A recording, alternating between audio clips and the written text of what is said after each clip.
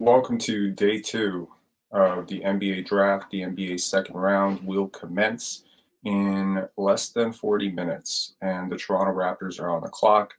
31. What are they going to do? Are they going to trade? We're going to see. Obviously, if you're new around here, please hit like, subscribe, and all that good stuff. It really helps this video get out to more people, get this community jumping. If you're here, you're obviously looking for live analysis. You're looking for a community that's going to react with you. Whatever the Raptors do here, I'm sure I'm going to be surprised. We're going to do two things. Number one, we're going to do a little bit of a summation. Mohamed Lay is saying trade. You're so close to getting banned, bro. Don't do the fake thing. So if there's actually a trade, please do that, because then you're going to make me have to go and check. So say I want a trade, that would be great. Okay, just don't do the fake react stuff. It's really annoying. I mean, trade the pick. Okay, perfect, great. Jeez. Okay. Sorry, I'm trying to also respond to. Oh, there is a trade. Amazing. Okay. All right. There's an actual trade. All right, Sacramento Kings. This makes sense. Sacramento Kings. I'm dying to know what that trade is. Hang on. Let's see what it is. Sacramento Kings are trading Davion Mitchell and Sasha Vezenkov to the Toronto Raptors.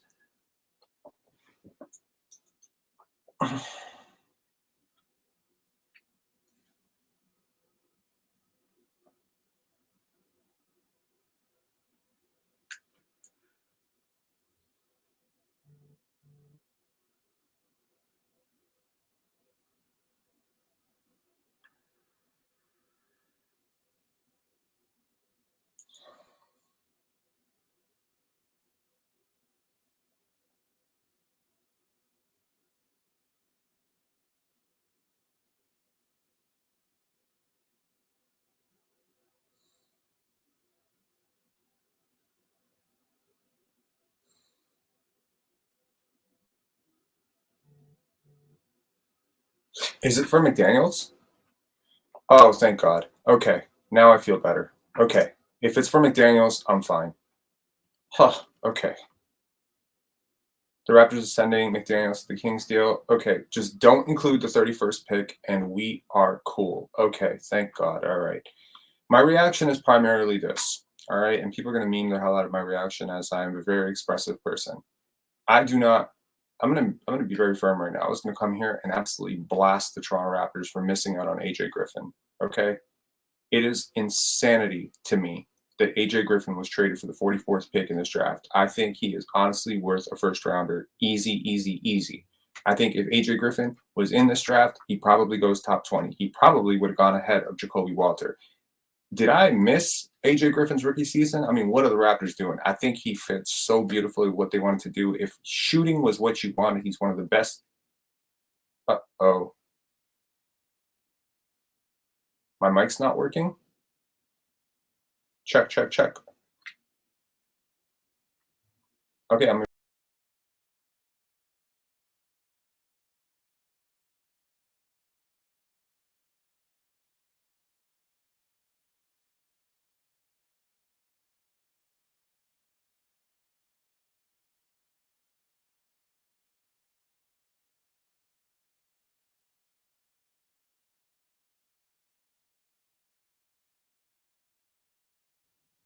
Okay, there we go.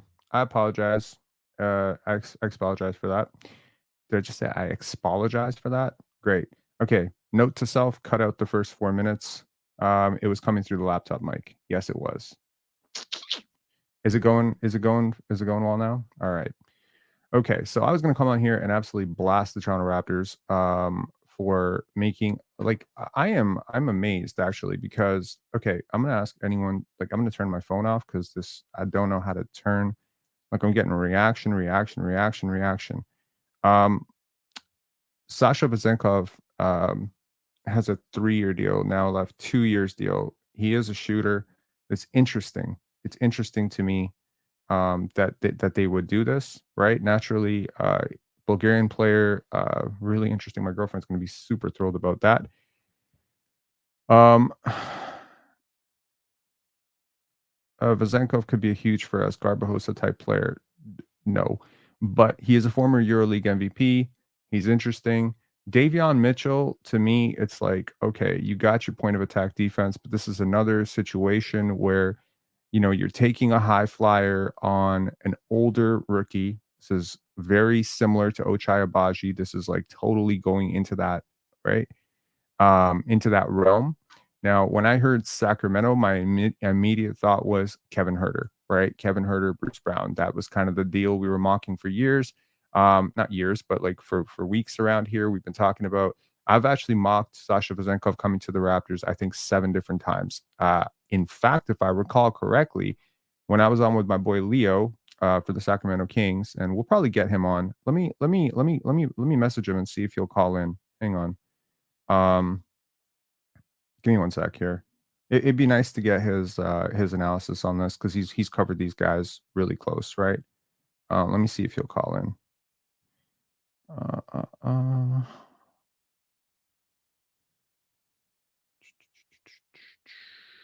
Where are we at here?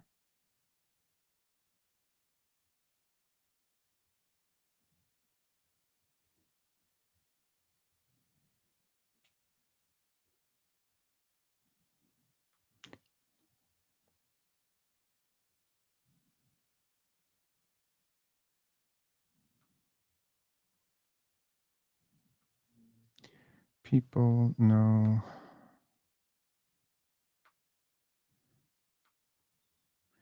Anyways, I mean, hopefully Leo gets this message, and it says active 13 minutes ago, and let's see if he's able to call in. Get him a link to call in and see what he's saying, and we'll see. But overall, I think it's a promising trade if Jalen McDaniels is off my team. Honestly, I slandered that guy nonstop, really nonstop all year. I thought he was a really terrible fit. I was curious to see if maybe he would have a bit of a bounce back in a contract year. But hey, whatever. Let's see what else is included in that deal. As of right now, the Raptors took back way more salary than they dished out, so that's interesting to me.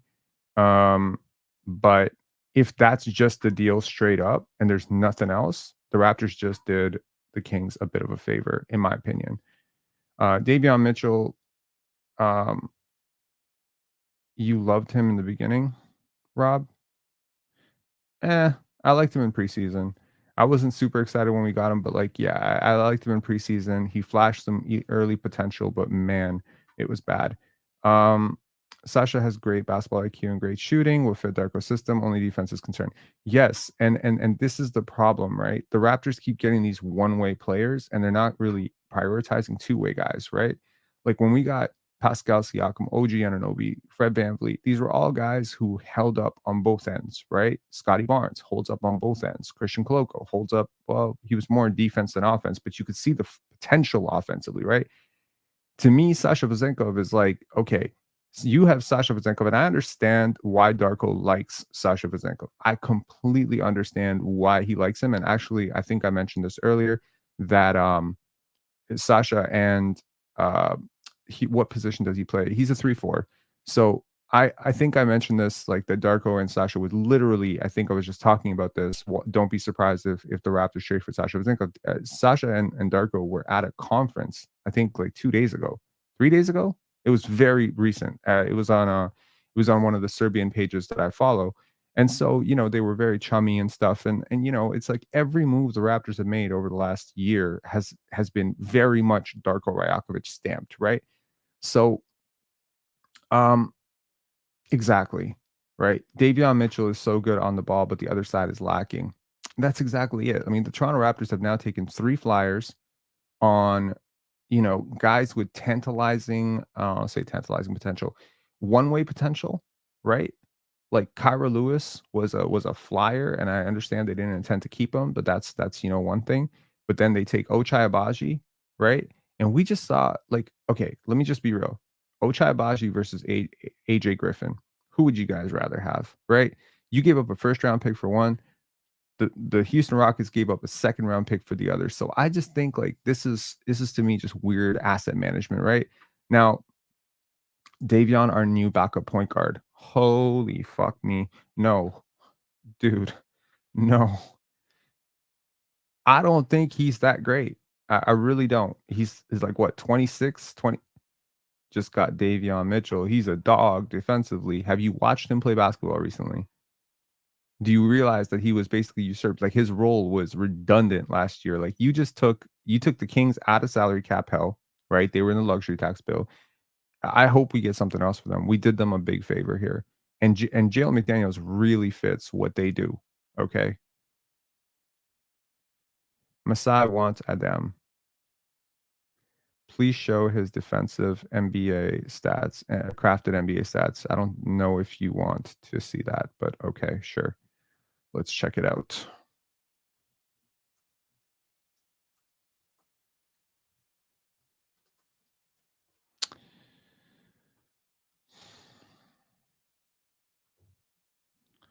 Okay, so here we are. Davion Mitchell, according to Crafted, is a 19th percentile offensive player.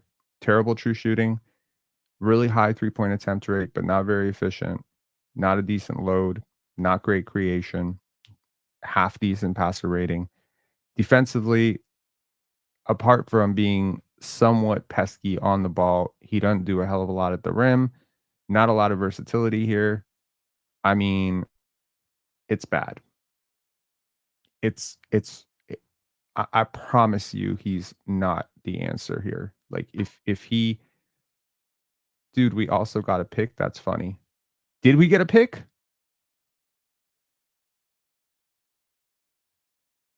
Oh, okay. Okay. I got to tell you, I feel okay. My initial reaction to this is going to be mocked to death, but I want to tell you that with the 45th pick and Jalen McDaniels going out the other way, God damn it. Fuck you, Woj. Like release all of this in one go. Like you're so rushing to be right and so rushing to be first. It's the Kings. We will live. It's Jalen McDaniels and Sasha Vazenkov. Nobody cares, bro. Like you trying to be first to this? Like what is this? Some dick measuring contest? It's so weird to me. Like you're releasing this in spurts. Like just release it all in one go. You know what I mean? So we don't have to have me becoming a fucking meme. All right. 45th pick, I see Jonathan Mogbo at that pick for sure. I don't know if he's going to last to 45 though, but they have a target, and I have a feeling their target is Adam Bona. Okay, so this is getting really strange. Unless you're doing something with Davion Mitchell. Oh my God, Phil. This is a huge W. We gave up nothing for something. You didn't give up nothing for something. Okay, you gave up flexibility for pigeonholing yourself into, potentially a year of some of the worst point guard play you're ever going to see in your life, and a defensive liability in Sasha Vazenkov. Now, I understand the shooting. Please understand, Sasha Vazenkov is a very good player. He's a very smart player. He's an accomplished player, and he's going to fit into your locker room beautifully. He's going to be, Darko's messenger boy the similar way. Not to make a meme of that, but he is going to be a similar messenger of Darko's overall philosophy as Dennis was. Just he's nowhere near as annoying as Dennis was. I think it's going to fit really well with Scotty, but ultimately, I think the longer term question is how many of these defensive liabilities are you willing to have, right? Like how many of these guys are you willing to have on the same roster, right? Sack thinks they can turn Joe McDaniels around. Honestly, I don't put it past them. Contract year, just don't watch Sacramento Kings, bro, because I'm telling you right now, they might actually turn him around.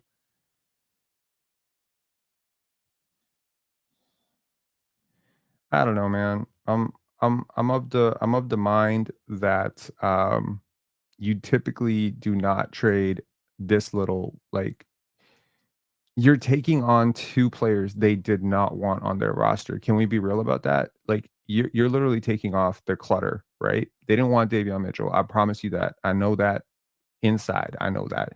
They did not want Davion Mitchell long term, and they did not because they have Keon Ellis. Keon Ellis is amazing. Nikola Jurisic would be interesting, but again, holy shit, how many defensive liabilities are you willing to jam pack on this team, bro? Trenton Flowers at 45. Okay, none of this is making sense to me. So let's go quickly through this. Okay, we're gonna go through Sam Vecini. As much as I'm not really a fan of Sam Vecini's at all, we're gonna go through Sam Vecini's best available. Okay, so I think at the top he's oof. What? No way. Um, that is. Did he change it? I don't think he changed it. Okay. So here are Sam Vecini's 10 best players entering Thursday's second round. So Kyle Filipowski, big man out of Duke, Tyler Kolek, Marquette guard, senior. These are, older-ish guys. And Kyle Filipowski, I think, is second year, right? Tyler Smith, G League Ignite, Johnny Furphy, super young, very interesting player. A lot of people had him mock top 20. He's fallen. AJ Mitchell, Jamal Shead, man, if we draft Jamal Shead to take care of our defense, I'm just going to snap. Cam Christie, Bobby Klintman, Nikola Juricic, and Cam Spencer. It will be very interesting to see the reaction if we do go Jonathan Mogbo at 31. But given that there are some high upside picks, let's talk about let's do a little like two things. Number one, let's talk about these guys that are on the board, right? Kyle Filipowski. I think a lot of people are out on him because the defense, again, but it's very difficult to find a player this size, this skilled. It is real with him, right? His skill level, his shooting. I don't know if I buy him being a lights out shooter or anything like that, but man, like you want to play with Scotty, you got to get shooters around him. The Raptors have obviously gotten the MO on that one because they've literally been drafting shooter after shooter after shooter, and they just traded for Sasha Vesenkov, who's a really good shooter. They got Jacoby Walter. It's almost like they decided to make their greatest weakness from 2 years ago their greatest strength. I do believe they've gone way too far the other way, but Emmanuel quickly shooting, and if you're going to lose Gary Trent Jr., you don't necessarily need to replace that shooting in a shooting guard. You can replace it through a big. The Raptors don't have a backup big on their roster. I'm curious to see if 31 will be used to target a big. This is a very big rich draft. Obviously, that goes beyond Yves Missy and Kalel Ware. It goes right into the second round. Tyler Smith, Julie Knight. Again, I'm not a fan of the fucking defense. I don't like his defense. I don't like his awareness. I don't like how he navigates screens. I don't like his motor at times, but his skill is real. The shot is absolutely pure butter with him, and he's young, so you can sell yourself on that kind of upside. Um, as a prospect, I'm not saying as a player, as a prospect, this could be like a GG Jackson type of swing, right? Johnny Furphy, right? More shooting, no defense. God damn it. It's just shooting, no defense. Shooting, no defense. It's like all these guys. Tyler Kolek, I kind of skipped over. There's a little bit more defense there, right? Jamal Shead, maybe there's a little bit of defense there, right? Nikola Juricic, I think a lot of people have concerns about who he'll be off the ball, right? Because he's been like an on-ball guy. If anyone knows the answer to that question, it's Darko Rajakovic. Now, look, I'm a very big Darko fan. I have not been Scotty Barnes saying there was a trade. Another trade? Fuck. Are you behind or are we behind? Okay. So let's just move off this for a sec.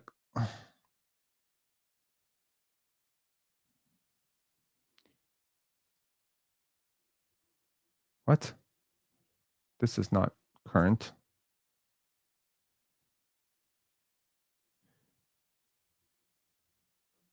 Bro, if we send back 31 to move down to oof. Ocean God saying they really wanted McDaniels. That is interesting.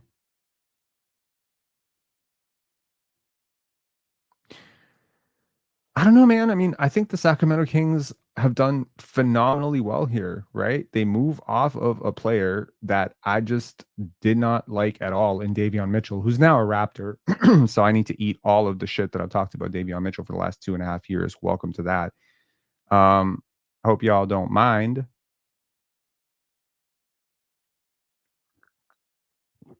I'm gonna have a shot of espresso to keep my ass up. Almost dropped it on the laptop. I died, bro. Vivek in the war room. I like McDaniels. Bro, anytime you're sad about, you know, how bad you are at your job, please, for God's sake, just look up Vivek Ranadive Stauskas. Stauskas. It's Stauskas. It's got to be Stauskas. I remember listening to a diatribe by Vivek Ranadive, not only Vivek explaining how he was on the forefront of racial inequality and, you know, social justice in America, but also listening to him talk about how Buddy Hield was going to be the next Steph Curry. God damn it. I have listened to this guy talk about a lot of bullshit. Anyways, that being said, Devin Carter is awesome. They did really well. I think the Kings absolutely have had one of the top 10 drafts. The Toronto Raptors, TBD, to be determined. I slept on, you know, the Jacoby Walter pick. I got to tell you, it's not a Grady thing with me. With the Grady thing, I simmered off it real quick. With Jacoby, I'm still like, I don't know. I don't know. I don't know. Eve Misi, like Eve Misi it just kept coming back to me. And, you know, someone I trust a lot messaged me and they said, um, a lot of people had Jacoby like top 14, top 15 on their board. And it's like, you're lucky, you know, you're lucky that Jacoby fell to 19 for the Raptors. You guys are so lucky. There's like 3, 4 other teams that had him like top 14 on their board and he would have gone. They just couldn't get the deal done for 16 or 17. And I'm just like, still, I trust a lot of the film work that I saw. It's gonna take some work. Jacoby plus Davion, this is a new day, right? This is a new day for the Toronto Raptors. Everything is about shooting right now. Now, Thicky boy Andrew saying Mitchell's actually playable though, right? Um, Not really. No, I don't think he's playable, and I don't think he has a lot of upside. Um, no, I don't. I don't think he's playable at all. No. Um, and he's an ex-lottery pick, right? And I think he's extension eligible, if I'm not mistaken. Let me check Davion's contract. Like they did not want him, like at all. Goat, salute to Goateology and congratulations. I think you're approaching 200,000 subscribers, my friend. Um, So congratulations on that. And also to the 478 of you in here, Goateology, I believe, has launched a football channel. Uh, is it Grittyology? It's called Grittyology, so it's on the gridiron. I get it, Grittyology. So all that awesome video content and expert, you know, analysis that y'all are used to with basketball is going to be going over to football. So to those of you who are football fans, please go and subscribe to Grittyology as well as Goateology if you like basketball videos about thoughtful subjects. Um, Mitchell better than Flynn. Um, Honestly, I don't know. I don't know the answer to that question. Please stop doing this. Okay. If that happened, I would literally do backflips, and I've never done a backflip in my life. Okay. Time to get Bona. I don't know. Okay. Keeping or flipping? Yeah, I don't know what the market is like for Davion Mitchell. I think he was a massive reach when they drafted him. I think I told Leo back then it was a mistake. Um, yeah, it's just like I've always been on the firm side of like I don't see the upside with Davion Mitchell. I didn't see the upside in college. Um, Davion has a team option for this upcoming year, so we could decline it. Could we decline it? I don't think that's possible. Hold on.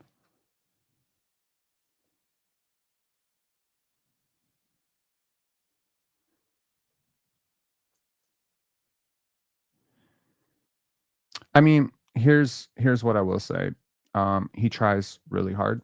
He competes very hard. He's not cheating shit on defense. He's just not very good. I don't know how else to say it. 2020, 24-25 team option has already been picked up. So Davion Mitchell is on the hook as a expiring contract technically at $6.4 million. It's flexible, it's movable for the Toronto Raptors, right? Between Ochai and Mitchell, maybe one can learn to shoot. Jesus. Wonderful day in the park, out in the park, sunshine with Rob spitting signs. Appreciate you, man. Praying for Mogbo. So I like Jonathan Mogbo a lot. As much as I love him, I'm not going to be super disappointed if they pass on him uh, at 31. It's not that I don't think he's going to be one of the top 31 players in this draft. I just think there are some guys on the board who may present an interesting upside play for the Raptors. Speaking of Jonathan Mogul, let's talk about some of the players that are on the board for the Raptors potentially and who they might pick, et cetera, et cetera. So let's just check here if there aren't any more trades or anything like that right now. Hang on. Yeah, if we get Jonathan at 45, I'm in heaven. I'm like it wipes away a really bad taste that I have in my mouth right now, and I would feel much better about it if that did happen. I don't think that's gonna happen though. He is a really good player, and a lot of people have really woken up to how good he can be.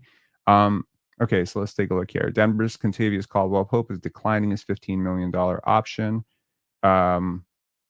Expected to receive interest from multiple teams with salary cap space. Would we be one of them? That could be interesting. Denver and Star, huh? Jamal Murray are working towards a 4-year, $209 million extension. Whoa. Okay. Reporting on the 2023 NBA champion Denver Nuggets offseason outlook. Nope. Okay, cool. Let's see here. Toronto is sending Jalen McDaniels to Davion Mitchell, Sasha Pazenkov, and allegedly the 45th overall pick, although he hasn't quite amended that part of it yet. Well, I'm just getting ads, bearable. Okay, so the reaction, such a mid-trade, Raptors fleeced. Welcome to Toronto. That's hilarious. Oh, Drake catching strays. Whoa, we fleeced Shams, says Rap Show Yo. Terrible for the Kings. Celtics are still catching champs, by the way. Kings won the trade. Raptors will turn Davion into Drew 2.0. Wakanda forever, retire. Wow, Kings addressing all gaps in their teams. Yeah, that's probably a little bit closer. Writing was on the walls. Kings are going to trade Mitchell after taking Devin Carter. I agree, and Devin Carter is so much better than Davion Mitchell, man. Like I can't even compare these two prospects. And it's hilarious because Davion was picked 9th in a really good draft, and Devin Carter was picked 13th in a really bad draft. That completely pokes the hole where it doesn't matter if it's a good draft or a bad draft. If you're stupid, you're stupid. You know, you pick the wrong player, you pick the wrong player. Sorry, I'm really salty about this AJ Griffin going to 44. I really can't even like completely wrap my head around how, like, Rapsman 23. Shout outs to you, my man. He had this tweet in response to AJ Griffin going to Houston saying Atlanta shouldn't have a team anymore. Yeah, that's pretty much it right now. They have ruined so many of my favorite like prospects, and AJ Griffin is a really, really good shooter.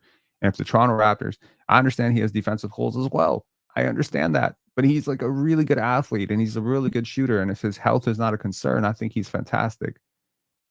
He's a really good kid too, and you would know. You fucking employed his father for years. Could we get Onyeka for 45? Bro, what?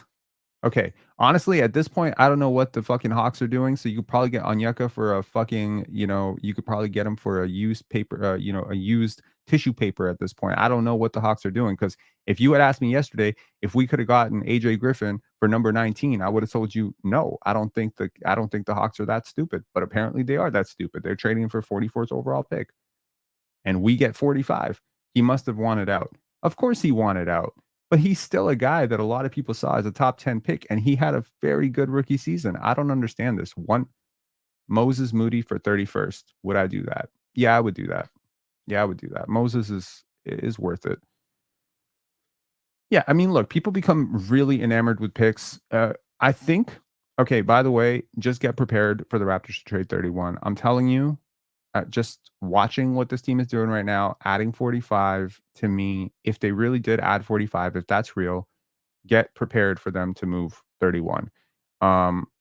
This team does not strike me as wanting to bring in this many development prospects into the same year. They have now added Davion Mitchell, provided they intend to keep him, which I pray they do not. But if they do, you got, Okay. I swear to God, the next person who does this, Malachi Flynn for 31st pick, please stop presenting. I'm begging you. Please understand. I'm watching 5,000, like 500 comments a minute. Please stop mocking fat fake trades. Just put I want Malachi Flynn. Like don't report it. Don't do that thing. Like, Shams tweeted. Don't do that because then I have to go check, right? What is the 31st pick really worth? So good question. It actually could be worth a lot. The new CBA implications for the second round pick, not counting towards the mid-level exception, etc. That part of it, plus the fact that several pretty good first round, talents have fallen down to the second round. I think that can create a little bit of juice. Now, I do want to say that Toronto might outsmart themselves. They might go into a bidding war. And if everybody kind of knows who you are going to go for and who you're not going to go for, they can easily just go to Utah, who has a pick behind you. So, $2, yay. Thank you so much for Justin Stewart, the super chat, our first super chat of the day. Thank you so much. Okay. For having McDaniels gone. Yes, we should all throw a party for Jalen McDaniels being gone. 7 minutes, fellas. I'm nervous as hell. Okay, so here's why I think there could be a bidding war. If someone really liked Johnny Furphy and they suspect, like, again, inner circles, you get feedback. There's been a lot of time to discuss this, right? McDaniels was never here, brother. Okay, cool. Yes, it never happened. It never ever happened. Bro, we thought McDaniels had no value. Masai just did a 2K trade. You took back a really bad contract, bro. Like $6 million is not nothing. You got to pay Davion Mitchell $6 million unless you're buying him out or trading him. You're paying a guy $6 million who's not really an NBA player, in my opinion. I'm just being real. Like he's not that playable. Have you watched him play? Do you think Isaiah Crawford will be available at 45? I certainly hope so. I certainly hope so. Man, wouldn't it be crazy if all this shit I'm talking about the Raptors not having defenders and then they go out and get Isaiah Crawford? That would be really interesting. That guy had a crazy defensive analytics, albeit in a smaller school. Probably not gonna be anything more than a role player. I definitely don't think he's gonna be OG Anunoby or anything like that, but he could be really good. Who could Isaiah Crawford really be in the NBA? I think he could be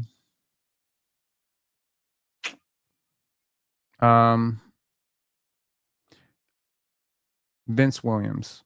I see a little bit of Vince Williams in him. I watched a lot of Memphis games last year. I think Vince Williams could be it. Yeah.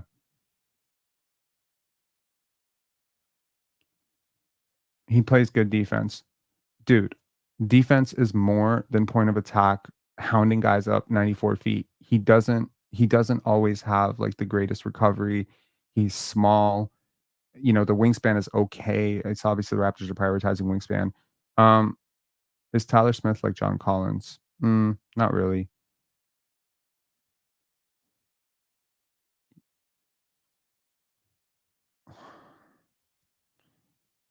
But Davion didn't do much as an average defender and barely scored in playmake. He's just a very frustrating player to watch, man. He can be a decent backup point guard, Rob. No, he can't. He's one of the worst backup point guards in the NBA. Okay, look, honestly, if he has a big turnaround with Darko, I'll be very happy for him. Obviously, any person who comes on to the team, the Toronto Raptors, I'm rooting for it. I'm just trying to tell you the truth. I've watched Davion Mitchell for a very long time. He's not a good player. Okay. Sasha Vezenkov, I have a little bit more hope. Again, I would feel better about putting Sasha Vezenkov on a team like the Raptors had 2 years ago, where there's like multiple plus defenders around him to cover up some of his point of attack issues. He's actually talented, just needs fit. Define talented, bro. What's talented about him? What about Sasha? He's good. He's good. He's a really smart player. Like I see what people are saying about the Jose Garbajosa thing. I don't think I would make that thing. Sasha is rumored to go to Greece. I don't think that's going to happen. He has 2 years left on his deal. If you're the Toronto Raptors, you just took 2 years, $6 million a year on Sasha Vezenkov. Will you take Precious back? No, no thanks. I'm good. Sasha for Onyeka. Let's make it happen, bro. Like that's not happening. Jaden saying I like Sasha. Cool, man. I mean, look, I think the Toronto Raptors took back a lot. Now, again, if they end up trading 31 for a future first, I don't know. You know what I mean? Like,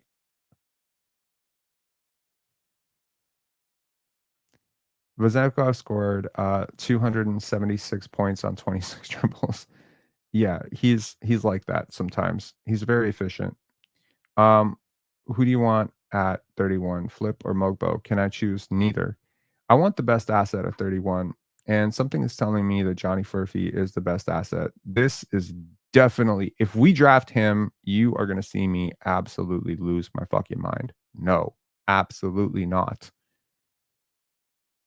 No, no, no. Tyler Smith at 31, man.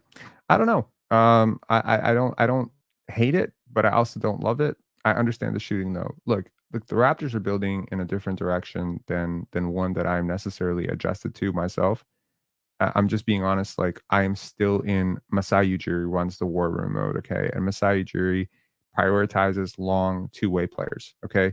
So yeah, when I watch Jacoby's games and I'm seeing him blown point of attack, when I'm watching, Sasha Vezenkov try to guard last year and really be unplayable in various matchups, yeah, I have concerns, right? Rob, 45th pick. Do you think they're aiming at the Serbian kid or Edwards? It could be Serbian kid. Draft and stash is always a possibility when you start bringing in so many young players, but I don't necessarily know if the Raptors want to be in the draft and stash mode right now. They have a lot of holes on their roster. Maybe they get a low 2025 or 2026 first. That would be amazing. I would be for that 100%. Sasha most definitely can be used. Yes, he can be used. Yes, he can be used. He would be very interesting. Comche at 45. I just don't see what people see in him. Y'all know I love African prospects. I do. I really do. I like people who picked up basketball late because there's so many interesting things that you can do with their development. I just don't get it with him. That's just me.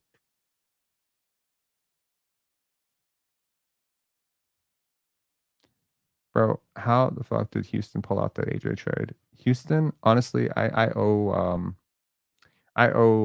Raphael Stone an apology, man. I trashed Raphael Stone like 2 years ago, 3 years ago. He picked Jalen Green, right? And I said that he was just one with the mocks, that he always goes with the mocks, and he does. And you know what? Turns out that's not the worst strategy. He picked the best player available every single time. Cam Whitmore fell. He didn't overthink it. He picked Cam Whitmore. Amen Thompson was the third rated prospect or fourth rated prospect. They picked Amen Thompson. Alperen Şengün, he was the best player available. They picked him, right? So, yeah, you can trash, them signing Fred VanVleet to a crazy amount or whatever. But I mean, they haven't really outsmarted themselves and they've done a fantastic job.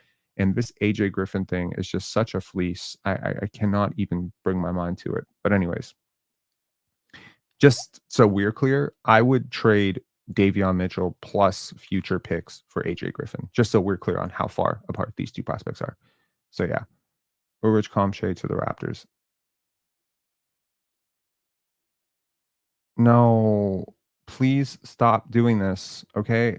I'm begging you guys. It's 4 o'clock. Don't fake me out of this stuff. Like, don't do this. If you tell me it's Comche at 31 and I know that the Raptors could have traded back to get him, I'm gonna be pissed. Oso Iguodaro would be really interesting. I'm worried about the defense again. Defense, rebounding, physicality.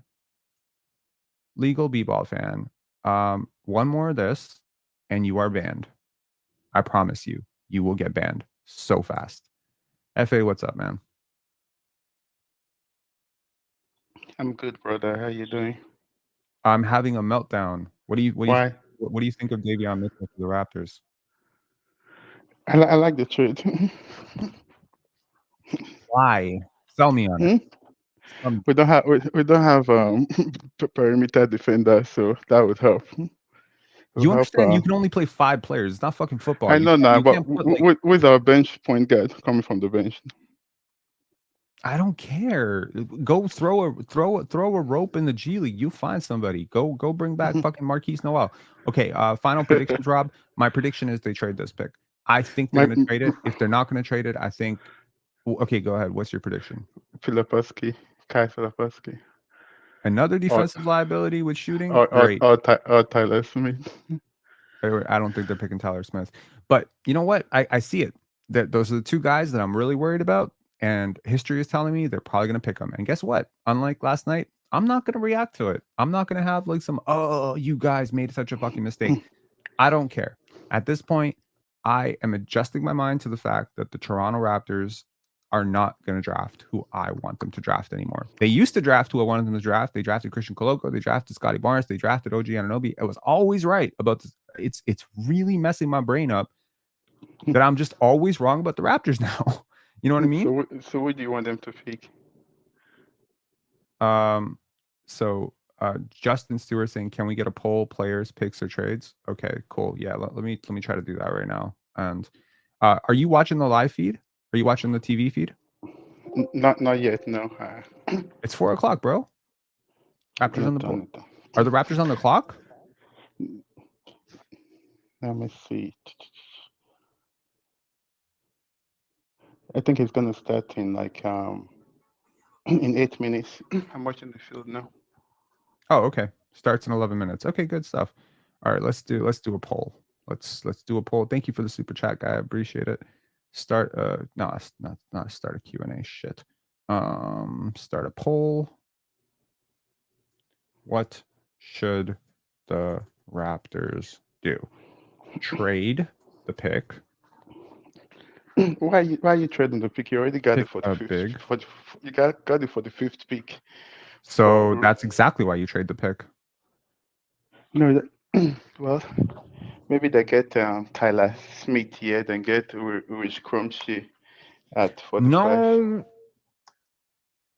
you're gonna see me absolutely lose my mind if we pick Ulrich Chomche over Isaiah Crawford and probably a really good guard. You would take Ulrich Chomche over Bobby Klintman? Really? Have you watched Bobby Klintman play? Is he a big? I know he's a big, but can he play center for you? No, he can't really play center, but he's like a big wing, man. He's like. Yeah, then would you take Ulrich Chomche over Jonathan Mogbo? Tough one, man. Why are you doing this? That's tough for you? Yeah, because Mogbo is not a center, right? We need a backup center. I'll play him at center. I'll bring you back to what they said about Michael Jordan. You remember when Michael Jordan was on the clock at number 2, and the Portland Trailblazers was like, oh, we already have we already have Clyde Drexler. We need a center, and then someone said, play Michael Jordan at center. That's the same way, man. Jonathan Mogbo is my Michael Jordan, just second round role player version of Michael Jordan. No, I like Jonathan Mogbo. I suspect. Look, I think about it from both perspectives, right? If I'm locked into I have to play this guy next year, he's going to be in my rotation, et cetera, then fine. You know, I think Jonathan Mogbo works beautifully, and yes, he can play center. That's true. But I think if you don't want 3 picks, maybe 3 picks, right? That you likely take a project like Comche and put it in the G League. Bro, all these guys going to the G League. You know what I'll do? And if you're gonna take I'll take Bronny James and force Lakers to give me a set. FA is like bringing, like real old school, like extortion tactics, torture chamber tactics. You're gonna have Rob Pelinka waterboarded. Bro, I don't. You know, Boston has the 54th pick, right? Imagine Boston picks him at 54. And then LeBron has to watch his son suit up for the Lakers. For the Boston Celtics. Even Walter is going to the G League. That's exactly my point. Yo, you don't have to go to the bargain basement, okay? You don't have to go to the absolute pits of fucking basketball development hell to draft a player that can barely dribble the basketball 2 times. Like, you have a really skilled player like Jonathan Mogbo here. Like, I think people are really underrating his overall skill level and passing ability. It's not easy to develop this. I keep trying to tell people, bro, it's not easy to develop the type of vision and understanding he and Oso Iguodaro have as bigs. Now, they both have Iguodaro is concerns, somebody that will take out 45. but you wouldn't take Jonathan Mogbo. No, I need a big. You need a big. I don't know, man. To me, it's like I could take there are wings in this draft that play bigger than some of the bigs in this draft. Now you want a big, you want a big, you want a big. You want Tyler Smith? That guy's afraid of I think that guy's afraid of contact. He seems to avoid contact. He seems to struggle with all that stuff. So I don't know. Bro, we found Coloco in the damn nosebleeds. I think we're gonna be okay. I don't understand what that means at all. Rob Cleva saying, keep up the good work, Rob. Love the content. Thank you so much for the super chat. Appreciate you, bro. One of these guy Adam Bona from UCLA as a big. I like him. And actually someone okay, I can't say that on a live. Okay. Let's just put it this way. I think if he's there at 45, the Raptors will very strongly consider Adam Bona. Yeah, I agree. I think he's a really explosive athlete, really interesting rim protector, tracks the ball really well. Overall, right now, I'm thinking Johnny Furphy is probably the best asset on the board. If he works out for you, there's legitimately people who thought he could have been like a lottery pick, right? Now, are those people very wrong? I don't know. Like, I have no idea, right? Someone's saying Adam Bona, Turkish monster. That could be interesting, yeah. Sham says we're taking Bronny. You are this close to getting banned, bro. You're gonna get banned. You're banned. If that's not true, you're banned. What what did the person say? They said Sham said Raptors are taking Bronny, and no, he didn't. So you're banned. It says the Lakers are taking Brownie.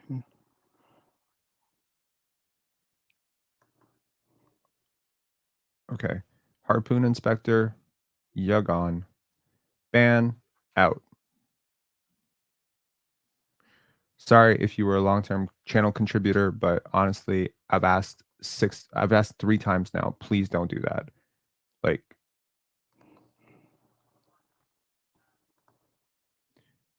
I'm sorry. Another second for Jalen.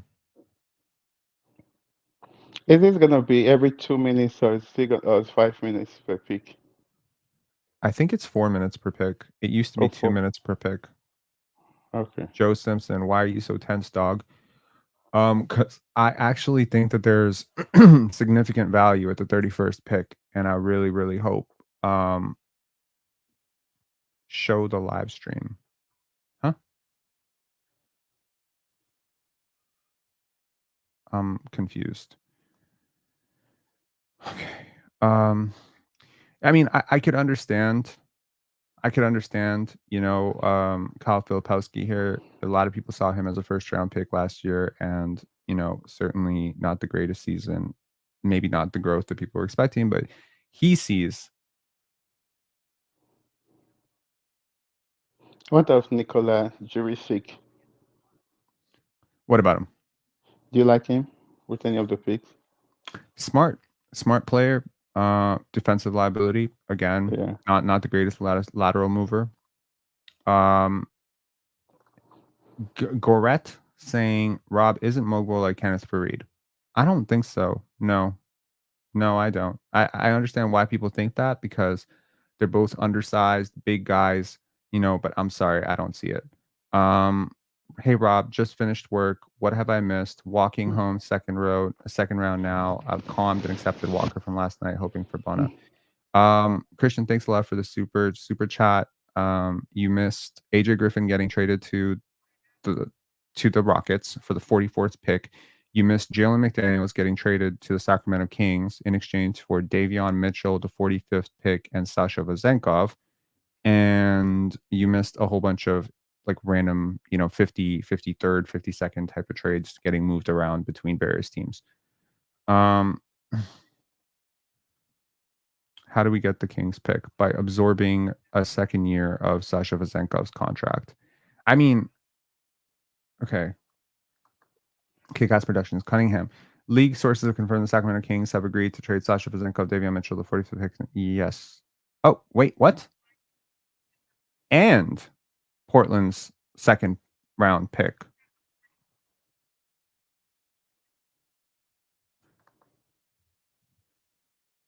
And okay, yo, I'm one of those people that weirdly enough does value second round picks. And How many picks did we get back?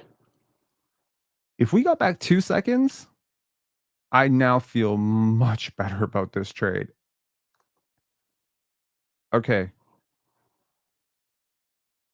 I will feel much better about this trade. If we got it, dude, we lost our second last we lost our second round pick next year, right?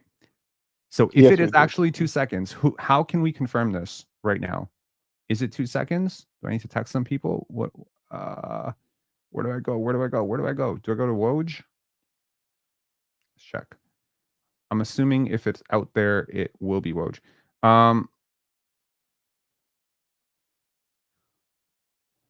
Where, like,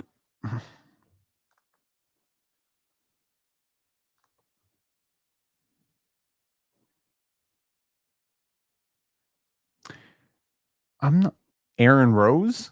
If Aaron Rose is your source, I'm scared. But he wouldn't. I don't think he would be wrong. Like, I don't think he would risk putting this out and being wrong. Sean Cunningham.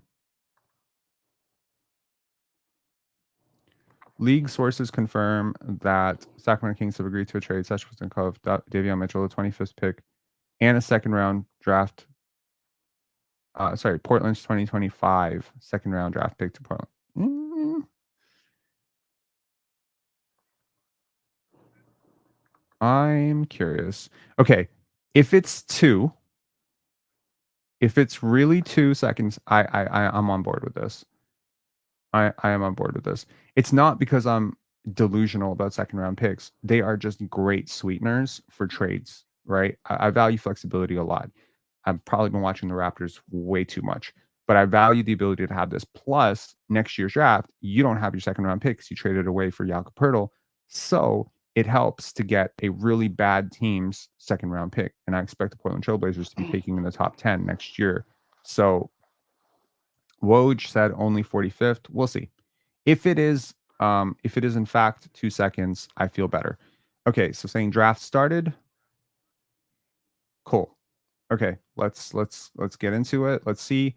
What does the poll say? Let's see what does our poll say right now. Pick a big. I think That's the last winning. time I checked, it was a big. Yeah, pick a big is at 57%. I'm assuming all y'all probably going for Tyler Smith or Kyle Filipowski in that role. Okay. Bring him home, Tyler Smith. Okay. I mean, I'm not against it. I got to be honest. Like, I'm not against it, but I'm also perfectly fine trading this pick now. That's exactly why.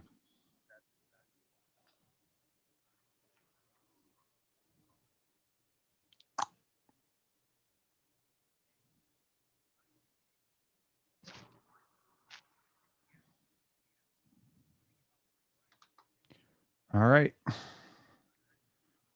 I don't know why I keep having to click this.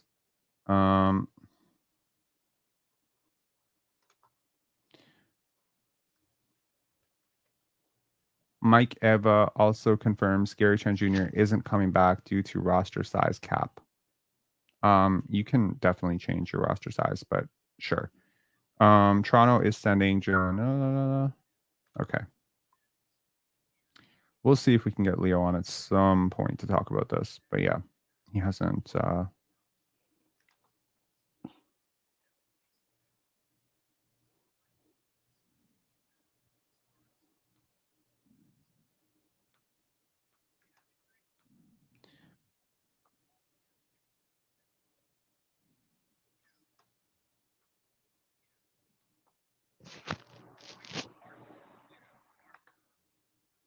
Interesting.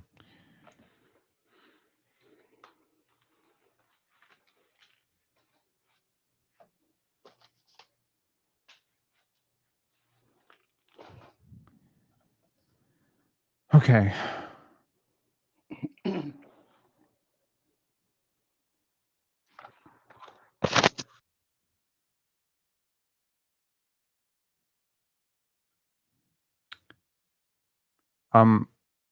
Dead silence.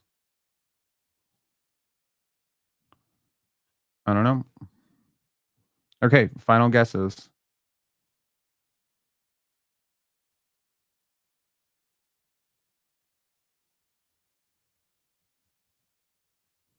So Jaden saying no mention of the 2025 pick from Woj.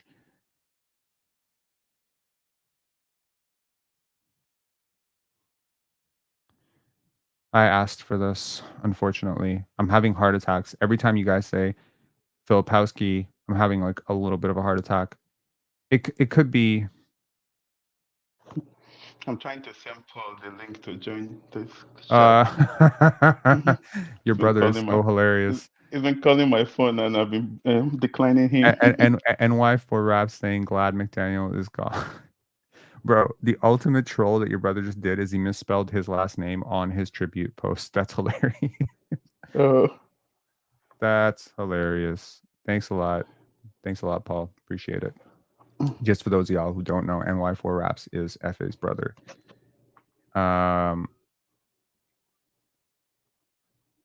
Raptors must choose Kyle. You take Filipowski and run. Honestly, after an entire night of thinking about this, pick is in. I'm scared.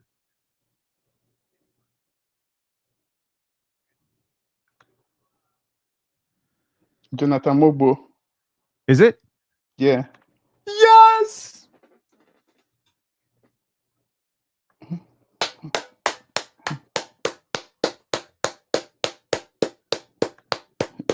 you won. Way to go, Rob. You got this.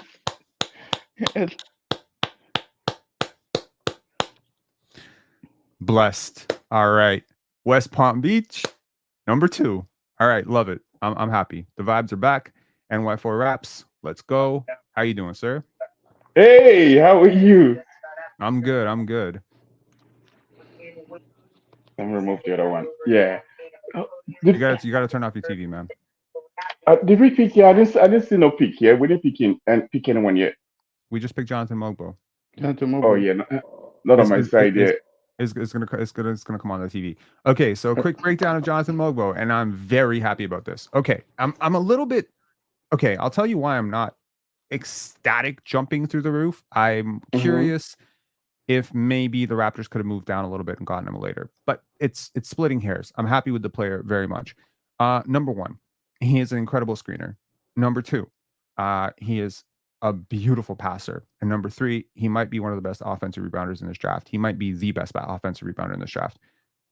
He's one of the 2 to 3 best offensive rebounders in this draft. High motor, super high intelligence, great fit, childhood friend of Scotty's. Really good friends with Scotty Barnes. Scotty, y'all remember that video that I made where Scotty brought all his boys to Montreal? And he did a stream online when he said he's speaking it into reality. Who I did like it? this guy. Into existence, Scotty Barnes. I like this guy. I like this guy. Yeah, I told you, Scotty eventually shut up about it. So Scotty kept tweeting about Jonathan Mogbo, and then Jonathan did his Toronto workout. And yeah, this is great. In terms of fit, like in terms of what the Raptors like to do, yes, I'm happy. And also, he's not a defensive liability. Thank God. He's not a great defender. I think he can grow into a very good defender, though. Ironically, 2 things that I think were very big red herrings and a little bit of a clue that the Raptors were really targeting Jonathan Mogbo. Number 1, Jonathan did an interview in which he talked about players that he was like watching a lot in the NBA, and he did mention Scotty Barnes, but he never mentioned his association to Scotty. He never like really put that on, like kind of like name dropping, like, oh, this is my childhood friend. I'm really good friends with this guy. We grew up together. I came to Canada when, you know, because Scotty had his let's call it like rookie of the year victory lap, right? Mm-hmm. And when he did that, he had, you know, all his boys from Florida State, whatever came up. Jonathan was there, bro. Like Jonathan's been like, I think Jonathan was there. And I know like all the times when he's like, he's always been tagging Jonathan, like all throughout the years, he's been tagging Jonathan. This guy's gonna bro up. And honestly, Jonathan was not an NBA prospect 2 years ago. Wow. He was not like he was not on NBA radars 2 years ago. A lot of people thought of him as like he's a major late bloomer, really good, humble kid. Really like him. Also comes from West Palm Beach, just like Scotty. So, you know, I'm happy about this. This is going to be great for Scotty Barnes. Obviously, every pick right now is being made with Scotty in mind. My only, Yes. I'll throw a little bit of rain on the parade I started by saying down the line, I don't know if he's the best player available. You can make a very solid case for Kyle Filipowski. You can also make a really solid case for Johnny Furphy. You can make a case for a lot of people, right? I think what he does really well is he fits what the Raptors like to do. Like he really, really fits what the Raptors like to do. Short roll is great. I see shades of Draymond Green in him. Legit. Also, I know everyone's going to talk about it, so let me just talk about it. The shooting. I think he's a better shooter than people realize. I think he's going to be better than people realize. I think he's an evolving shooter. I think his form is not broken. It's not a terrible form. It's not dynamic. He's never going to be anything more than a standstill type of corner, you know, short shooter, but he can be respectable from three within a couple of years. He's clearly shown the work. He has talked about how they used to force him to shoot in travel groups when he was younger. He used to play, and when he was like 17, 18, he was like, bro, like it's weird. I was a point guard. And that's why he's such a great playmaker. He was a point guard. He was an on-ball guy. And that's why all those skills have developed so well with him. He was really high on my board. Let me just flash to how high he was on my board. And just so y'all know, like I love this guy. So this was my board. Pull this up. So this is my real lottery talents board. Y'all remember this? And then I had, so this is the next up, right? Yves Missi, Jacoby Walter, etc. So that's 9, 10, 11, 12, 13, 14, 15, 16, right? He was 17th on my board. I think he's the next 18th. He was 18th on my board. On the board. So Wow. like I liked him more than a lot of players. I liked him more than Khalil Ware. I liked him more than Tristan Da Silva. So I'm happy with this pick. I just think, you know, if he was going to be there at 45, I think the Raptors would have taken him at 45. But this is one of those things where it's like a little bit like Pascal Siakam, where you reach a little bit early to get a guy you really believe in. And what's your comp for him? As I said, there's a lot of Draymond Green in him. He may not quite there's be a lot the of defense. Draymond Green. Yeah. Yeah, Utah took Filipowski. Yep, good for Utah. Don't outsmart yourselves. Take the best player available. It is what it is. But you know, like again, with like the physicality he has, the strength that he has, he's built like real tough, right? He can, in theory, be like this point forward who also plays center. You know what I mean? Like he's got guard skills in a center's body with a small forward's frame. It's What's his really wingspan? 7'2", 7'2" wow. wingspan, 6'6" standing, you know, and then he's got a good second jump. He has a really good nose for the basketball. This is like, and good eyes for the basketball. yeah, please. I know because people are very lazy with the comparisons. I think a lot of people are going to compare him to Precious Achiuwa. Don't do that. He's not Precious Achiuwa. He's light years smarter. Don't do that. No. Yeah, Don't do that. Yeah, he's light years smarter than Precious Achiuwa has ever been, in my opinion. He's not nearly as fluid an athlete as Precious Achiuwa. So some people will point to certain athletic limitations, but he was a good paint finisher. He has really wide shoulders. Like he moves people around. And again, screen roll potential. Great rebounder. Great rebounder, screen Great roll passer, potential. Also great transition. He can really drive it up the middle as a passer in transition. So look, the Raptors took upside and upside twice. Okay. I wanted them to take Yves Missi at 19, and I wanted them to maybe, you know, explore a guard because I thought Jonathan Mogbo could go. I really thought I was thinking he could be the pick for the Thunder at 12. I'm not kidding. I was like, the Wow. Thunder are known for picking, like reaching a little bit. Because the Thunder would love this guy. So this is a very Thundersy pick for the Raptors. I give the Raptors full grades on this one. I think the only thing I can think of is what was being offered for 31, because they're not trading this pick. I'll tell you that. So let's see if they trade 45. I don't know. Now, yeah, I'm excited about this. There will be no memes of Rob being super sad about this pick. This is the first pick that the Raptors have made in a year and a half since Christian Koloko, where I've been like very happy. So this is great. What are your thoughts, FA? I think we could have gotten him in the late 30s. We don't know that. Like, so here's the thing. You know who else really values this player type? Literally the teams behind us. Utah really would value this type of player too. I'm gonna tell you that right now. Probably They picked Spurs. Taylor. They picked Taylor Hendricks last year. Taylor Hendricks, another Florida boy. Like they clearly have a type. Jonathan, I'm telling you, man. Like, let me tell you where Jonathan Mogbo was to start the draft cycle before we started doing workouts and before he went to the combine and played the scrimmages. He was mocked 65th to 70th. By the end of this draft cycle, almost every single site that I saw had him ranked 40th to 20th, as high as 18. Everybody was suspecting the Boston could take him at 30th pick. Sorry. Exactly. So I think like, and a lot of people are going to compare him to Scotty Barnes. It's a very different version of Scotty.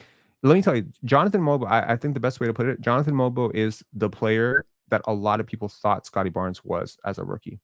Like what people thought Scotty the prospect was, minus maybe some of the advanced, like prototypical. But, again, like the Raptors just selected two guys with incredible wingspan. They play very well together. And what's interesting is Jonathan Mogbo and Jacoby Walter together in the same unit with Grady Dick is a very tantalizing bench going forward. Very interesting. Yeah.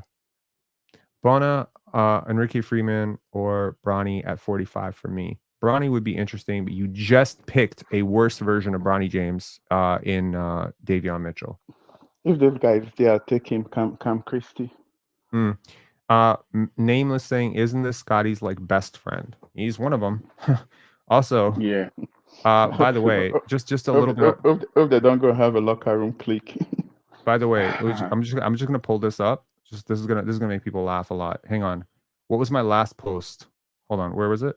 How old is Mogbo? Look at this.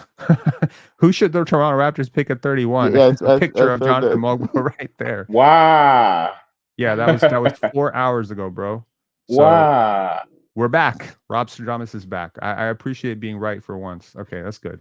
Yes. Wow. You predicted it 4 hours ago. Good. Way to go, Rob. Yeah. NY4 Raps is like my proud uncle from another mother. It's just he's happy for me. He's like, bro, Yeah. I know you took a major L yesterday with the Eve Misi hype, but like I'm proud of you, bro. You got one. That's good, man. I don't have any. How old is Jonathan Mogbo? He's 22, going on 23, if I recall correctly, or is he Okay. 23? So it's mature, very mature guy, man. I mean, dude, like it's gonna play this year. He's gonna play, like, no doubt. 100%, and he's gonna have G League reps. Like this is like, to me, this is like this is a pick that I think will appeal to a lot of people. Not only do I think it appeals to Scotty, obviously. I mean, just to read out some of his stats. Let me just pull up his stats profile for you guys. I think we're building the bench mob again. Yeah, I mean, he does a lot of good things on the basketball court. Hold on one second here. One sec. Pull it up. Okay. So this is Jonathan Mogbo's numbers here. So let's just take a look here for 1 sec. So per 100 possessions, god damn it, ads, pop-ups. Fuck. The Portland, this thing, Sacramento gave 2 second-round picks. Let's see. We don't know yet. But let me just quickly go through this. So from Missouri State, just tweeted it. Keith Smith NBA. Keith Smith? Okay, that I trust that. So it is 2 draft picks. I trust that, yeah. Okay, Masai winning. Masai is winning today. I like it. Okay, good. You know what's funny though? We always attribute all the Raptors' losses to Bobby and all of their wins to Masai. At least subconsciously, I do. Okay, Missouri State. So Jonathan Mogbo per 100 possessions at Missouri State. Like, bro, seriously, 21 points, 18 rebounds per 100 possessions with 3 blocks and 3 steals. So, like, literally 6.2 stocks is crazy, right? So, very active defender. Then for San Francisco, did a little bit more scoring, a higher volume, had a little bit more usage. He has 28.8 points and 20.6 rebounds, bro. Again, in the same conference as Malachi Flynn. So, yeah, and I mean, in terms of productivity and box plus minus and the analytics that we like to value around here, I mean, he was very productive. Hold on. So the Milwaukee got Tyler Smith. Good pick for them. Sure. Look at his box plus minus to San Francisco, bro. 11.1 box plus minus. That's one of the best rates in college basketball. Granted, he's older. Okay, yes, he is older. He's like 22, 23 years old. Let me check how old Jonathan is. But he's young in basketball years. Jonathan is 22. He turns 23 in October. Yeah, so he's going to turn 23 in October. He's got those wide Scotty Barnes shoulders, but he's even stronger. I think like he and Scotty. And he has good ball handling skills. You can see Scotty giving him a pick and roll. And oh yeah, like they're gonna have a lot of fun together. And you know what? Unlike like they say there are certain rookies, like most rookies, like 6, 7 rookies in the entire league are going to impact winning in a positive way next year. He's probably going to be one of them right away. So I'm happy with this pick. They didn't overthink it. I had concerns about Kyle Filipowski. I'm very curious to see how far Johnny Furphy is going to fall, man. His fall is astronomical at this point. Crazy. But okay, let's see here. What poll, FA? What should we be polling next? Who do we want at 45? I don't even know who's going to be available at 45. That's the problem with doing a poll right now. How about this? Let's do a poll. Furphy, AJ Mitchell, and the poll becomes completely stupid and redundant the minute one of those guys goes off the board. So how about we create a poll for how happy to rate the Jonathan Mogbo. I'm gonna make the poll.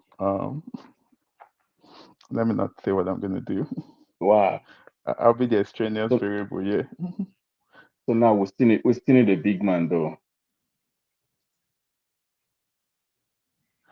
Okay, polls up. Rate the Jonathan Mogbo poll. Let me see. Let me go on my computer. Okay. I voted already. Oliver saying, is Mogbo a Xavier Tillman type? I see where you're coming with that. You know, undersized, big, with long arms. I think he has more potential than Xavier Tillman, though. I see Draymond Green light. Yeah, there's a lot of Draymond Green there. He may not be necessarily the elite defender Draymond Green is. Okay, you know what the best way to compare him to? He's Kevon Looney meets Draymond Green. That is perfect. That's and you know what? And based on that, I was very, very surprised Golden State didn't try to trade to get him. But maybe that was the threat, right? I think Golden State is all about they're trying to clear salary and things. They've had a lot of success with players like this, man. They've had a lot of success with players like this. And you know, another, like, again, to me, he screamed Celtics, Utah, OKC. So probably Golden they thought State, Utah was gonna get him at 32. So why take the risk? I think that would have been it, right? I think the Raptors would have really regretted it. And honestly, you want to know something? If they had picked him at 19 yesterday, I wouldn't have been mad. I would have been confused. I would have been confused as hell, but I don't think I would have been mad. Is Mogbo a more athletic Paul Millsap? Oh, that would be such a dream come true. No, I don't see that at all. It doesn't have the jump shot. No. Mona is 7 feet, perfect to close. I don't get that. Kolek is 34th. Okay, so basically we bucked the trend. We were the team that reached here, by the way. Just so everyone is clear. Tyler Kolek, Kyle Filipowski, all these guys, this is exactly what was supposed to happen. And if what is supposed to happen is going to happen again, it's probably going to be Johnny Furphy going next. So the second pick we got next year is the Portland pick, which is great. So it's going It's to be in the confirmed. early 30s. Yeah. By Keith Smith? Keith Smith and everywhere there's a lot of Twitter. That's great. That's great, man. This is absolutely awesome for me. So rate the Jonathan pick. 201 votes. 47% of you, 46% of you said A, 40% of you said B, 5% of you said D or F, 8% of you said C. Salute to all of you who voted. Awesome. So Tyler Kolek going, you said 34? Yeah. Okay. Cool. So far, so like, I mean, I didn't expect Tyler Kolek to fall. I like him. I like Tyler Kolek a lot. I think I would have been perfectly fine with a lot of different picks. Jonathan Mogbo was just, it was personal with me. Like I really, I just really like him as a kid. Scotty voted A. Yeah, Scotty voted A plus. Scotty was like, I will sign this extension for 5 years if you draft my best friend. He's not his best friend, but he's a good friend of his, and it's gonna be great. And what I said was like, look, you want to put people in your organization that are good people. He checks the box. You want to put people in your organization who were hardworking. He checks the box. He went from a 43% free throw shooter to 69% free throw shooter. It's like, yeah, for sure, man. Like he is a hard worker. He's someone who is humble. I really like him. I think the Raptors got a really good one here. Do you think they'll buy out Davion? We'll see. You know, Davion Mitchell just takes the. You know what? Davion Mitchell kind of took the. Okay, here's another way to look at this. Would I have traded Davion Mitchell for Jalen McDaniels? Honestly, I wouldn't have cared. So let's assume that that's the wash. And so basically, what we did was we took on 2 years of Sasha Vezenkov. It's a player that Darko likes, you know, clearly. And we got back 2 second-round picks for it. That's a solid trade. It's a solid trade. It's a solid trade. It's not a great trade. It's solid. It's solid. You got what you were supposed to get for it.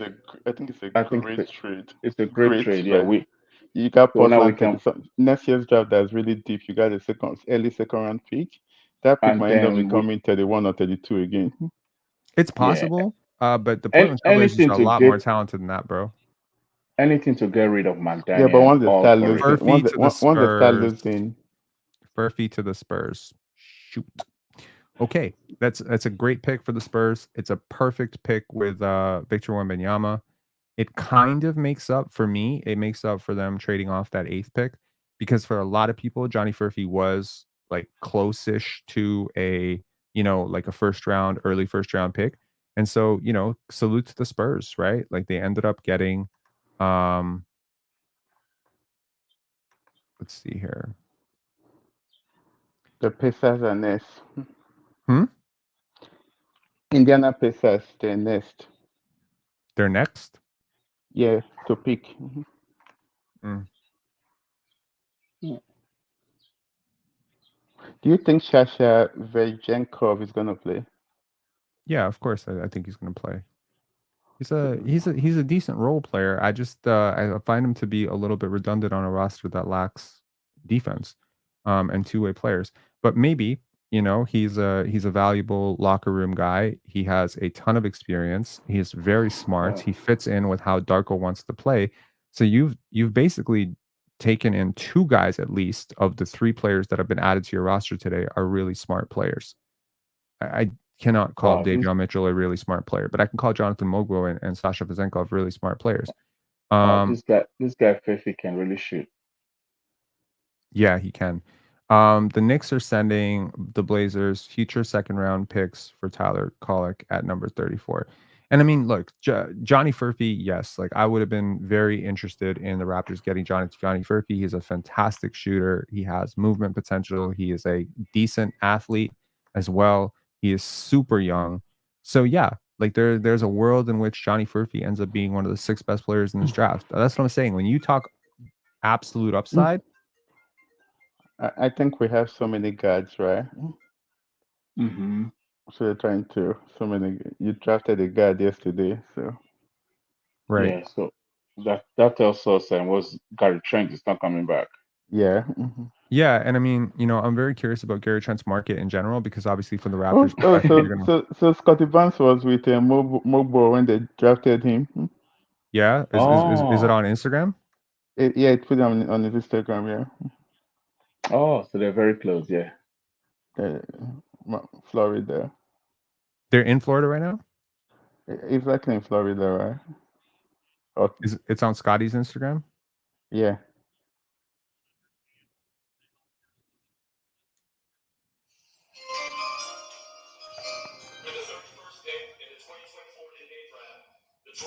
Hold on.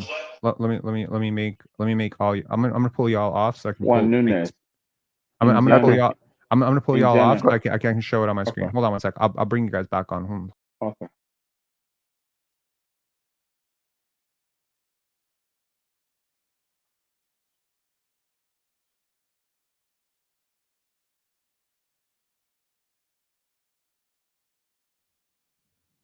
NY4 Raps is like, why am I the only person left here? My bad. Okay. With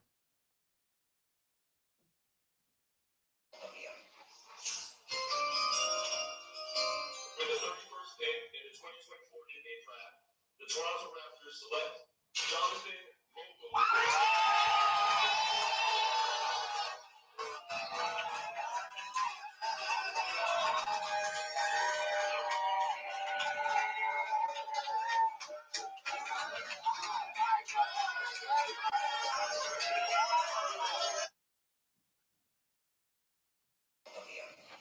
That's awesome. That is super cool. So yes, Scotty was right. Wow. If you see Scotty was there in the white tee. Yeah, Scotty was one back in and wearing the white. Yeah. Wow. Yeah. Scotty. Yeah. Scotty The created vibe, a team. the vibe is back. Yeah, the Yeah. vibe is back. Yeah. Scotty created a team, man. You know the vibe. Yeah, and I love the fact that because Scotty is not an egomaniac and a narcissist, That's why that I he love didn't that. make Yes. he didn't make that moment about himself. He let Jonathan have that moment. You know what I mean? He wasn't It like was at the front and back. center. Yeah. He didn't dance on it. He didn't make the whole thing. He's celebrating other people, bro. Like I'm telling you, man. Like I think it's the smallest things that show you who people are, and it's that True. stuff that True. really And really exposes. Exactly. You know why the Knicks are taking Tyler Kolek? They're likely gonna add McBride to the trade with Brooklyn to clear cap. Huh? So make the numbers work. They're likely gonna add McBride to the trade with Brooklyn. Oh wow. Yeah. So they need a point guard. Interesting. Furphy is actually going to the Pacers. Yes, I heard. The Pacers get richer. Damn. It's crazy, man. The Pacers are just stockpiling. And it's interesting because I've spoken to Kevin Pritchard before, and I always sensed, like even 15 years ago, that I had like a very similar approach to basketball as him. So he picked Jarris Walker and he's picked Johnny Furphy now. This is very interesting. Rue is hilarious, bro. That's hilarious. Like, yo, what's this? Scott GM, LeBron James. That's hilarious, bro. That's hilarious. Scotty Barnes out here making out here putting Jonathan Kuminga on. Sorry, not Jonathan Kuminga. My God, Jonathan Mogbo on the Raptors. Like, that's interesting.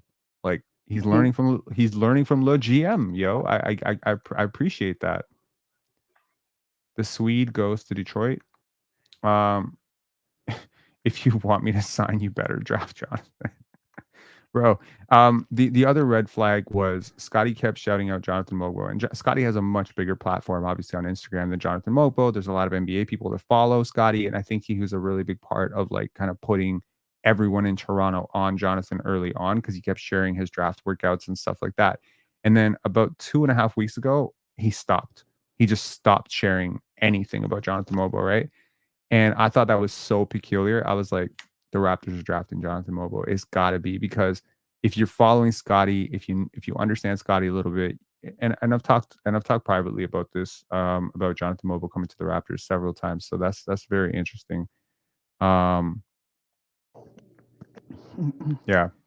So Minnesota takes Clintman at 37. Oh, Clintman at 37. they traded him to Detroit. There's a video online on Jalen McDaniels when he got traded. When somebody told him he got traded, he said, "Me." It's on the Dunk Central on Twitter. If you want to look at it, Dunk Center on Twitter. the Dunk Central on Twitter. Oh, okay.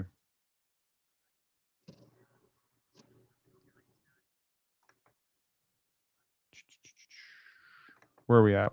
Is it a long time ago? Oh. I think, yeah. Me? Yes, you. Hey, bro, you just got traded to the Kings. You was dead at me? You did. Me? Yes, you. Hey, bro, you just got traded to the Kings. Bro, you just became a meme. That's that is going to become a viral ass moment. Yeah. And also, I do think that it's worth noting that is probably the first time I've ever seen Jalen McDaniels without a phone in his hand. It's trying to work out now that you said that before. Now that is an expiring contract. It's true, bro. I'm surprised, bro. I'll be like, bro. That's why he's so surprised. That's why he's so surprised that he got traded. He's like, you mean the 1 minute that I put down my phone in my entire life, traded. I got traded.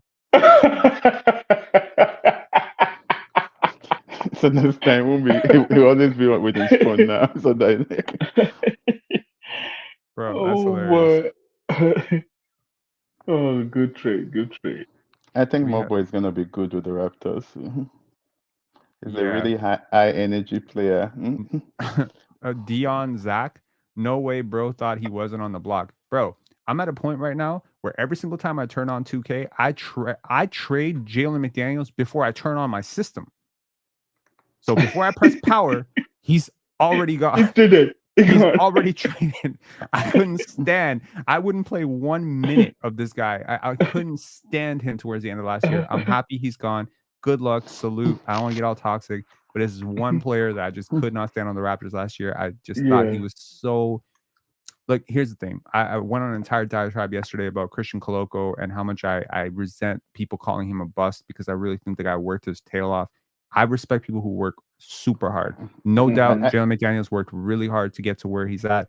I did not see that on court last year. It was really frustrating to watch a lot of unearned opportunities from him last year. They fed him minutes, and it wasn't a cold shooting streak. It's when you see a guy who's 6'9", who can do everything he can do athletically, and then you see him just mail it in. Just look, I don't know. Maybe he's going through some stuff. I don't know. Like people go through personal stuff all the time, so maybe.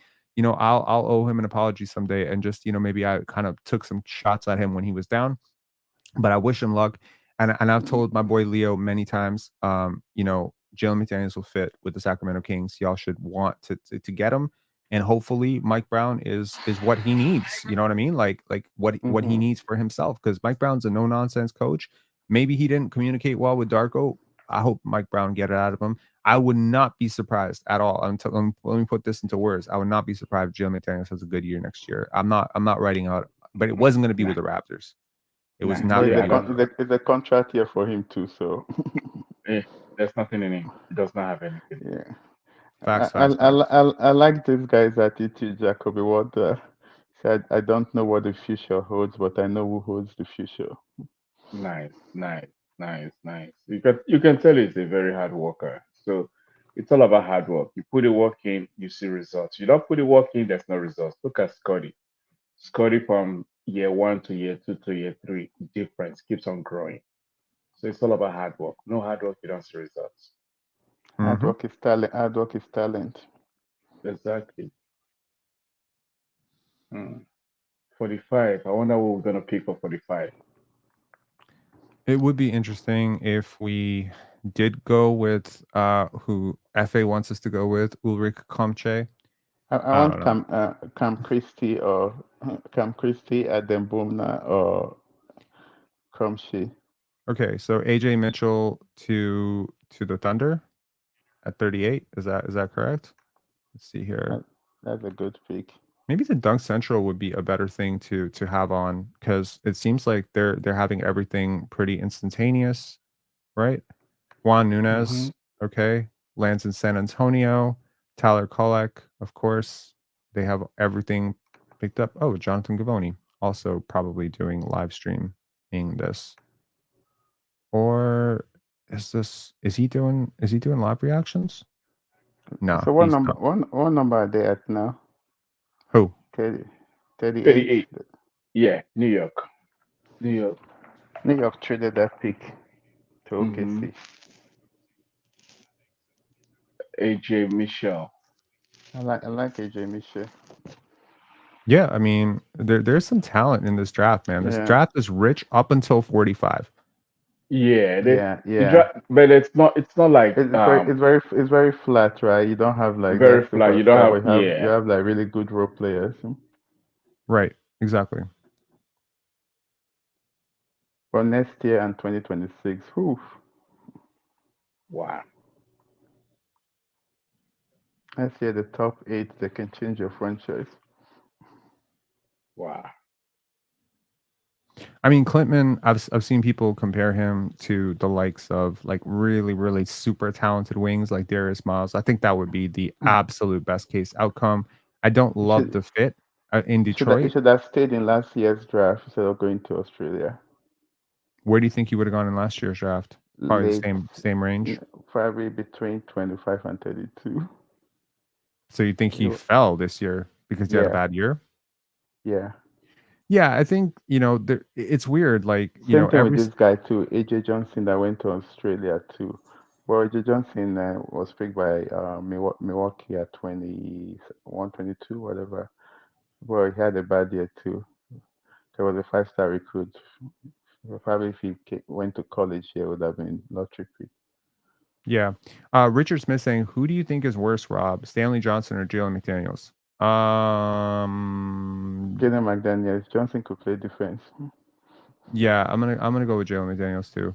Yeah. I think the issue with Stanley was a lack of fluidity, and Yeah. I watched plenty of Stanley Johnson like pick up runs, and like I've seen him play outside of the NBA. Let's just put it that way. And outside of college, and he's athletic, he's very talented, but he's just very slow at processing the game, and he doesn't have necessarily the greatest fluidity. With Jalen McDaniels, it doesn't feel like there's anything really wrong with his game. It's just something a lot wrong with his production. Karen Hall saying, will the Raps take Bronny at 45? I think no.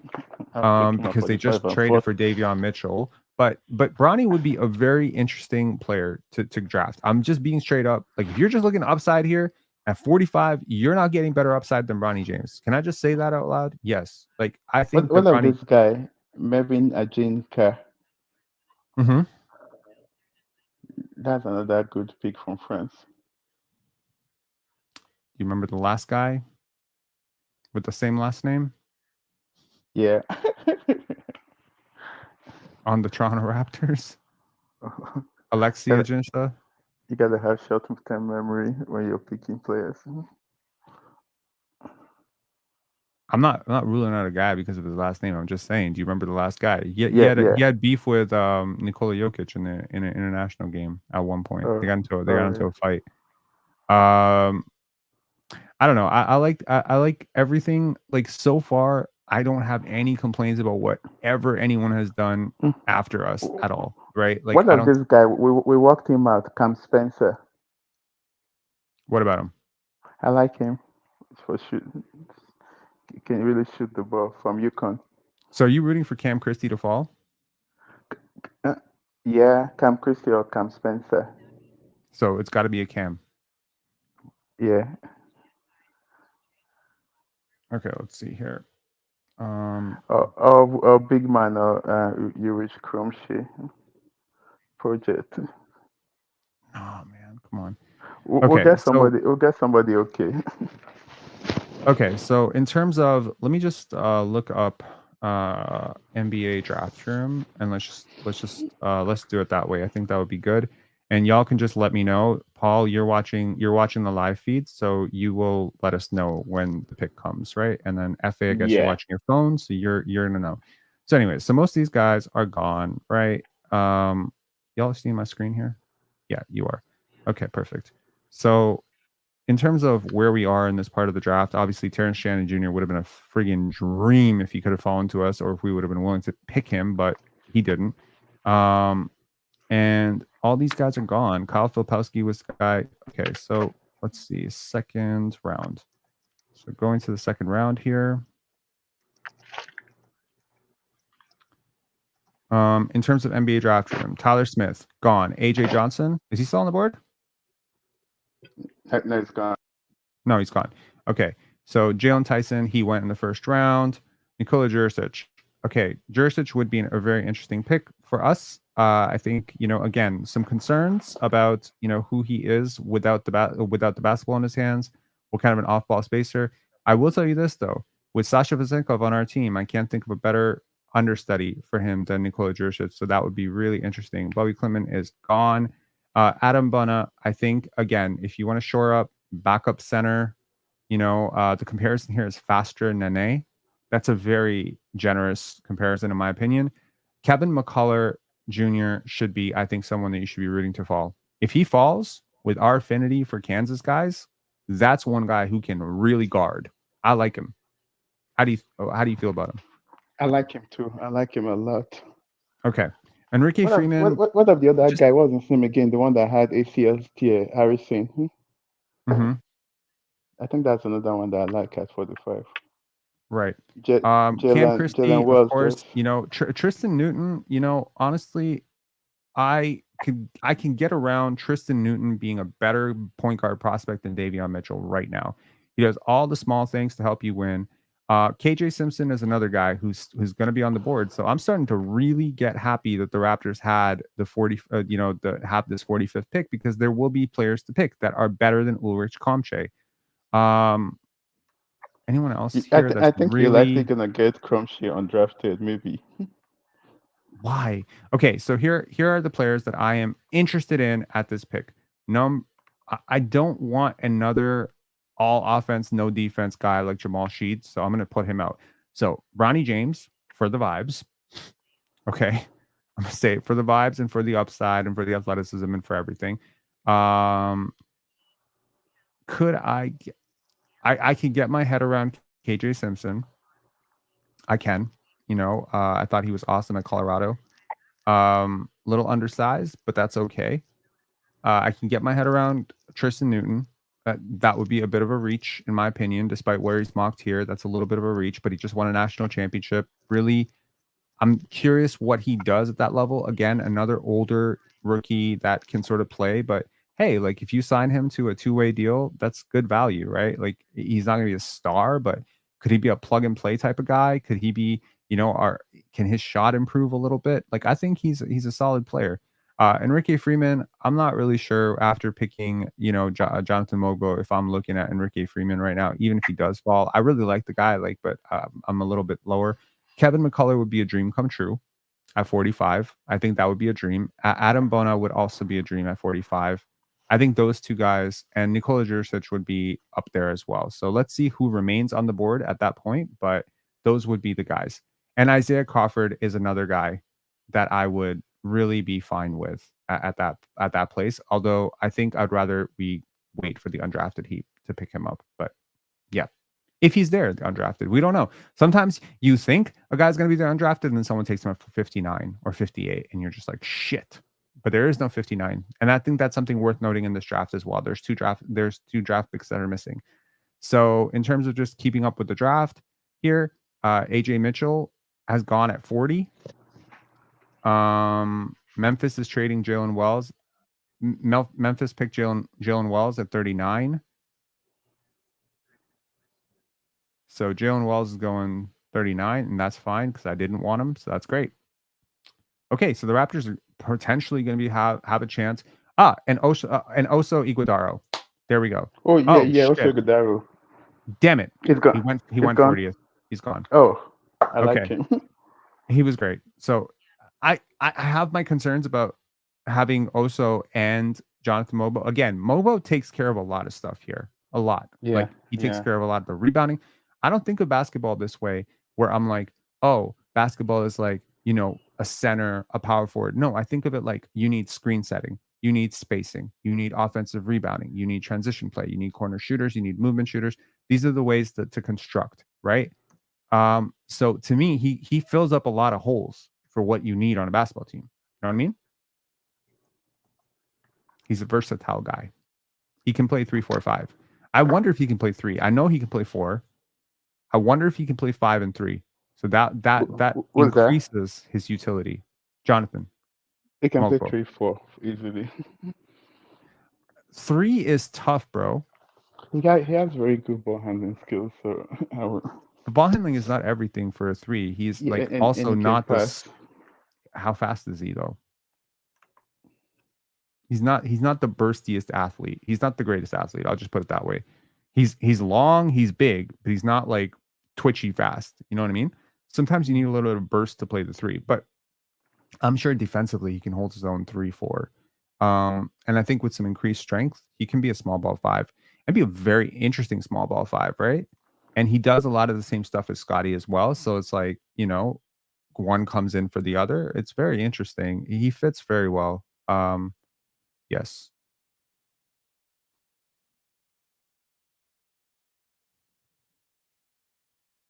Wow. A lot of comments here. So Okay. Phoenix Suns is getting also Iguodala. Yep. Good for them. Okay. Christian Burton saying Bona, Enrique Freeman, or Bronny at 45 for me. Interesting. Stealth Elements, not a bad start to the offseason. Jalen McDaniels is gone, bro. That's a great start. Iguodala is gone. Iguodala is gone. Yeah, I know. He went 40th. Yeah. So also Iguodala, I mean, he's a really smart player. I question his versatility defensively. I question his rebounding. I question his physicality. But he is a supercomputer smart player. He reminds me a little bit of a less defensively oriented, maybe less shooting oriented Jonte Porter. That kind of gives you an idea of how highly I think of Jonte Porter. That this guy's a way worse version of him. But yes, I think he could be a role player. Like, I think there's some guys in the second round where I'm like, these guys going to be 10-year guys. I always think about 10-year guys because those are valuable players, right? They may not be stars, right? But they're valuable guys. With him, with Oso Iguodala, I see a 8 to 10-year, veteran guy. He does stuff. It's good. It's good stuff. He has really high basketball IQ. Yeah, exactly. And I generally trust smart people to figure these things out. I watched a video where it was like watching this video and calling the next play before they even play the play. Yeah, Justin Stewart saying Bona, McCullough, Freeman, PJ Hall. If we get McCullough here, I think we had a solid draft. Solid. SP saying he's being traded to the Suns. Who's being traded to the Suns? Also Iguodala. Ah, yes. So Also, Portland took him at 40 and then traded him to the Suns? Sarah Iguodala, yeah. Huh. That's an interesting. Yeah, I could. Okay, yeah, a release valve big. No, it was the Knicks that took him, right? Because Knicks traded for the 40th pick, so now Knicks has the 51st and the 56th picks. So now we have 41. Sixers is going for 41.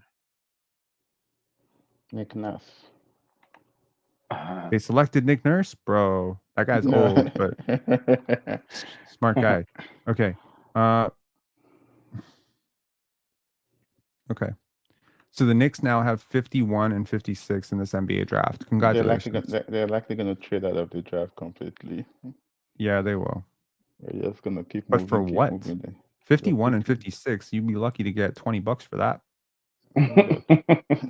Andre Lindo saying Raptors could have had Mogbo at 45. I can almost promise you that would not have happened. He wouldn't have been there. No, he would not have been there. I have a very good feeling that he would have gone by 36. He would have been gone by 35 or 36. Like, I Mhm. don't know if he would have gone at 32 or 33, But 34, but he'd be gone by 36. Utah picked after us, right? Than the age. Yeah, I mean, I don't know what Utah's draft board looked like if they would have picked Filipowski over him, or if someone would have picked Tyler Smith over him. But he's in that same position, right? But the So, truth is, if you like somebody, you take them, right? You don't care. I mean, yeah, and I mean, you're really splitting hairs. I understand, like Bobby Webster talked about it yesterday in his post draft availability about sleeping on it, thinking about it, etc. And it's like there was really not a lot to think about here. Um, Well, you have Daryl to saying say that, breaking: right? Rich Paul is calling teams and telling them not to draft Bronny James, or he'll leave to Australia. Bronny is forcing his way to the Lakers. If that's true, that's sad. I don't think that's true. It did that last year. The guy that went to Milwaukee told nobody to take him there. If not, it did I that would take last year. I would take him at 45. I would I'll take him 100% take him at 45. Force him to send him to Australia.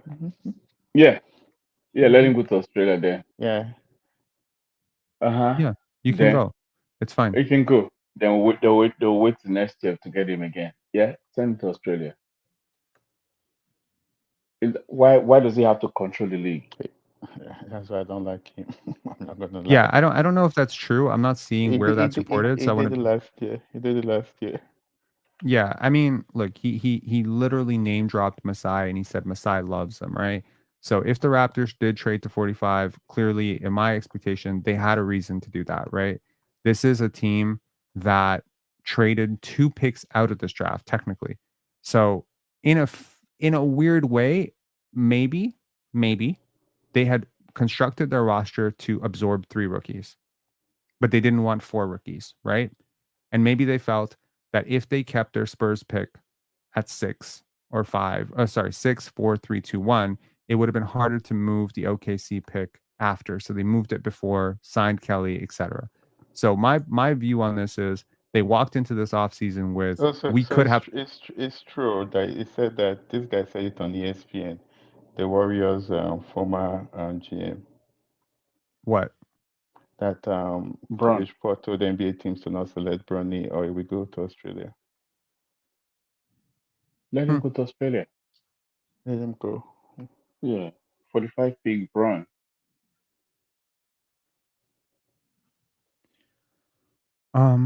Equinox 70 saying, what do you think Davion Mitchell's issue with Sacramento, and how does Darko translate his game? He's just not that talented. He's very rigid in his movements. He's not that dynamic. He doesn't process the game very well. He gets stuck.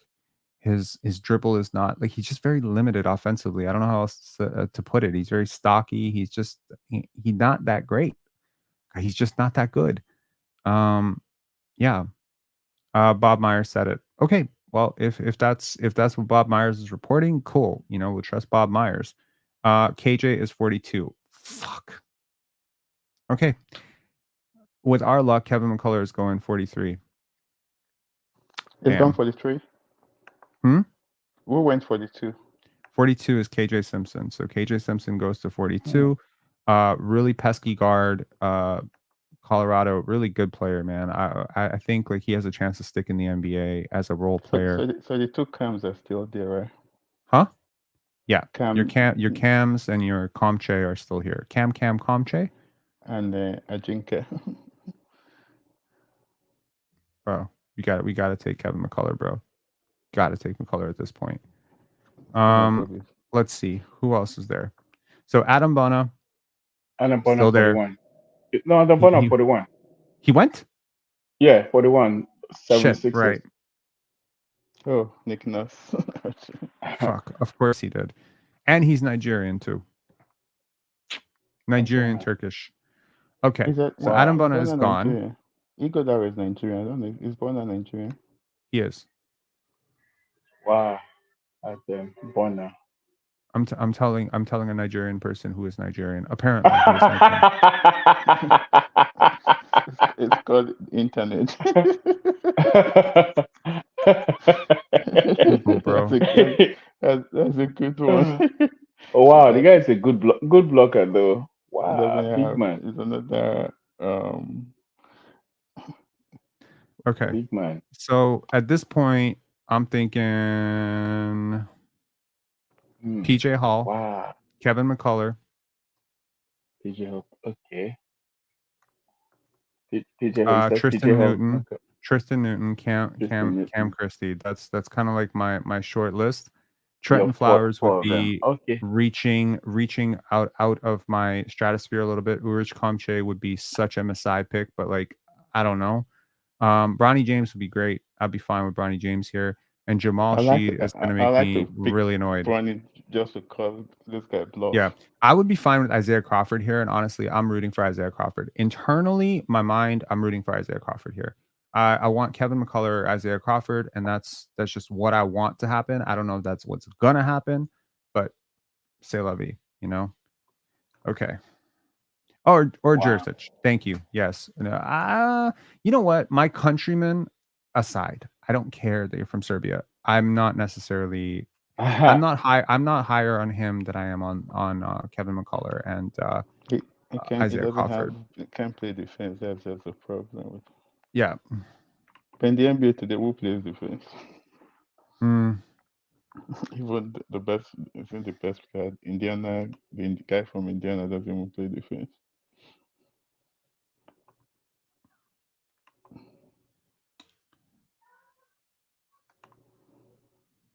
Okay, here, 1 second. Karen Hall saying she just tweeted it to me. Hold on, something popped up with Scotty and oh, nice. Here we go! Oh my goodness! Oh my goodness! Here we go! Oh my goodness! Oh my goodness!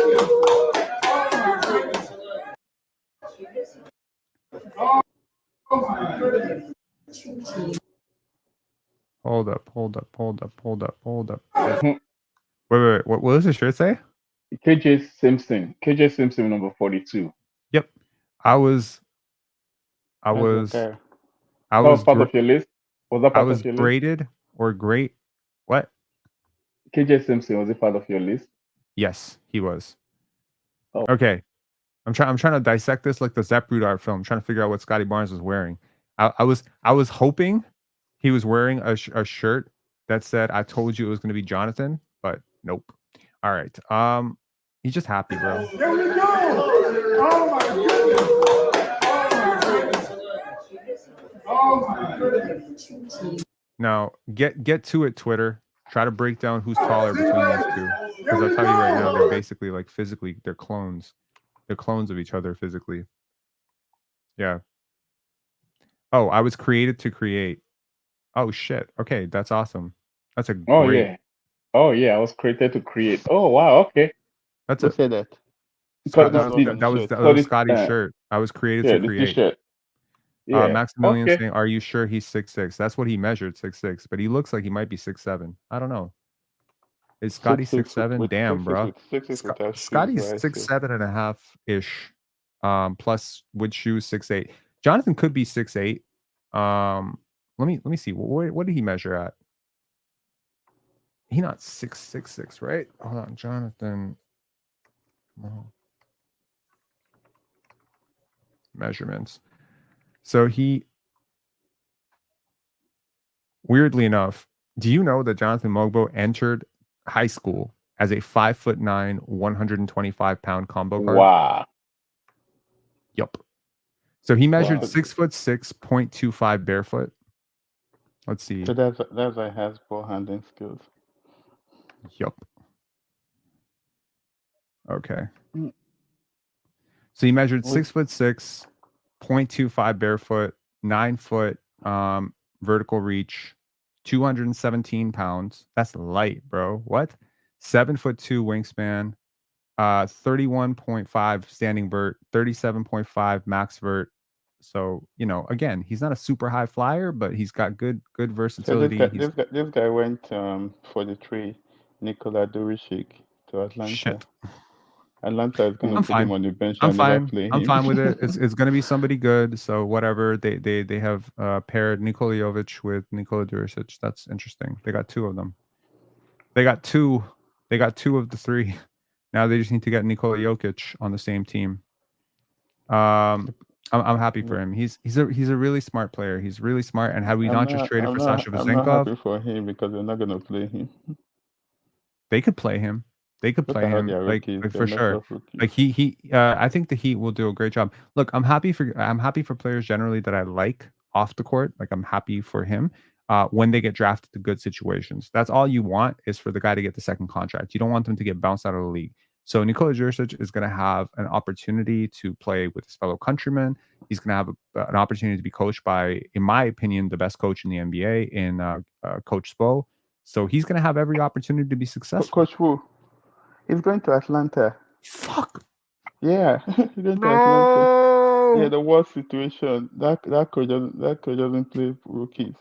No, but it's Nicola. You're talking about Nicola. Nicola is going to the Heat. Is it the Heat? Yeah, but Yeah, he just the got Heat. traded to Atlanta. Oh, I didn't see that yet. Wait, No, it's in the Heat. Yeah, Miami. really? Okay, then the best Mhm. situation. Yeah, it's No, the Heat. no, they're trading to Atlanta now. It's going to Atlanta. Oh boy. Miami gets number 44, one slot back, and cash from Atlanta. Oh, so Miami traded down by one pick By one and pick. got Why? cash. Very Why one frugal. pick? Why? They need the money. Miami homeless, bro. Okay. So Nikola Jurisic is going 44. So basically, okay, so now Miami is going to pick ahead of us, which fucking sucks in a way because Miami is really good at drafting. No, but 44 is Houston. No, Miami gets number 44. I get it. So they likely have traded swap. A lot of They swap. swap. Yeah, so that means they swap.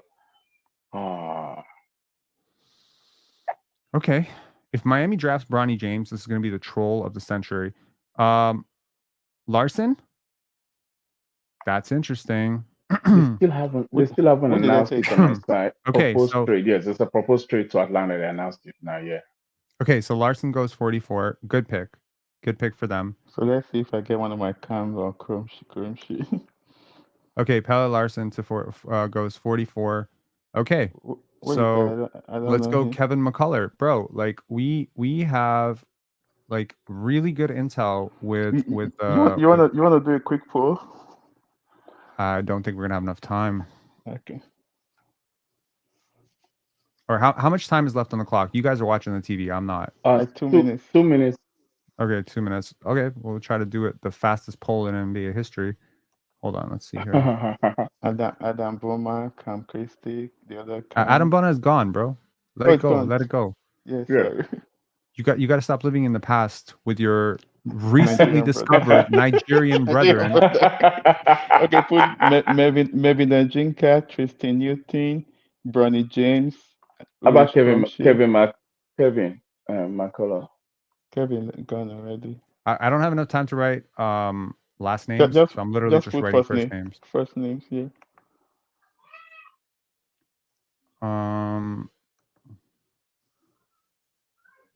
Watch it be none of these guys.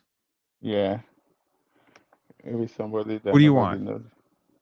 Cam Christie. Tristan, Kevin, Cam, or Cam Bronny? Cam Christie. I don't want Bronny with their drama. We don't need another guard. I don't think that way, man. I think best player available. I should have added PJ to that. My bad. Okay, there's like 6 different ways the Raptors can go that won't be offensively stupid, and there's like 1 or 2 where it's like, oh, I would really hate that. Okay, let's see. Where are the Toronto Raptors going with 45? And also, don't be surprised if one of these picks gets traded. It's not going to be Jonathan Mogbo, though. I'll tell you that right now. They're not trading Jonathan Mogbo right now. I don't even think they would trade him for like a future first-round pick, given the implications of Scotty right now.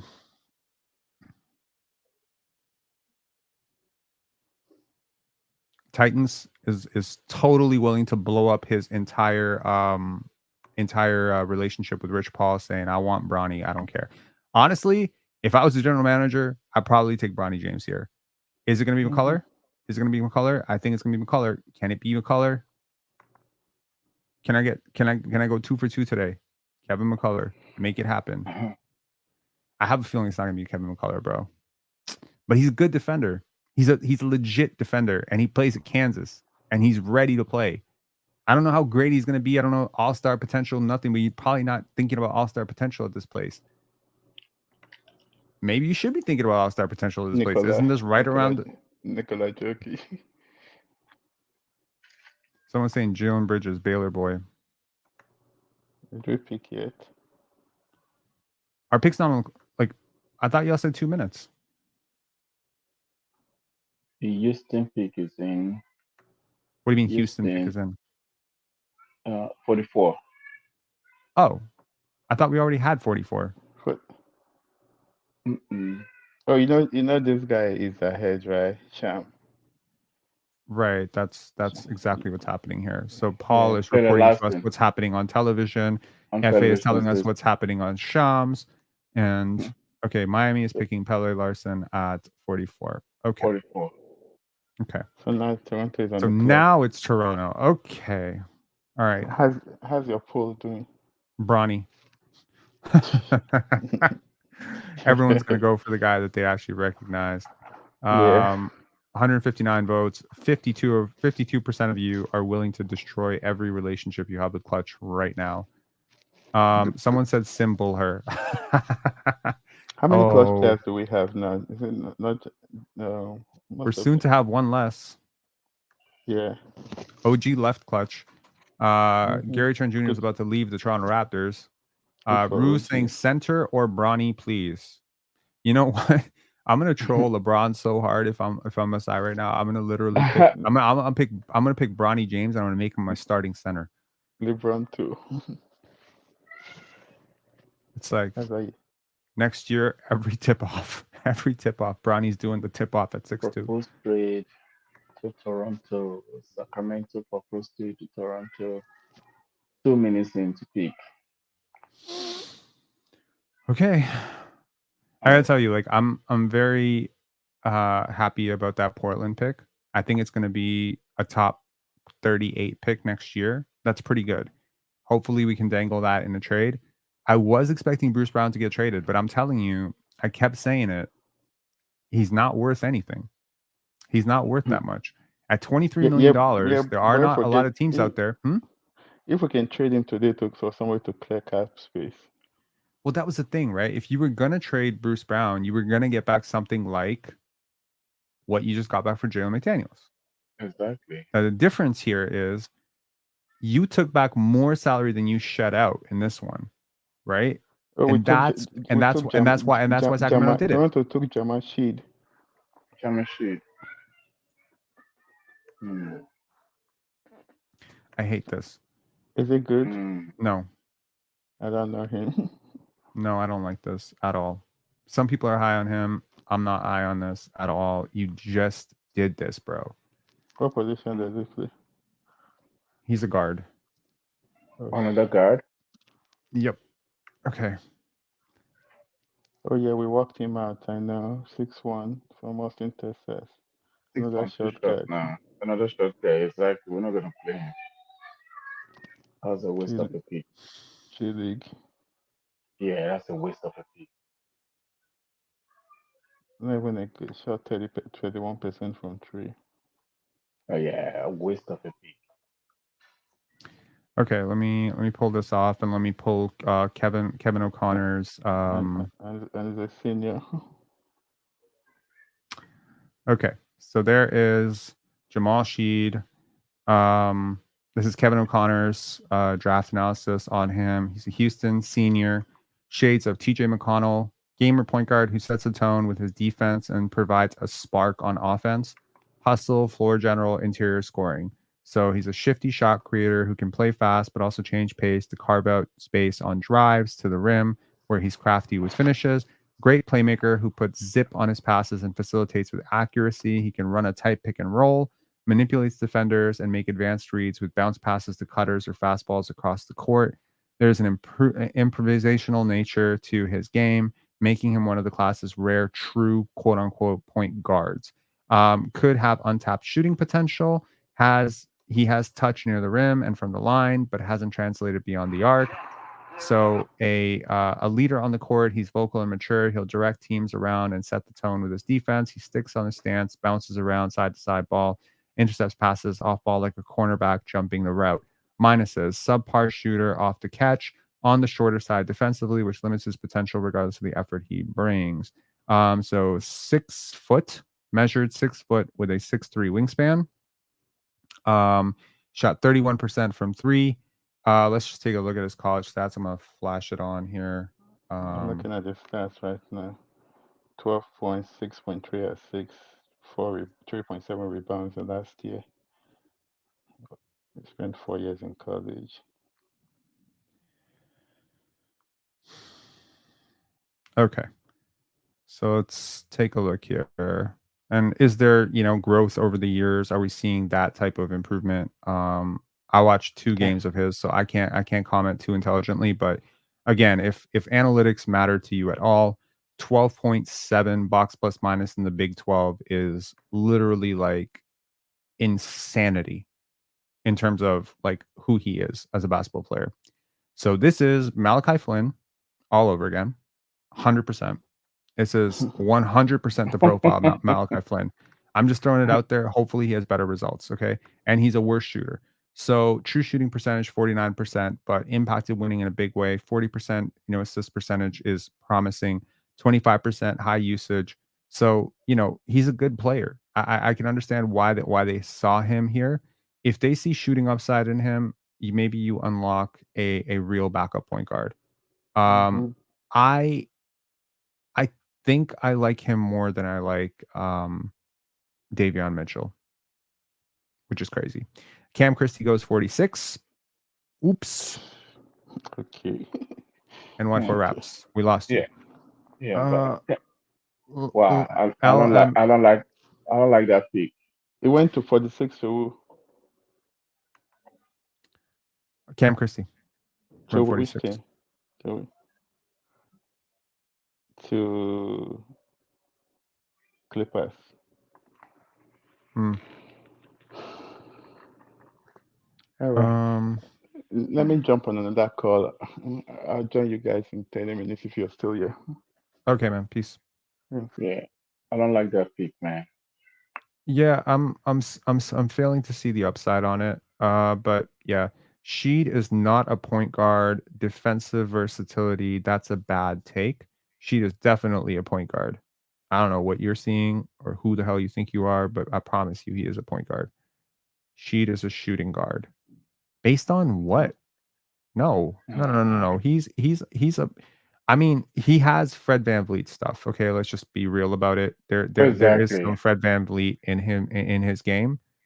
So he's shooting 31% from 3. There's nothing there. Yeah. Shead is a scorer, not a point guard. That's an insane take at 40% assist, bro. Like, I don't know who you think you are, but you're fucking wrong. Brandon Katz, you're wrong. He is just because a guy scores baskets, just because he puts buckets, because he attacks the paint, because he takes some shots and he's 25% usage. Like that means he's not a point guard. That's crazy. Event creator on defense. Yes, I agree with that take. Yes, he is an event creator. They picked him because of his defense. Yes, I agree. This is a all defense.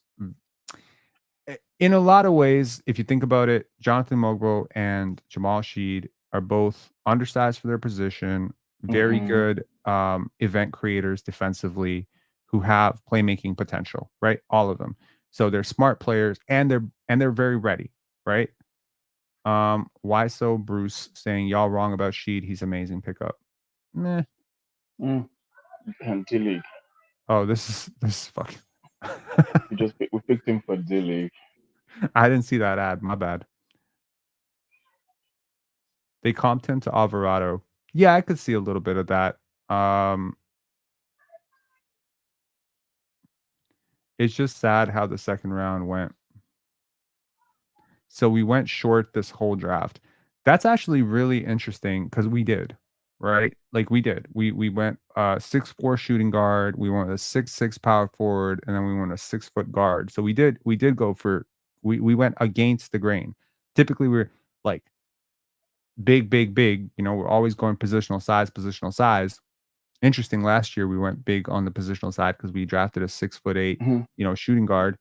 But Yeah, yeah, someone's saying is Shead's ceiling higher than Davion's? I think both their ultimate ceilings, are backup point guard who have shooting questions, right? But it's interesting because Davion did shoot well in college, where she did not necessarily shoot well in college.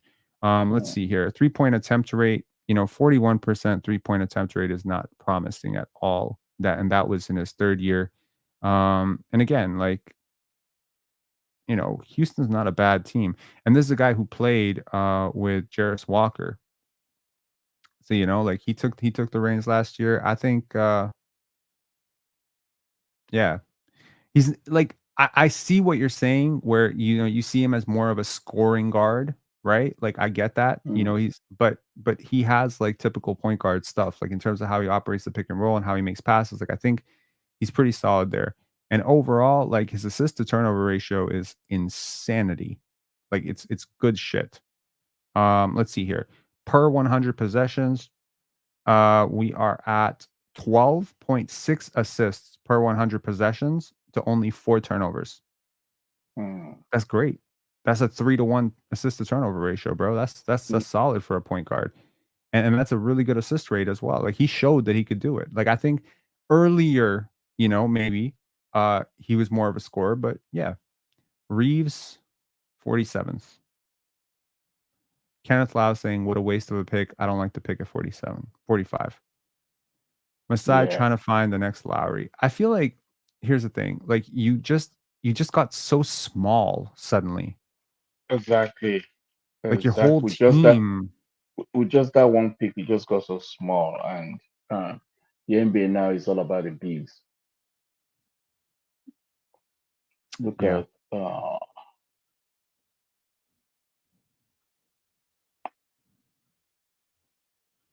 Yeah, so I'm saying Vision 6'4" guards and undersized forwards plus Yak and Scotty.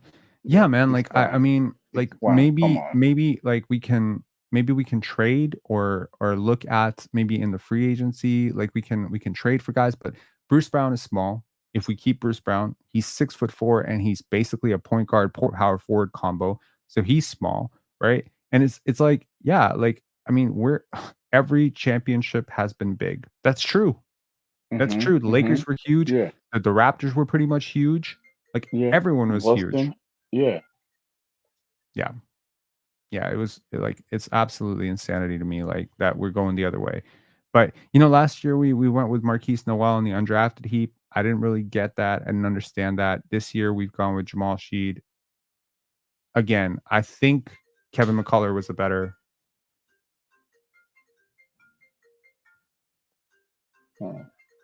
Sorry, I don't know how to turn this off. Shit.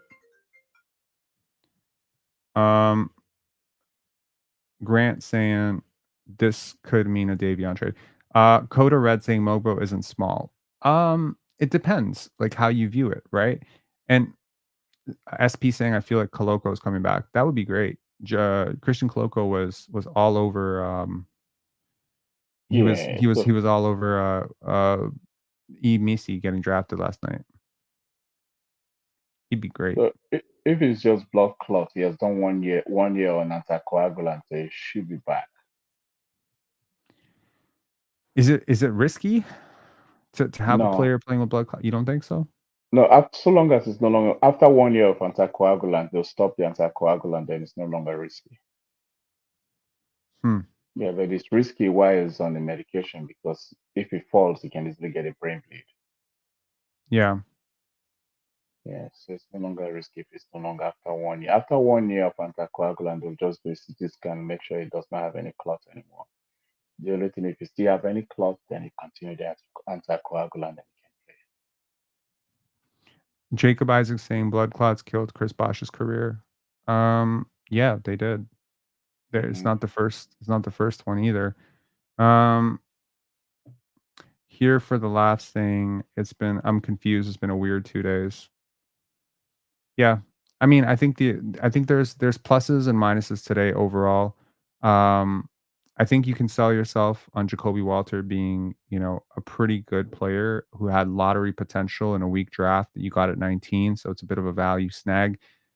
I could argue Jonathan Mogbo was a little bit of a reach at 31, but a very, very good player. I think the Raptors got here. And Jamal Shead is like, it's interesting. We were hearing rumors a couple of weeks ago that the Raptors were really looking for guys who were ready to play.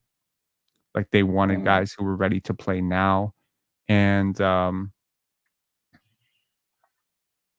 just watch his games. Sheed isn't Fred VanVleet, isn't Alvarado or Flynn. He's a vocal, general, and an energetic, tenacious defender and a nightmare for opponents. I'm surprised you weren't aware of him. Who are you talking to? It's not like I literally said I didn't want us to draft him. And honestly, a vocal, general, and energetic, tenacious defender, you're literally describing the two players you just said he's not like. The Malachi Flynn element of it is that you drafted a senior guard with incredible analytics, but somewhat undersized. I'm not comparing him as a player to Malachi Flynn. Shead can run the G League team. That is probably true. Yes. Jamal Shead, Jonathan Mogbo are going to be down in the G League a lot this year, and I think they're going to have a lot of fun with it. Shead has a much higher basketball IQ than Flynn. I don't think Malachi Flynn's a dummy, bro, but Sheed's Wikipedia page says he's a king. Well, that's because they haven't figured out the draft yet. Sheed is a smart player. He's undersized, though. Well, one thing I will say is, unlike Fred VanVleet and unlike Malachi Flynn, if his 6'3" wingspan is accurate, he is slightly longer than those guys, at least. I don't know. She turned down over a dozen two-way offers to land a guaranteed contract, sources said. If that's true, that's really interesting. So that means the Raptors are guaranteeing his contract? That means that's what it means. That if he's turning down contracts, two-way contracts, that means it's guaranteed by the Raptors. What are we guaranteeing? SP saying Sheed is the winningest player in this draft. Yes. What if McCullough goes undrafted? Then sign him. That's very interesting.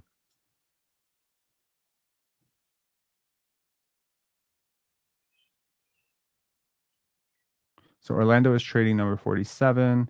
Cam Christie goes 46. Pelicans are taking Antonio Reeves at 47. Okay. So Kevin McCullough could go undrafted. There's only like eight picks. There's only 10 picks left. Yeah. I think it'll be really interesting. Harrison Ingram 48. Harrison Ingram? Yeah. Okay. So it'd be interesting to see if Isaiah Crawford is there at the end. Be very interested to see if he can continue his career that way.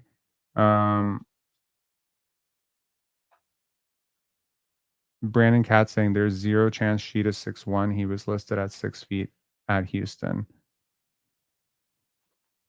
I was talking about play styles. Yeah, we're not talking about play styles because your play style in college is not relevant to who you are in the NBA. You will occupy a role, just like Fred VanVleet did not come in, and he wasn't Fred VanVleet from college at the NBA level. He had to fit into a role, right? He said he was more of a floor general in college, and then he's like, I got to the NBA, they told me I had to shoot. Yeah, that's because you're undersized. You have to create space. You don't have the same ability to finish in the paint as well. So you have to adapt your game when you go up a level, man. So yes, some of the similar Sheed is 6'1.5. That's good.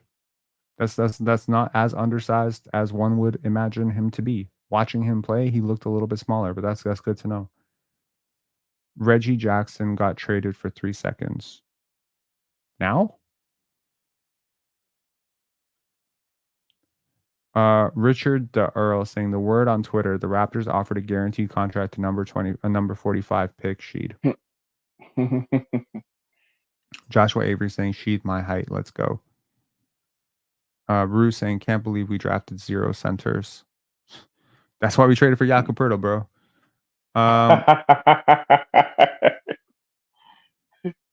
Now via Woj. Okay, let's check what Woj is saying here.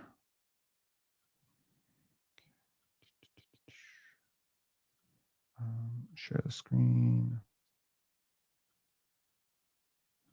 So Denver is trading Reggie Jackson to Charlotte with 3 unprotected second round picks, giving you a Hmm. notion of what second round picks are worth. So Denver is trading Reggie Jackson to Charlotte with 3 unprotected second round picks. Huh. So that means it's just a straight salary dump. Hmm.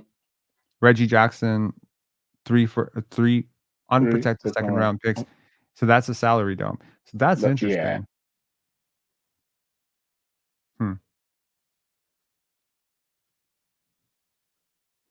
Interesting.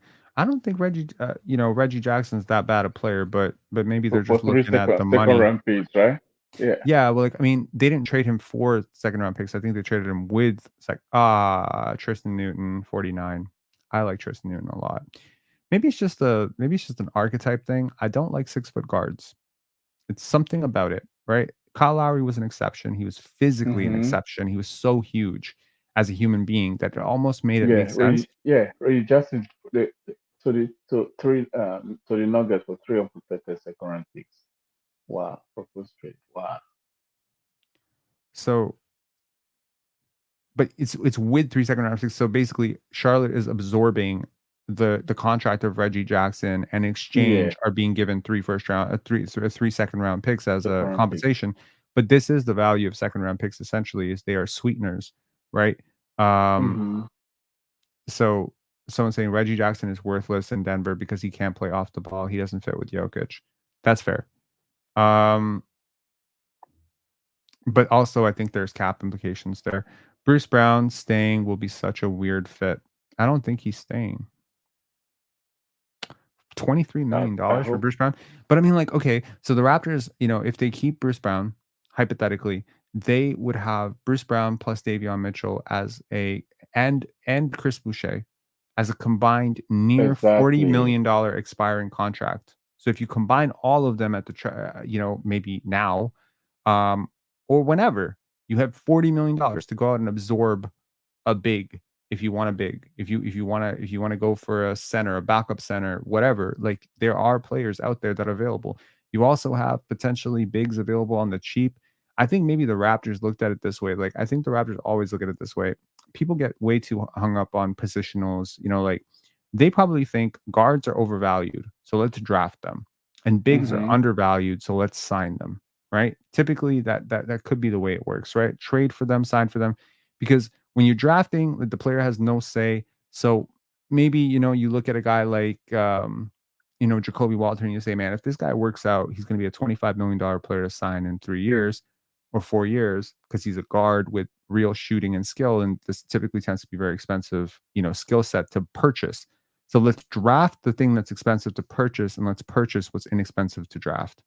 I think that Okay. makes sense. So, but again, you think about it in like, Nick Claxton, $25 million a year. So if you drafted Nick Claxton, you got value, right? Bruce Brown fits back in Denver. Brown hasn't developed as a shooter. Man, this is crazy. So these teams now listen to LeBron. Now that nobody's trading for Brown. It's crazy. For Bronny James. Yeah, Doesn't Boston have pick 54?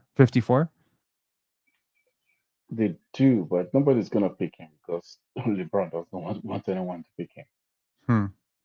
Oh, wow. So Reggie Jackson's only making $5.2 million. Oh, that's why. They traded 3 second round picks to move off of $5.25 million. And the there is no Raptors willfully just took on 2 years. 2 years of Sasha exactly. Vezenkov, $6 million. Yeah. Wow. It's so interesting when these trades come out and you're just like, when you see them together, you're like, okay, the Raptors had the 45th pick, right? And apparently the Hawks were willing to move off of AJ Griffin for 44. So it's like, could the Raptors have gotten this 45th pick and then flipped it to AJ Griffin? Just think about it. The Houston Rockets got AJ Griffin for the 44th pick, and you drafted Jamal Shead at 45. That to me 35. is mind-boggling. The difference in like value between a Two shooting, players, yeah. a young and Jamal, and by the way, On a despite six, being a on a 3-year six, pro at this point, AJ Griffin's younger than Jamal Shead by a lot. Um, a th- six, this this 6 this foot one. we're chasing the ghost of Fred VanVleet, and I'm not necessarily sure there's another Fred VanVleet coming down the pile. You know, Yeah. it's so interesting to me that this team has this obsession with undersized guards. They did it last year with Marquise Noel. I didn't get it. They do it again now Mhm. this year. Hopefully this works out, man. It does work out, but at some point you do hit an upper limit with how valuable these guys are as actual assets. It's interesting. Blake Murphy replied, "Treat that she got a guaranteed deal, no two-way." Tracy Newton, number 49.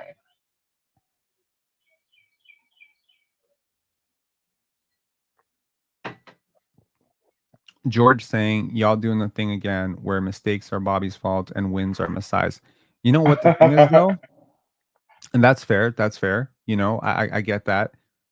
I don't think when I listen to Masai Ujiri talk about his basketball philosophy, that the things that it's weird. They're very yin and yang. I think they agree on a lot of stuff, but they're also very different in terms of certain things too. So when I listen to Masai Ujiri like talk about his basketball philosophy, I cannot imagine a situation in which he is going to draft this guy. So again, maybe it's neither. Maybe it's neither of them. Maybe it's a Dan Tolsman type of thing, right? Griffin was hurt. Wait, Mogbo actually in Toronto already? Really? So probably walked him out. They definitely worked him out. Yeah. But what's interesting is they probably told him last night they were going to trade him. They were gonna take him, so he They're ended gonna up take showing him, up in yeah. Toronto as well. So we're gonna probably get. Oh, he's not in Toronto. Old photos. Okay, good stuff. But it's a way he was guaranteed though, guaranteed contract. That is weird to me, bro. Like guaranteeing second rounders is not necessary at all. Mhm. We got 3 defenders: Shead, Mogbo, and Jacoby.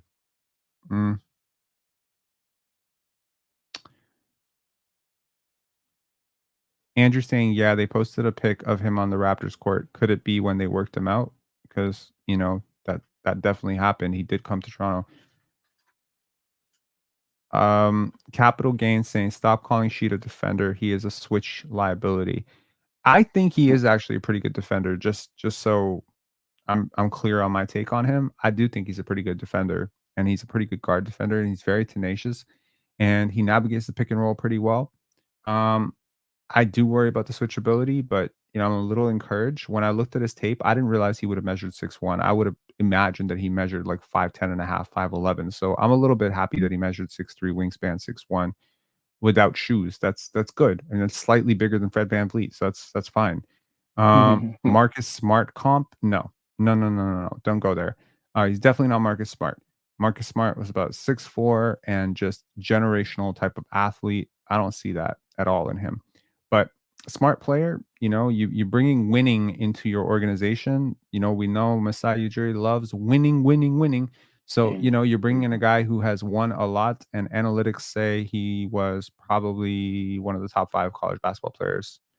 Capital Gain saying Fred VanVleet could shoot. I like his form. In fairness, it didn't go in a lot, but his form's all right. Nathan Taylor saying 13 boxes minus. Yep.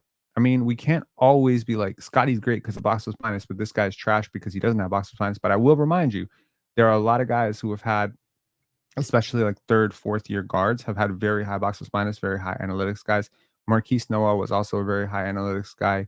Fred VanVleet was a pretty high analytics guy. And I will say, who else was super high analytics? Jakob Pertl, super high analytics. DeLon Wright, super high analytics. Malachi Flynn, super high analytics. So yeah, Carbon Cheng saying winningest player in the draft. Shead is defensive player of the year. He can be Marcus Smart. No, he cannot be Marcus Smart. Freeman to Indiana.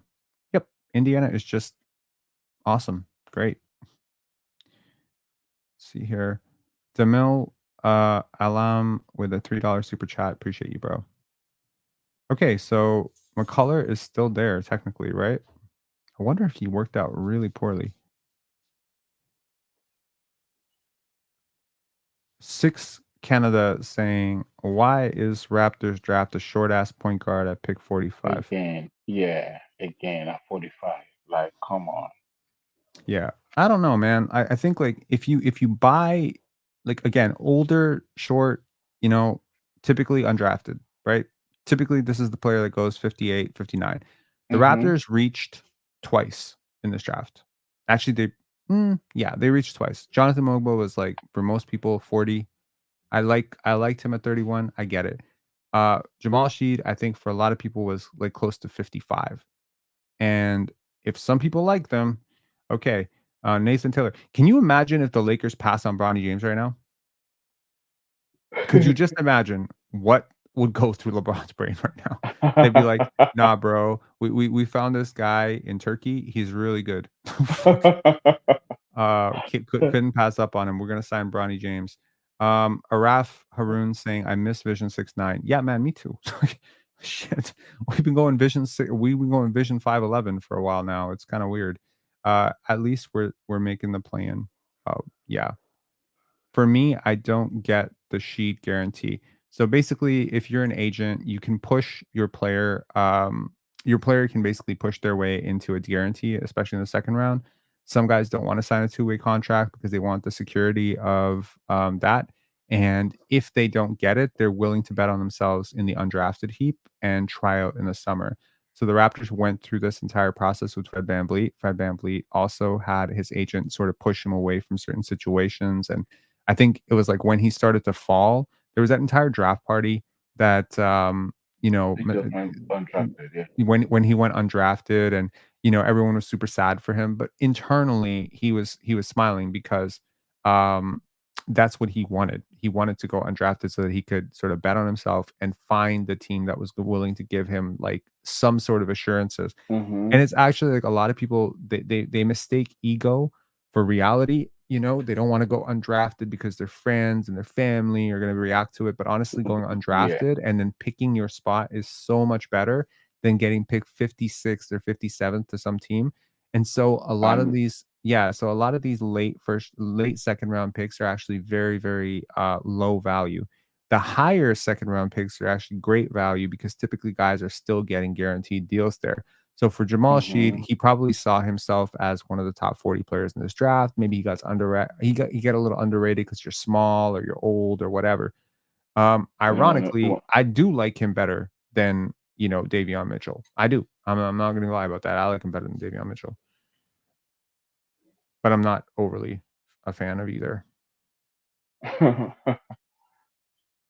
Another shot player again, man. Yeah. Interesting. All right. Well, I'm curious to see what the Raptors do in the undrafted heat. Probably going to do another live later on. Bronny James is probably up soon. Next, Soon. Yeah, it's gonna be up soon. Number 52 now. Golden we're at State. 52. Yeah. All right. I'm gonna do a All right. post draft show in I want to say about. I'm probably just gonna take a break from live streaming, so I'm gonna leave the Okay. live running. So I'm gonna pull everyone up and pull myself off, and I'm just gonna leave the blank screen on. Be right back in 20 minutes. I think Right back. I've Okay, talked too sure. much, but That's yeah. fine, yeah. Thanks a All lot for coming on, man. I appreciate you. So I'm just gonna go watch Bronny James historic getting drafted. Y'all can keep going on. I'm gonna put this thing up. Be right back in 25.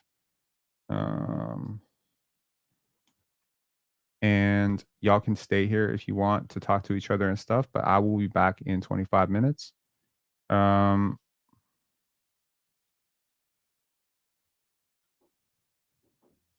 Okay, wait, maybe that doesn't make a lot of sense because people are not going to know when I'm going to be back.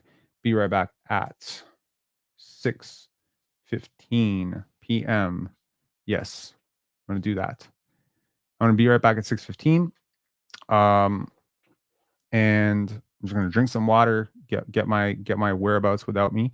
And hopefully at that point we can critically discuss Go to Red Sing poo poo break. It's not a poo poo break. It's a water break. Boston has a right to troll the Lakers and draft Bronny, right? Yeah, they do. They totally do, and they should. So yeah, so I'm gonna be right back, and yeah, I'm just gonna think on it for a little bit. Unfortunately, Leo can't be on right now. He's a new father. So hopefully at some point we get him on to talk a little bit about Sasha Vezenkov. We'll probably do a live later tonight, I want to say. Teflon saying, I hope Comche goes undrafted.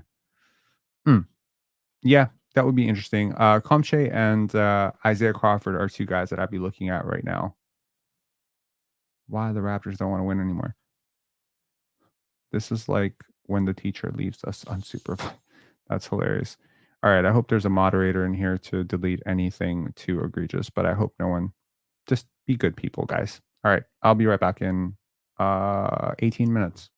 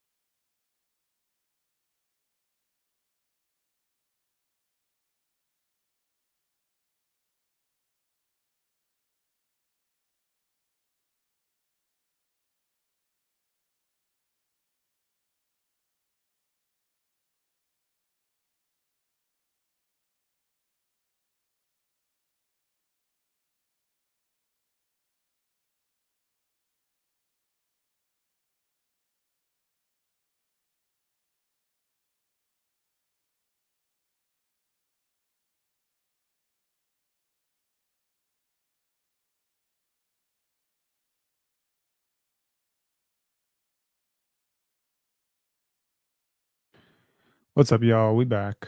We back. Okay. Let's see.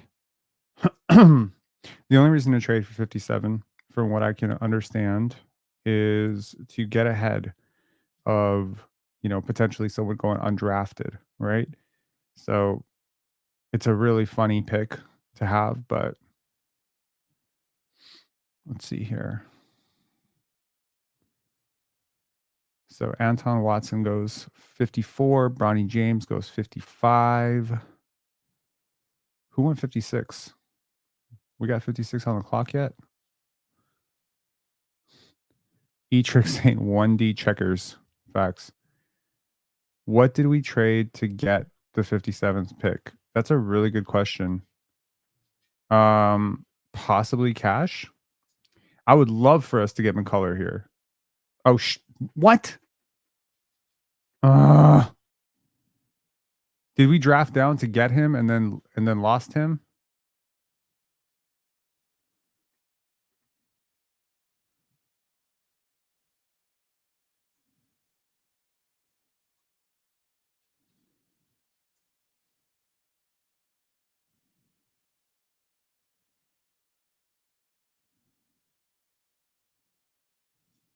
Who broke McCullough to 56?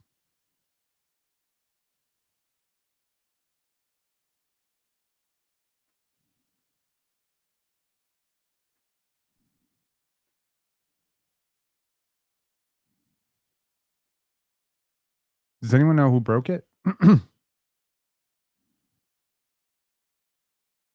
Shams? Bro, I'm scrolling Shams right now. Why am I not seeing this?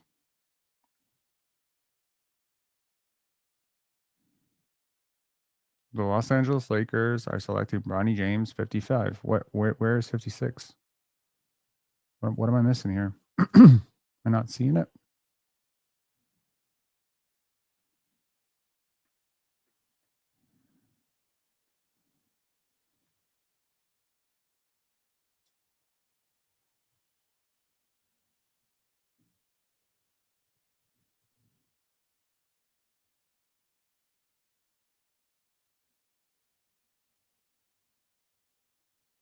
Did the Raptors pick Ulrich Chomche? The Raptors picked Ulrich Chomche. All right. Okay. I'm all right with this. At 57, I totally get it. Athletic, it's so funny. It's like 4 different people are running the Raptors war room right now, and they all got a completely different idea of what is valuable on the basketball court. So the Raptors end up trading for a guy that some people think had lottery potential down the line. Okay. FA got his guy. All right. Hold on. Let me pull this off here. Okay. So here we are. We got Ulrich Comche, a prospect, quite frankly, that I'm just being really honest, I was not really high on at all, but this is going to be a G League. This is going to be a project like you would not believe type of project. And, very raw, but functional athlete, good instincts, and, certainly.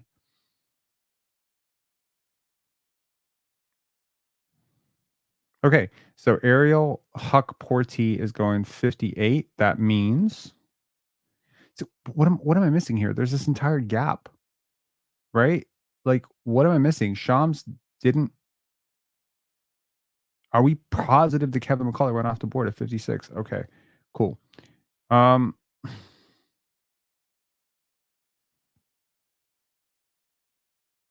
Rob, did you hear the story about Kyle Filipowski? No. What is the story? Vegan Grass saying, watch the draft, you're behind. That's hilarious. Yes, I am.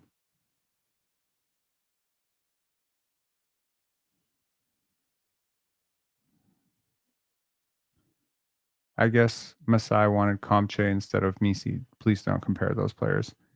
I was using Real Sports app and McCullough was taken 56. Okay. Why was Comche described like he the best player? Sham said his account kept locking.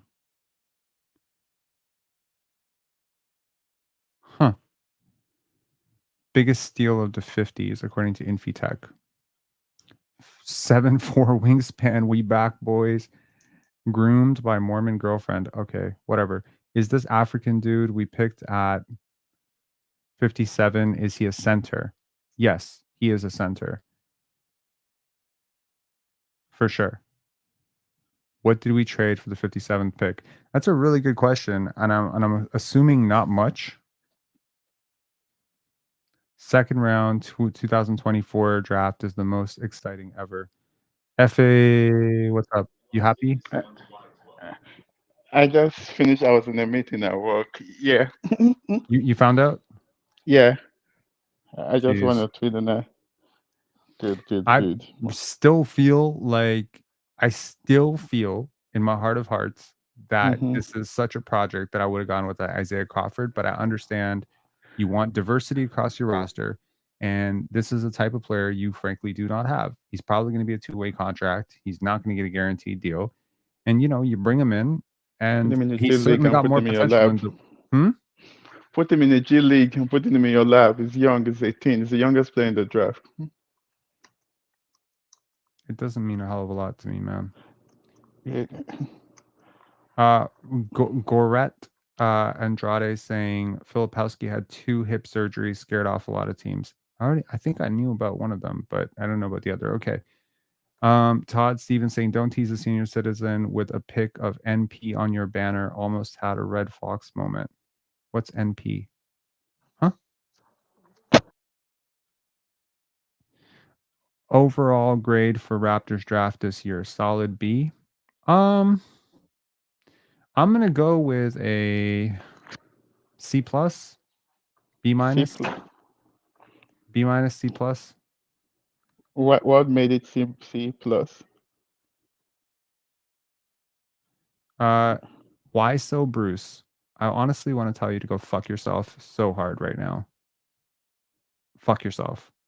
Stop making up bullshit trades, bro. This isn't funny. Raptors traded Brown and 31st for 57th. Shut the fuck up. I don't like. Sorry, I don't have a sense of humor right now.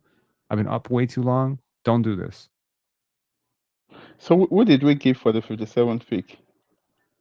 I don't know, but I'm assuming it's cash. Yeah, it has to be. Okay. I mean, I'm curious if that itself. Let's see. Does Woj leak it? Like what was given up for the 57th pick? I hope not much. I hope it was just cash. For Boucher, please, says Steve. They say last month, Raptors developing 3 to 4 rookies. He's had today, boom, 4 rookies. I mean, I think it's gonna be like G League, right? So you have like 2 of them in the G League or 3 of them. Yeah, I like this. Okay, so let's see here.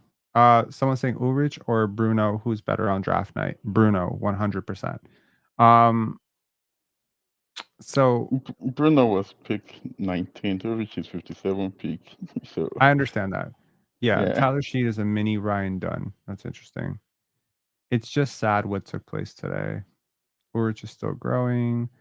Ulrich didn't even turn 19 until next year. Wow. Okay, fine, bro. Like go to a nursery and draft a baby, bro. And then you will be like, oh, this is the youngest player ever drafted in the history of the NBA. It doesn't mean they're going to be a good player. But it has potential. Like, he can shoot. He has size. He can rebound. He's just young. What do you like about him beyond the fact that he has size, that he has wingspan, and that he's young? And he can shoot. How well can he shoot? For the 38.1% from 3. Does he understand the game, bro? Because I watch him play, and it's like I'm not really seeing 6'11" with 7'4" wingspan.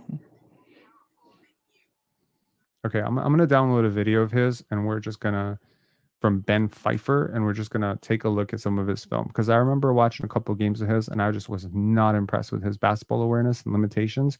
And I was like, I don't know if this guy knows how to play basketball. They're drafting a live body right now. But it's 57th pick, right? So what do you have It's a to it's lose? it's totally a flyer. I understand that. Yeah. I get that.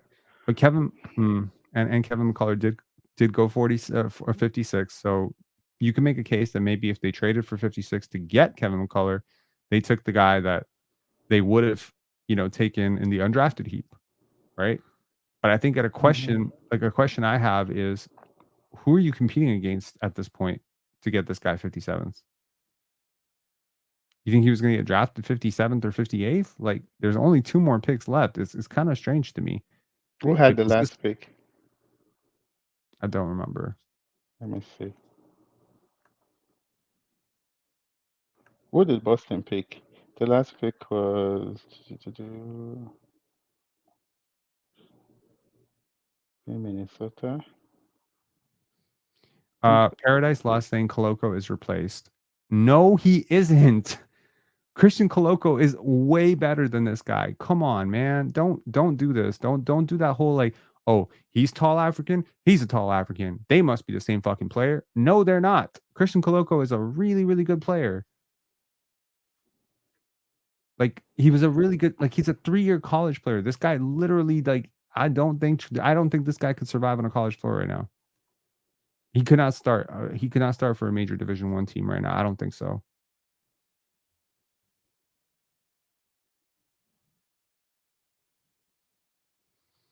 Coloco is not better.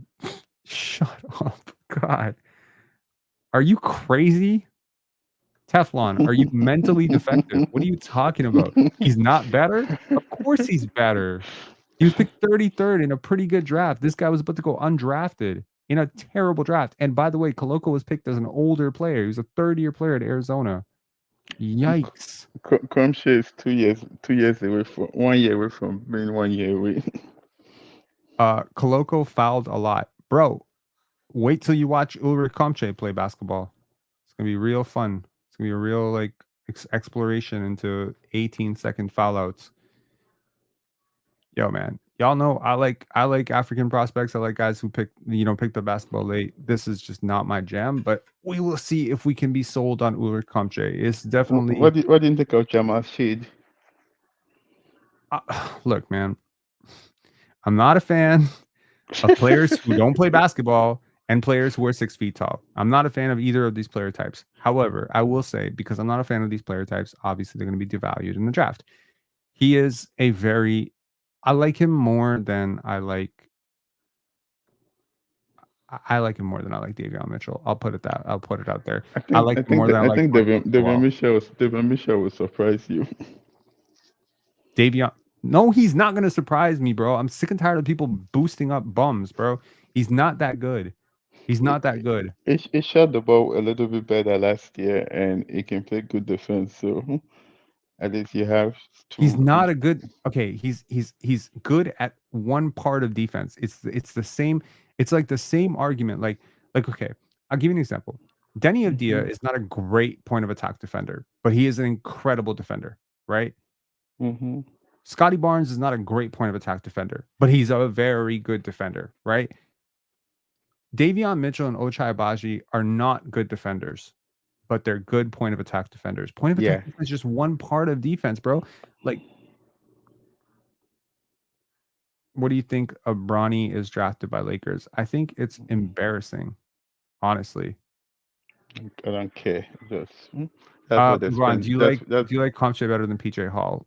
Honestly, it's a wash for me between those two. You bat on upside and measurements, I guess.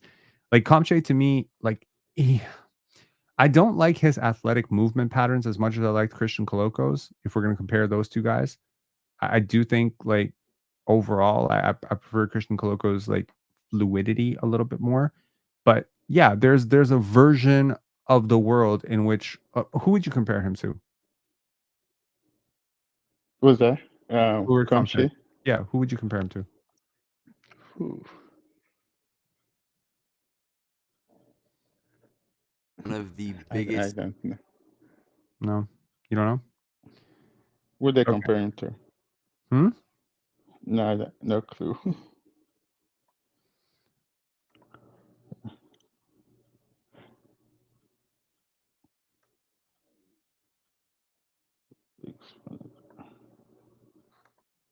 Oh, you're showing his. Let me watch his.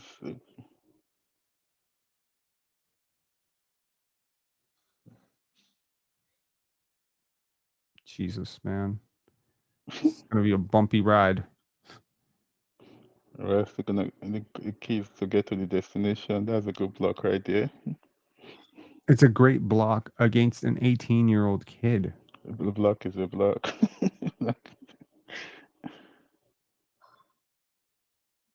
Like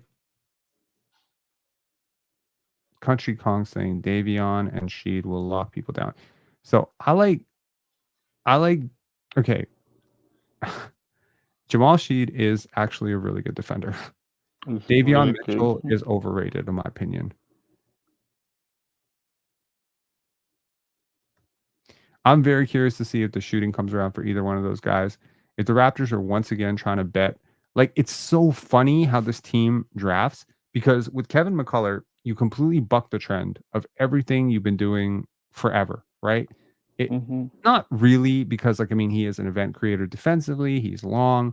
It's not a complete against your type, but it's kind of a compromise, right? So you gave Darko what he wanted with Kevin McCullough. You gave Scotty what he wanted with Jonathan Mogbo. And then you get this pair of players which just scream Masai and Bobby, right? It's like Masai's like, I got one, you got one, right? Give me my tall African prospect who is super raw. Basketball without borders.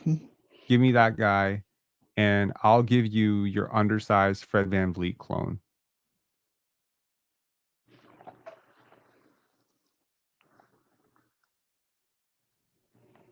Okay. How do you like? Have you seen any passing ability in his game? Any playmaking? Anything that would suggest that maybe he has? Because I like his timing on on blocks, right? Like Mm-hmm. the tracking of the ball thing, the shot blocking thing, it could be real, right? Mm-hmm. Does he have more? Like at 18 years old, you're going to put a kid into the G League and just say sink or swim, right? Sink or swim. Go do something here. We're gonna develop you, right? And like hella raw. You don't learn how to play basketball in a year, bro. You don't.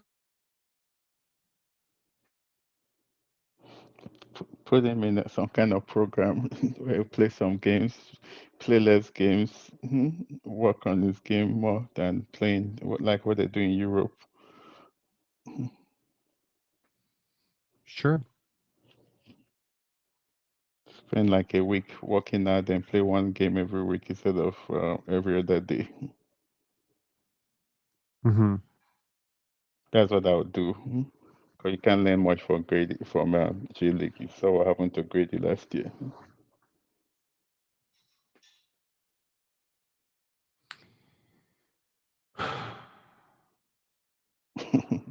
It's the 57 pick. We don't have to overthink this.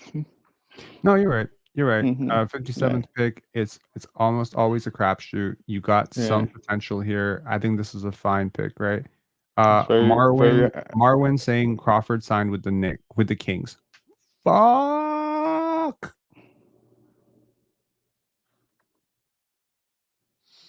Great.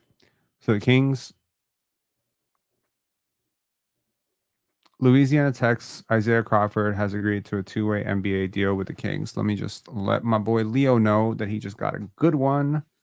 They got a really good one. At the end of the season, he might be a regular team player. He could be.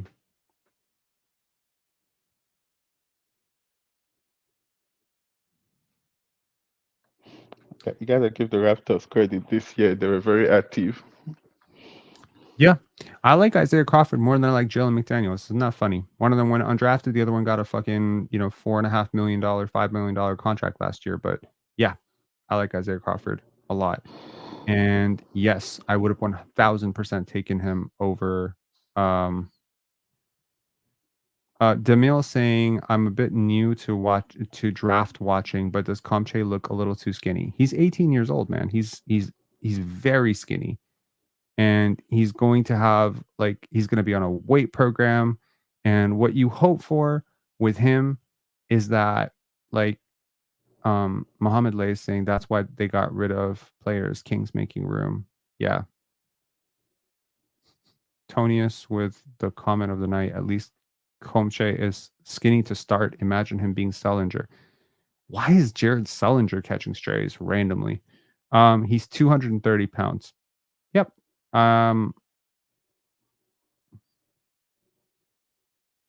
E-Trick saying Walker Kessler is on the trading block. Go get him. So all the people that are saying that San Antonio fleeced us, not they want to trade the guy. Yeah. I mean, he's good. I like Walker Kessler. So what is Utah trying to do? It's a good question. SP saying if Comche was born 2 days later, he wouldn't be eligible for this draft. Oh wow. He's hella young.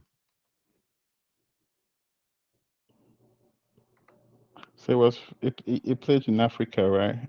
This NBA Africa. Mm-hmm. Let's check out Kevin O'Connor's NBA draft guide on him. Hold on one second.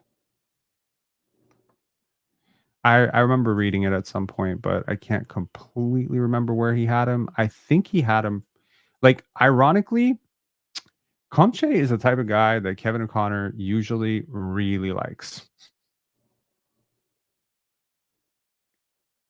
Usually. He had him 60th. So NBA Academy Cameroon. Let's see here. We can stash him in Europe, right? Or send him to NBL. Could. Yeah, so let's read the draft thing. Shades of Serge Ibaka, a raw center with a massive ceiling who is the youngest prospect in the class. Pluses for athleticism, positional versatility, on-ball defense, and shot blocking. Superb upside as an interior defender. He is a long-armed athlete with excellent leaping ability, giving him amazing shot blocking potential. And though he needs his frame to mature, he battled hard on post-ups.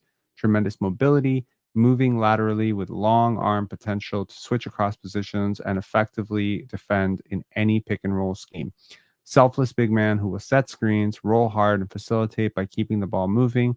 He rebounds, boxes out, and runs the floor. He does what he's asked to do in limited role. Flashes the ability to handle the ball in face-up situations. If he develops a jumper, his quick first step and fluidity could make him a threat to attack. Minuses. Extremely raw defender who operates off instinct and covers up positional mistakes with athleticism. To thrive at the next level, you need to learn how to read situations, be in the right spot, and stay on his feet. He's clearly still learning the game. He sets way too many moving screens, and even as an at-rim finisher, he doesn't try to go for dunks nearly enough for a player with his traits. Yeah, I think that's pretty much where I would be on him. Was the first player from NBA Academy to be drafted. Yeah, so Masai had to get the headline, right? The same aside, they want to get him restricted, so they wanted him to at least be drafted. He what? They didn't want him to be unrestricted, sign him as unrestricted, this thing. Undrafted free agent, sorry. They didn't want to sign him as an undrafted free agent? They preferred to draft him than sign him as an undrafted free agent. I don't know. Who's saying that? I'm reading it online here. Where? Let's see.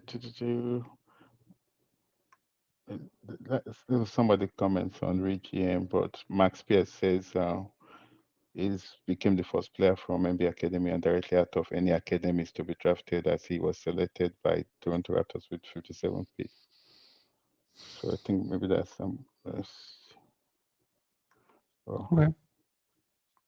Sure. Let's check out Real GM. With the 57th pick, the Raptors select Ulrich Chomche. I'm assuming there's going to be a lot of talk about ... Masai.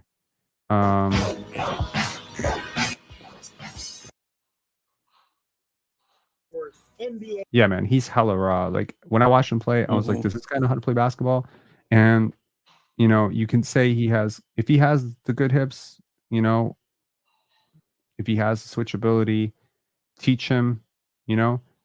Last month, developing 3 to 4 rookies is hard. Today, 4 rookies.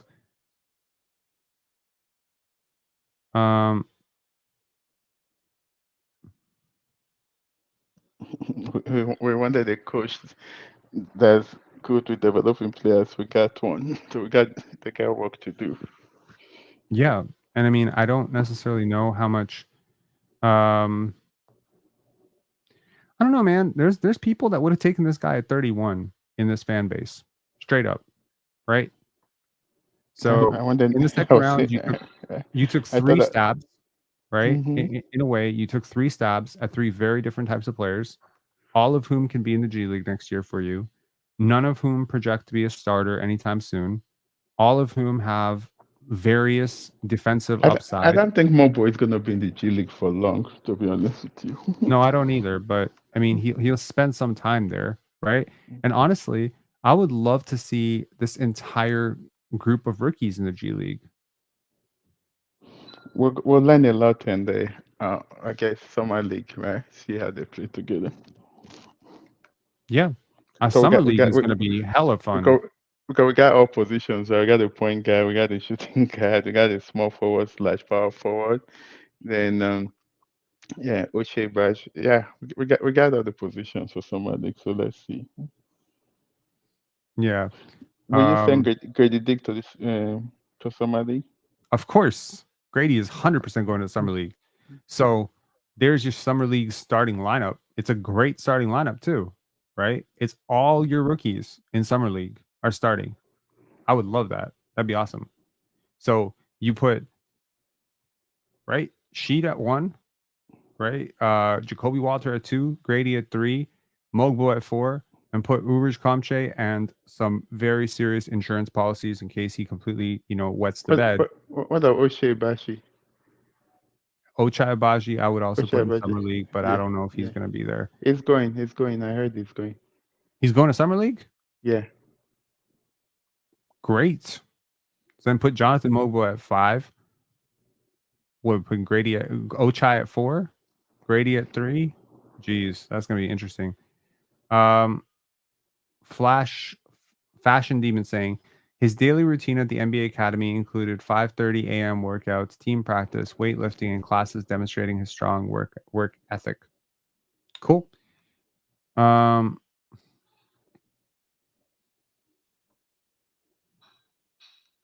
is saying Ochai will get outplayed by Comche. I don't think so. I would trade Jakob for Kessler. They're not gonna do Summer that. league's going to be exciting for the Raptors, man. Okay, so let's talk about this draft overall. Like overall, I'm still going to give it like a B minus, C plus. I'm still in that range. B plus for me. B plus for you. Is there anything you would have changed? Because you were trying to push for Comche at 45, so you got your guy at 57. Right? Yeah, I know wherever you get right. It's like the 2 players I'm really want that are gonna play next year most likely is Jacoby Waters and Jonathan Mogbo.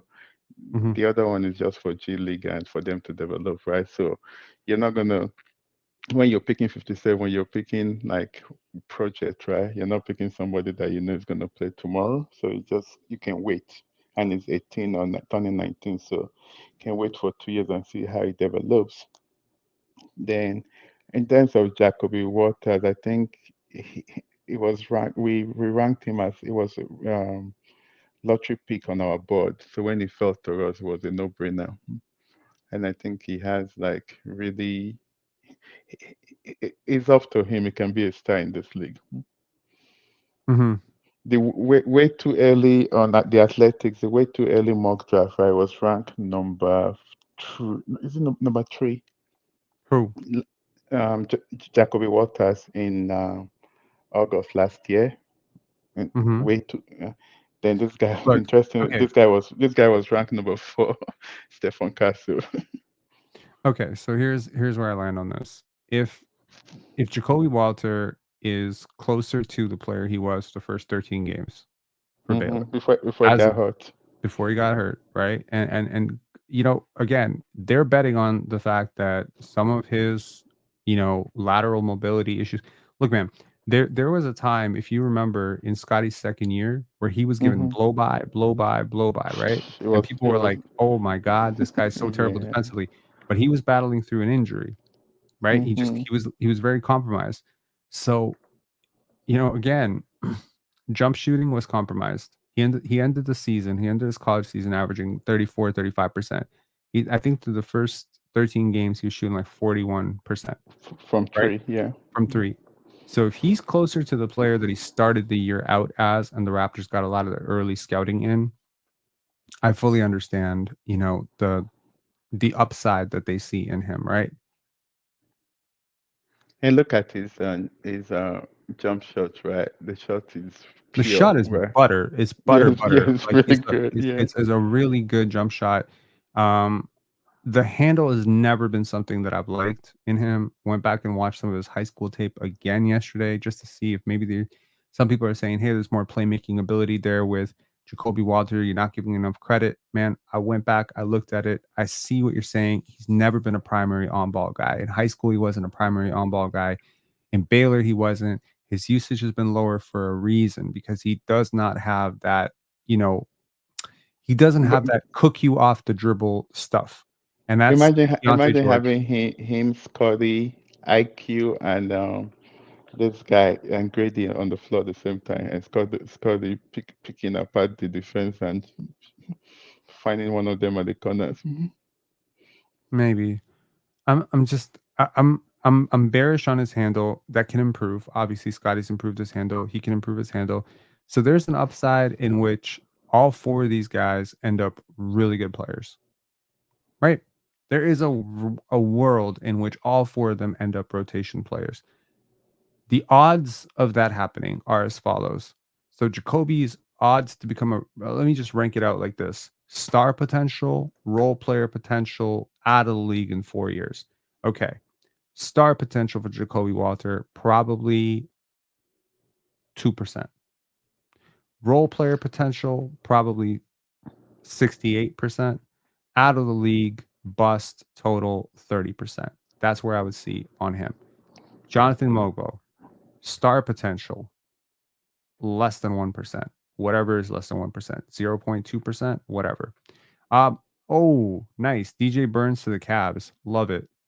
Love that for them. I don't know about him being in the NBA. Probably going to be more of a cut, but good to see him get that opportunity. I really liked him in college. So Jonathan Mogbo, less than 1% star potential, but I would say his bust potential is probably like 15%. And all the rest of the potential is just variations of high level to low level role player. I think he just carves out. I think he does too many things well, and I think he moves too well for him to be not effective in the NBA. So the Raptors took a very high floor player there. Plus, we have so much sample data on him. He's 23 years old this year, so he should be a rotation big. If the shot ever comes around, if the shot was there for him, I'll tell you, If the shot was there, it would be top 20 easily. if the shot was there, he might have gotten lottery buzz for sure. Yeah. Even at the age of 23, he does so many interesting things for him to be additionally a shooter. So, you know, if we believe Jonathan Mogbo when he says, you know, I was asked not to shoot at San Francisco, I can shoot, I'm better at shooting, and he's been spending the last months proving to teams that he can shoot. Naturally, he must have proven to the Raptors that he has shooting potential, right?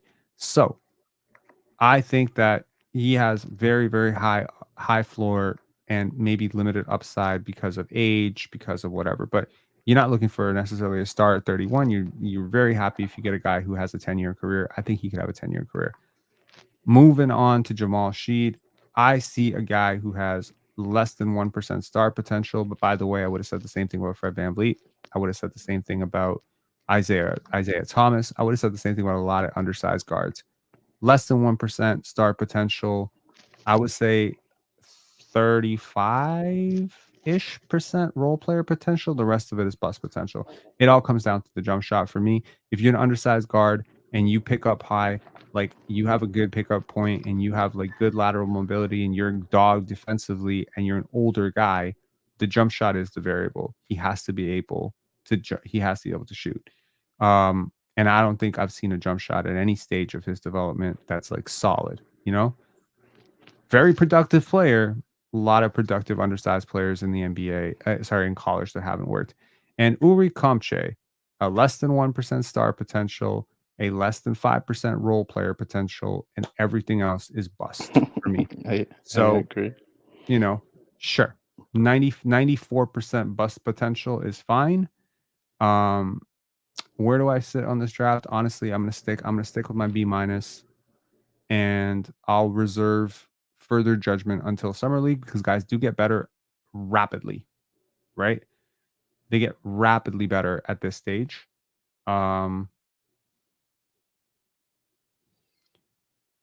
Nice one saying, I wonder why they passed on Tyler Smith, Rob. They worked him out too. RH77 saying, not a huge fan of Shead, wanted McCullough badly at 45. Yeah, man, McCullough was like mock top 30 for a lot of people. Again, you don't know what the guy showed in his workouts and whatever. Shead is not a steal at 45. I agree. I don't think he's a steal at 45. I think he's 45 for a reason. And then breaking down, like, so I guess like we have to talk about the other side of this, which is the Toronto Raptors finally traded into the second round. They finally got it. They got it done. They got 57. They finally got it done. They got 2 picks in the second round. They traded. They got 2. Well, think of it this way: they got 3 second-round picks. So all the people complaining about giving out on the 2025 to San Antonio, we got another one back. So yeah, Marwan saying, Sheed to me is like Marquise Noel experiment all over again. No, he's 5'7" definitely and a 6'1". lot. 5'6.5" versus 6'1", 6'3" wingspan. Like he's bigger. He's not like weirdly enough. If he was Marquise Noel at his size, he'd be a lottery pick. I just want to put that out there. Marquise Noel is hella talented.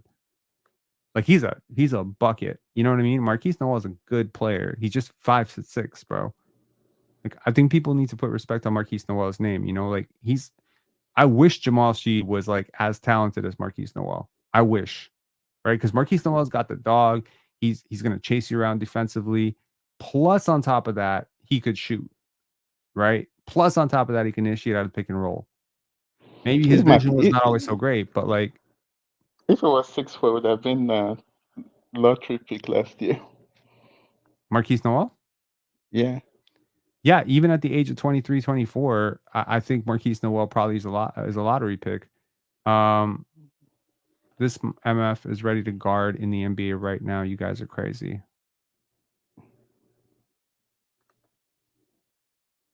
No, he's awesome defensively. Like who are you arguing against here? Who's saying he's not a good defender? We're not saying he's not a good defender. He's a great defender. McCullough is a great defender too, by the way. Just if we're on that subject. But yeah, I think the age probably, and but again, the Raptors have some experience. I do think organizational or institutional, call it institutional knowledge is an important thing, right? When you have success with a certain, let's call it player type, it's good. YSO Bruce, sorry for the bad joke earlier. I give the Raptors a B+ overall. I don't remember the bad joke, but appreciate that. I give the Raptors a B+ overall. Are you including? Okay, so I think where I can get on the board with the Raptors is they ended up getting 2 second-round picks without giving up a second-round pick. They actually ended up getting 3 second-round picks without giving up a single second-round pick. This team is massively overcorrecting for all the picks that they traded away. They're like, no more picks out. We only trade picks in. And that's what the cap is doing, right? With all the first apron and second apron, teams are forcing themselves to trade players and add picks to clear cap space. Yeah, create room. Yeah, absolutely. And we're in the right position now. We can even still do more. You never know. Maybe we Bruce Brown. Right. One thing, is there anything that you see that is like uniting all these picks for you? They're very different players. You know, you have an 18-year-old, a 19-year-old, you have a couple of 22-year-olds who are soon to be 23.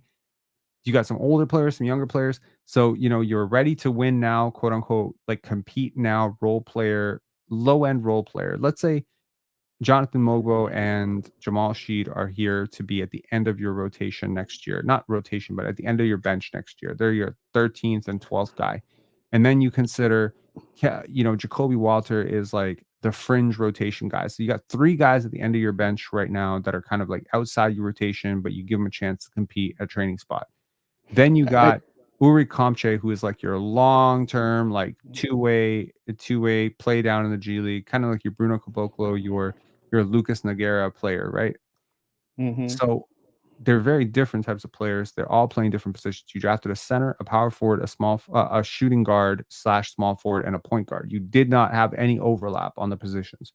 Is there anything between these players that unites them for you? I think what they did right is they can easily pivot to any direction. If after 10 games of the season we're not doing well, you can just go into the tank mode quickly for next year's draft. Mhm. But if some of these players that were like Mogbo, I believe I think some of them are going to overperform at the beginning. Obviously, Mhm. they'll face their rookie challenges. If they perform and we start winning games like a young OKC team, then we can go the other direction. So we're at a good spot right now. I'm glad that we have our pick from next year. So whatever the situation, they've locked Scotty Barnes to 5 years. Next thing is once you can lock quickly, then you can go in any direction. So I don't think we're gonna be a treadmill team or 7-11 team. If we're likely gonna quickly pick a direction, depends on how the season starts. Yeah, I can see that. If I'm a betting man, right? Let's depend. Let's see what happens with the because we don't have a backup big, even though we don't have a backup big here, right? Let's see what happens to Bruce Brown and then Chris Boucher. Then we can tell where we're going. Chris Boucher and Bruce Brown are technically backup bigs, as is. So they are technically what you're saying you don't have. So Bruce Brown. I mean, he's a power point guard. It's the best way to describe him. Mm-hmm. I don't know. I just changed the title of this live video to the Raptors draft. Jonathan Mogbo, Jamal Shead, Ulrich Chomche. Yeah, I mean, I think what unites them is they all fit with Scotty. Yeah. That's why I said the last time the vibe is back.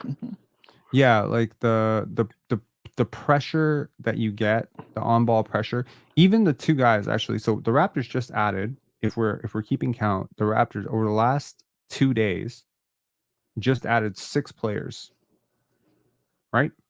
Mm-hmm. If you think about it. So the 6 players are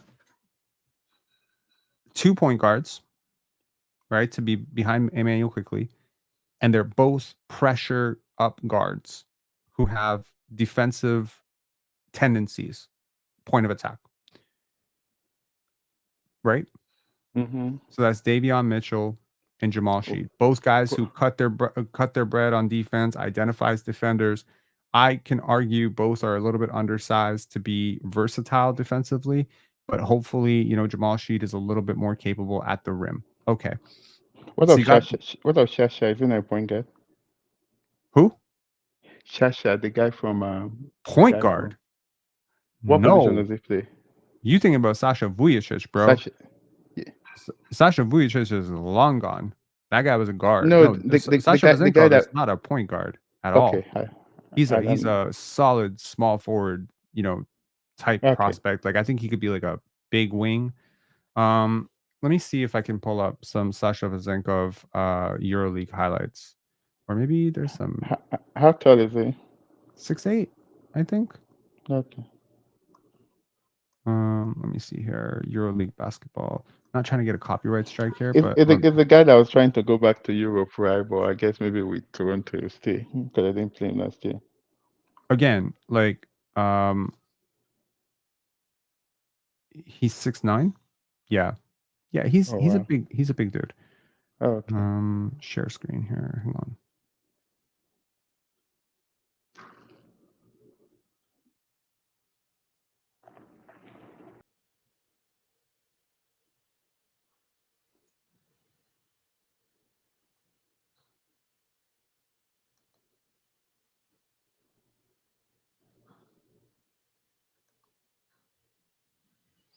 (31st percentile defensive plus minus.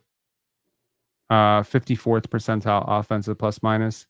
He's 66th percentile in terms of shot quality, which is really, really decent. 3-point attempt rate is insanity, 62.8%. Like, again, fits Scotty like a glove. Defensively, little concerning though, right? Positional versatility. He's going to get a lot of points here for rim defense. I don't buy that though. Like, it's got to be super small sample size, bro. And in terms of usage charts, you know, with Sasha Vezenkov, a lot of it was just spot up, not a lot of pick and roll ball handling. So, and he's a smart cutter. That's what I'll say. Like, the guy knows how to play basketball. He's gonna infuse basketball, intelligence into your organization. He's a better player than Jalen McDaniels. I'll say this much: he is a better player than Jalen McDaniels for sure. So you get an upgrade on Jalen McDaniels. You take back the extra year. You get the Portland draft pick. You also get, yeah. There's a version in which my B- should be a B+, but I'm still gonna go with B- because I'm still pissed about Yves Missy. I think Yves Missy is also a project, to be honest. He's not a project, bro. Yeah, he's a Yeah, bit of a project. He's a bit of a project. Yes, I prefer Jacoby Walter. I think a lot of people do. Yeah, but I mean, like, in terms of like putting guys around Scotty, these are the pieces. These are the pieces that you put around Scotty. You know, somewhat of a movement shooter who has like good passing ability, who has a little bit of size, right?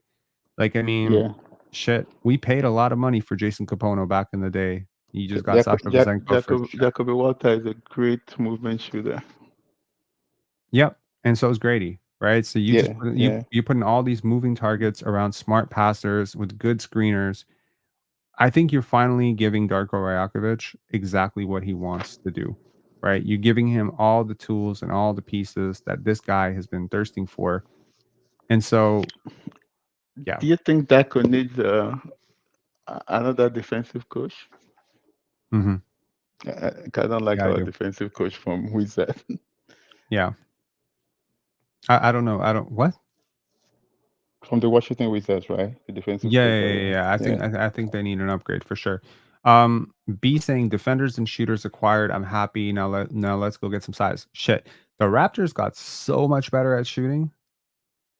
Like, it's insanity. You just traded away. I would venture to guess that Sasha Vezenkov is one of the top 20 3-point shooters in the NBA. He shot 38%. Mm-hmm. Raptors signed Quincy Guerrier to an Exhibit 10. I don't know who that is. I don't know what that is. So he's going to the G League. Hang on one second. Or maybe I do know who that is. Hold on one second. From Illinois. He's a stretch big. Again, another, let's call it like Raptors, like, once again, another player that kind of It's fits. Canadian. It's from Montreal.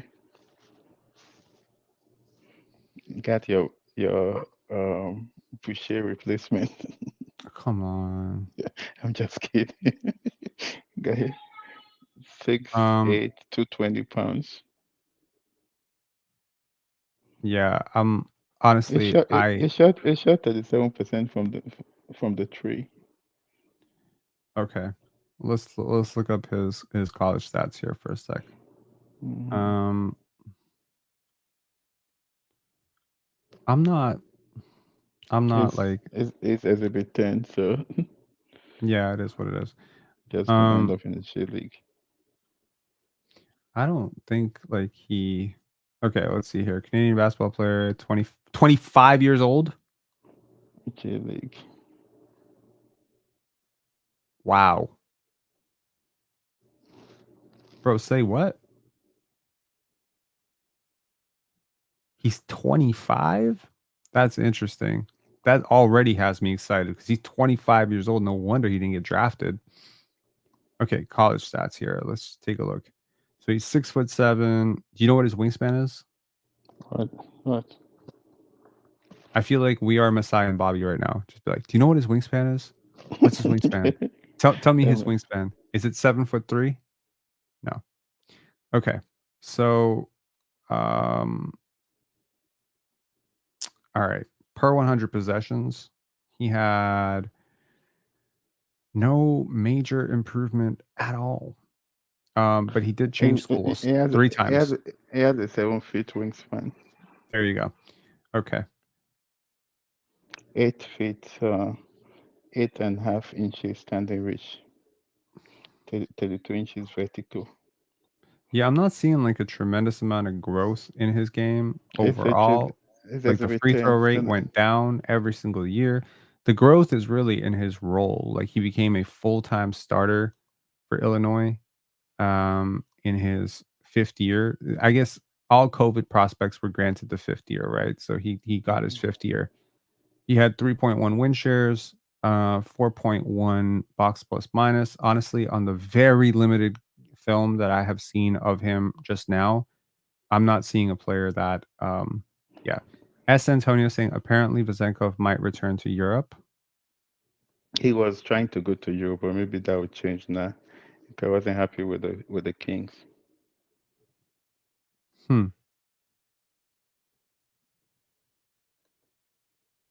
If he goes to Europe, what happens to his contract? Buy it out.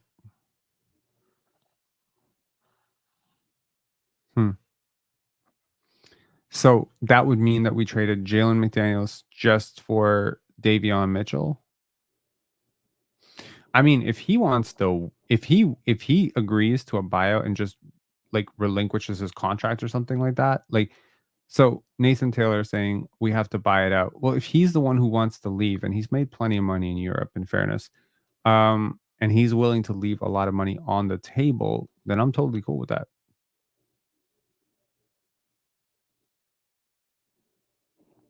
I'm trying to see how many players we have under contract now. Okay, let's see here.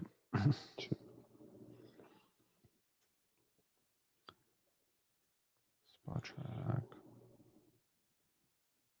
Okay.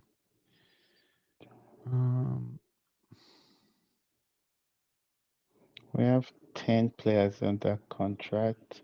If you add Bruce Brown, it's 11. You add Emmanuel Quickly is 12. Mm-hmm. Okay, you got RJ. I'm not counting Bruce Brown right now. So you got RJ, Jakob Pertl, Kelly Olynyk, Chris 3, Boucher, Scotty Barnes, 4, 5, Grady Dick. 6. And the 2 players we got today, 7, 8. Mm-hmm. Ochai, Abaji, Ochai 9, and Emmanuel Quickly. 10. Then you And got Javon Javon, Freeman Liberty, who could be 11. waived. Yeah, 11. And then you add Jacoby Walter, 12. right? And then you add Jonathan Mogbo, 13. And you add Jamal Shead, that's 14.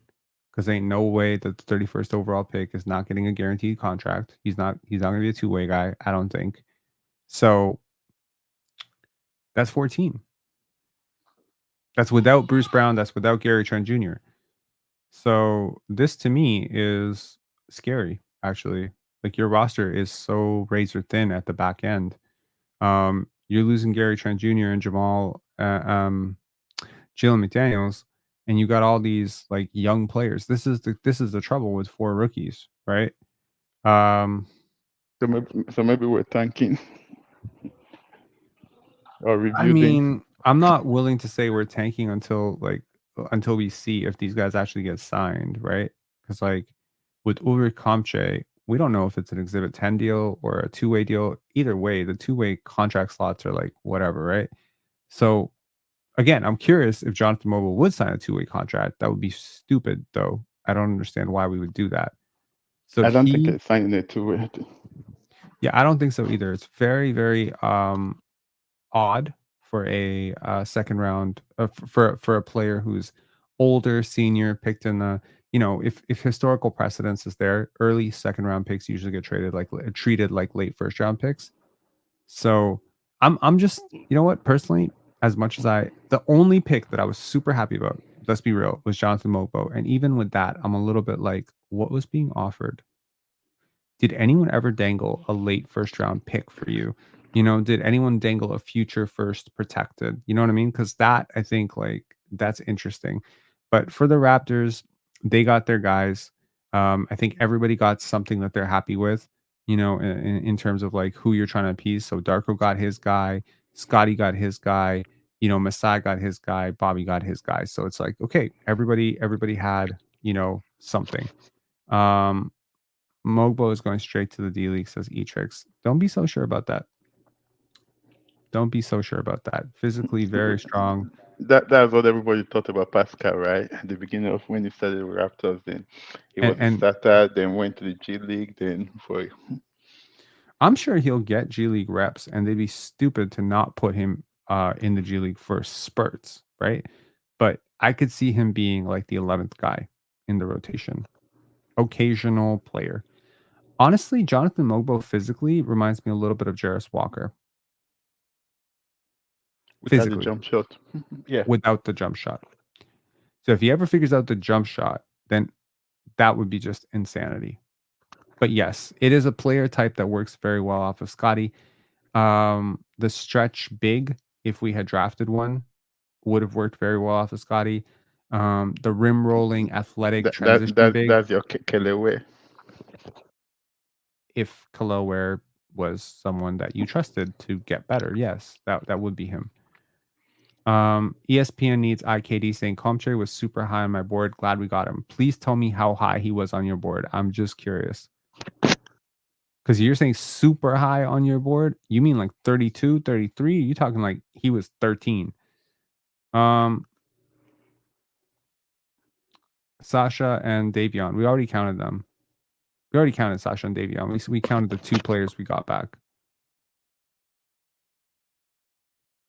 ESPN needs IKD saying he was 31. So was he higher than Jonathan Mogbo on your board? I'm telling you, man, like there were people in this community and probably in this fan base that were ready to pick Ulrich Chomche over a lot of players. At the beginning of the draft, right? Before the draft, whole draft walked outside the Chicago Combine. This guy was in the 60-something range. Everybody thought he was going to be undrafted. Jonathan Mogbo. Yeah. The way I see it is everything is a bet. Everything is a bet. Everything is a bet. There's always the downside. Even when you drafted Scotty Barnes, it was a bet. It was a very good bet. It was a great bet, but it was a better bet than Jalen Suggs. That's all it is. These players are bets. They're bets on upside. They're bets on production. They're bets on health. They're bets on everything. So making a smart bet still involves some element of luck, development, all that stuff, right? Yeah. So the way I see it, you're betting on like the argument for a 4-year, 5-year type of player, right? Which the Raptors are seeming to prioritize. And a lot of really smart teams have prioritized like seniors and upperclassmen because, like you consider a Julian Strother last year, you consider an Andrew Nemhard, right? He was a guy who had a lot of, tenure at Gonzaga. Then this guy, Jaime Jaquez, Brandon Pajimski, Jalen Williams. Like there are a lot of guys where you're like, okay, you're downgrading them because they're not freshmen, but with the increased sample size of instead of 32 games, they played 90 games, 100 games. you have way more of the puzzle figured out already in terms of their evolution, right? So you take a guy like Jonathan Mogbo, starting as a 5'9" freshman in high school, moving up to the evolution of a 6'7" big at San Francisco, who led the nation in dunks, right?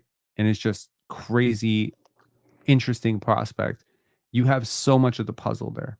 Whereas if you had drafted Jonathan Mogbo you wouldn't have drafted Jonathan Mogbo, right? You would never have drafted Jonathan Mogbo as a freshman. It's impossible. So, Mel saying you not beating anyone with rookies. I agree. And you should not be betting on these guys to play major rotation minutes for you next year.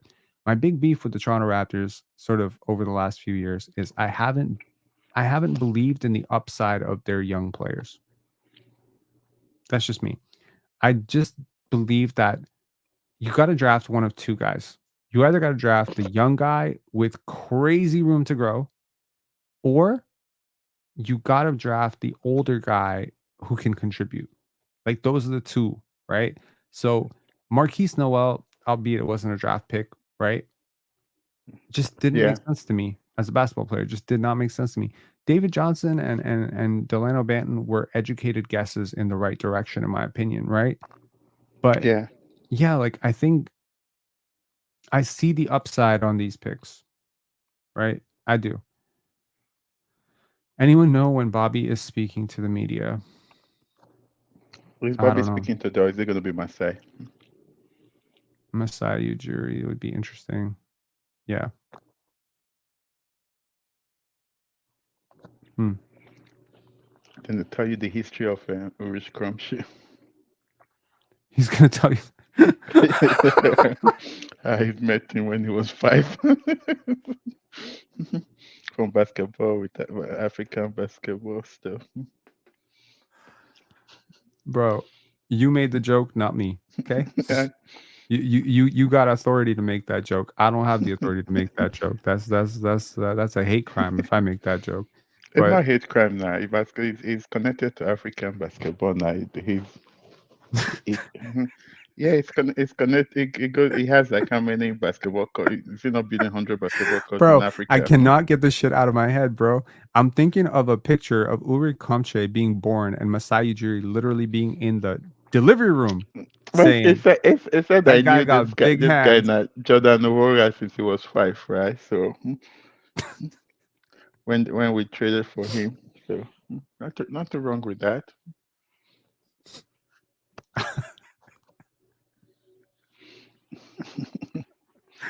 Bro, it's so true though, because Masai has all these connections with all these players. He was talking about how he met RJ as a kid and how he came up to him and his son.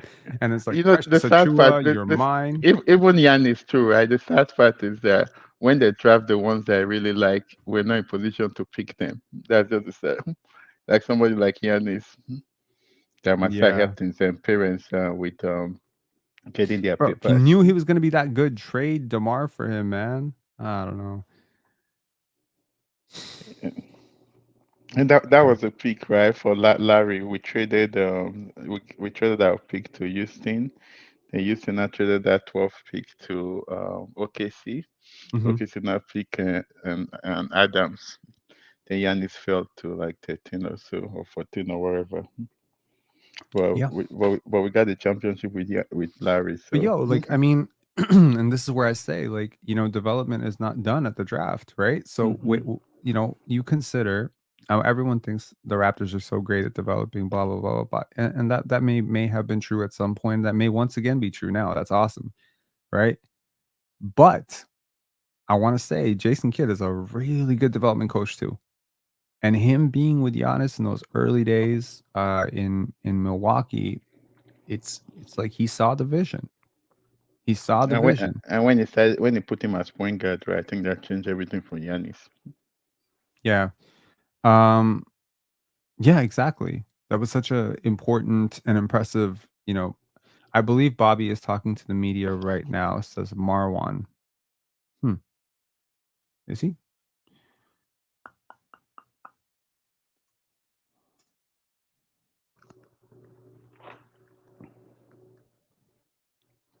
when he's talking to the media, does NBA Canada carry it? I don't know. Let me see.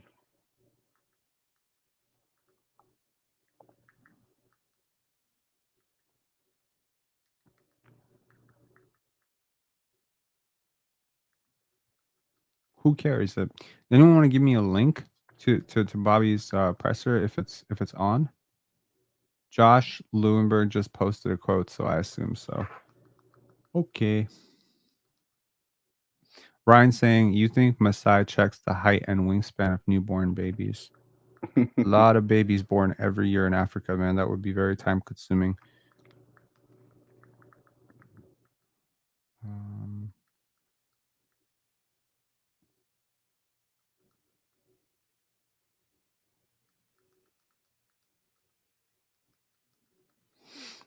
Okay, so Bobby Webster quotes. Hold on one sec. Let's read them out here. Bit of a stressful night. Fun to take in all those offers. A lot of offers. Obviously, we chose to take the pick, but the flexibility helps us tonight. On Scotty and Mogbo, we didn't realize the closeness of their relationship until we started watching him. Mentions that he first watched him in West Coast tournament. I think he means West Palm tournament, but okay. Said the basketball had to work first.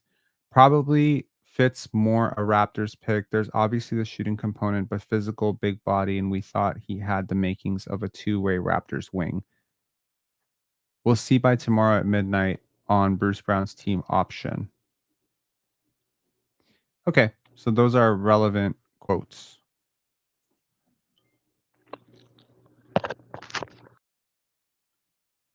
Marwin saying Brendan Clark Carlson two-way to the Raptors. Who is that? Exactly. Now we gotta start Googling. Bro, I literally Googled it and it brought me to a hockey player. That's fitting for Canada. It's possible. Oh shit, the center from Utah? We talking about the same guy?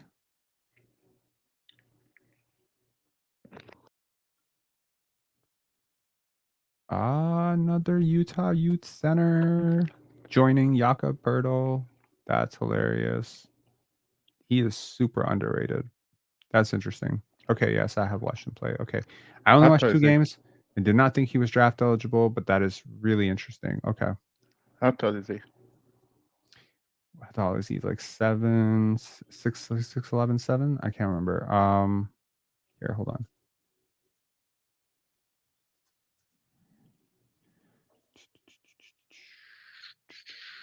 Sports Reference. Yeah, he's 7 feet tall.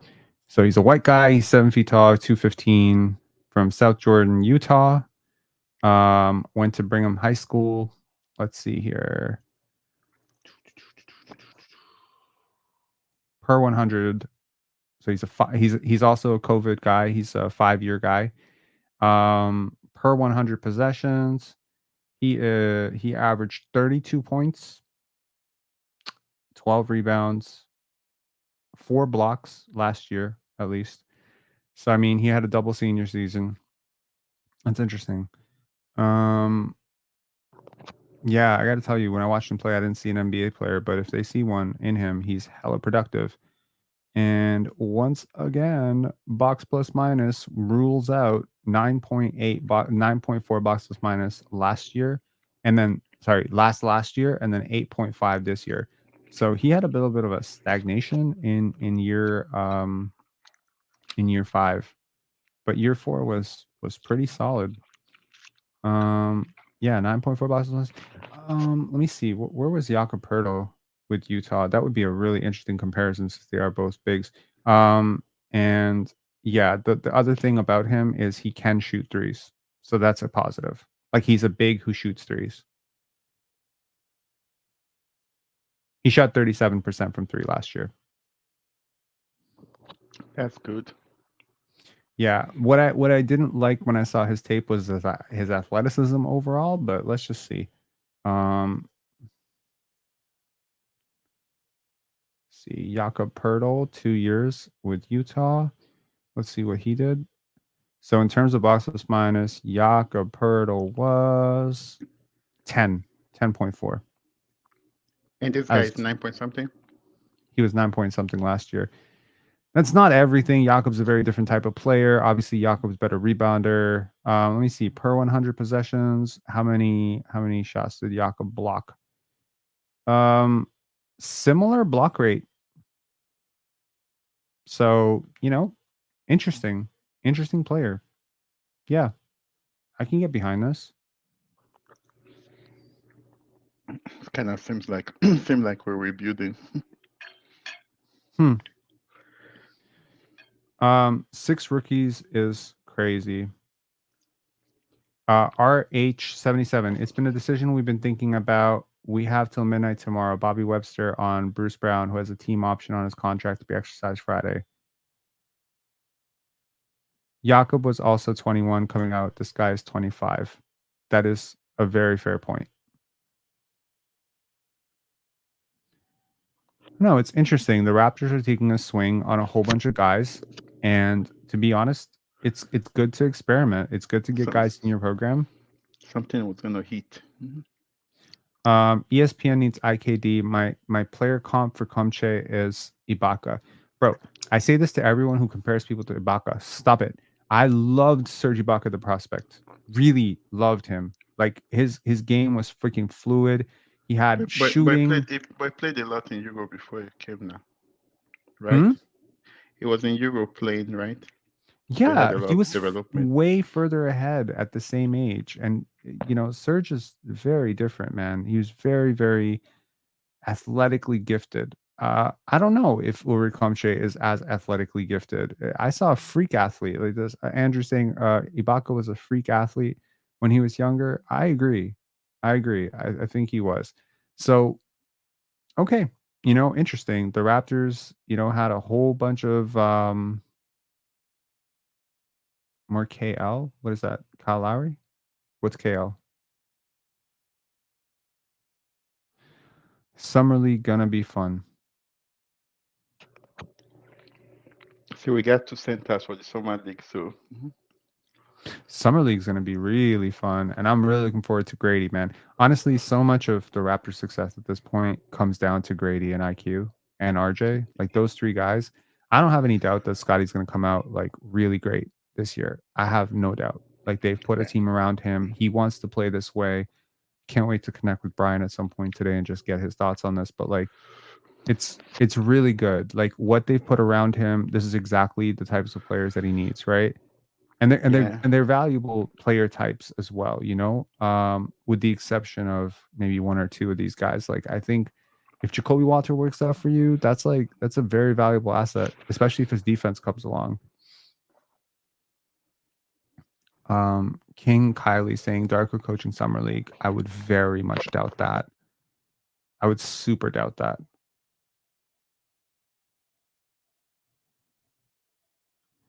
Kenneth Lewis saying, Rob, you need some time to research these players we just acquired. Many videos to come. I agree. Yeah, I mean, again, immediate gut reactions on a player that you've watched 2 games of maximum in 2 years, that's not a good sample size at all. If I watched the worst 2 games of Scotty Barnes' career, I would think he was a terrible player. Well, that's a name I haven't heard in a while. This is the perfect comparison. This is absolutely bingo. Yes, I would actually make this comparison. Yes, it's very pop. So good job. That's awesome. Which comparison? Let me see. Dunham is prime saying, would you say Comche is closer to Pop? So 100%, I would say he's close to Pop. So yes, that's a great comparison. Yeah, that's a great comparison. I hope he can be a lot better than Pop So was, but yes, that's a great comparison. Yeah. Anyways, guys, All right, yeah. I'm gonna head out and I'm gonna go get ice cream. I need to go get ice cream so bad. I don't know why. I'm craving ice cream, bro. Like I'm craving ice cream and I'm craving Nutella. I'm craving sugar in general, and I don't know why that is, but I haven't had sugar in like 2 days. Maybe that's why. All right, I gotta head out. Right. Thanks for doing the All live. right, man. Appreciate it. Peace. Right. See you, man. Bye. Someone's saying younger.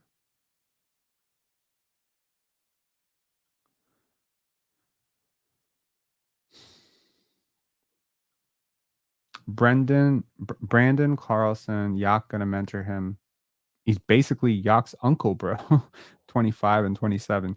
It's crazy that we're gonna have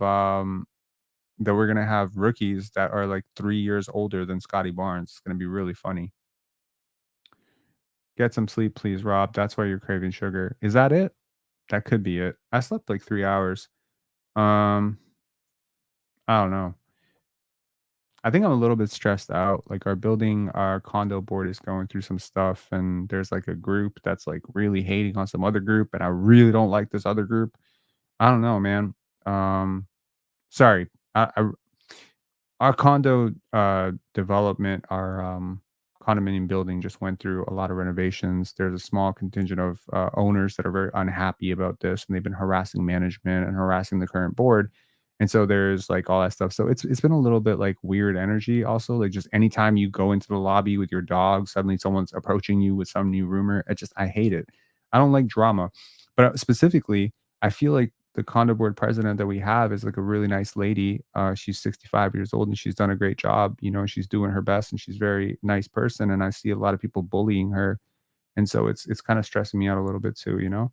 Like there was a part of me that just like, yeah, I'm a little bit annoyed by that. I don't know why I'm venting about that on a basketball channel, but nevertheless, maybe her son watches this and he's like, yay, someone supported my mom. I have no idea. Free agency starts Sunday, right? It starts on technically 30th. Is that the Sunday? I think that's Sunday. Probably, yeah. So that's the soonest that you'll hear leaks, but the deals cannot be signed until the 6th. So yeah, I mean, I don't know. What do you guys think we should do with Bruce Brown? I'm personally of the opinion that you just let him walk. Jay Powell saying Mogbo is OG replacement reminds me of Draymond.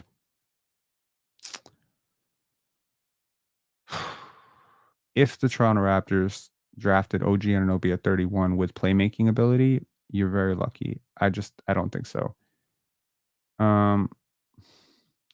Larry Kane, salute to the legend here. Rob, just wanted to thank you for the heavy hours you've been logging. Help us all make more sense of the draft.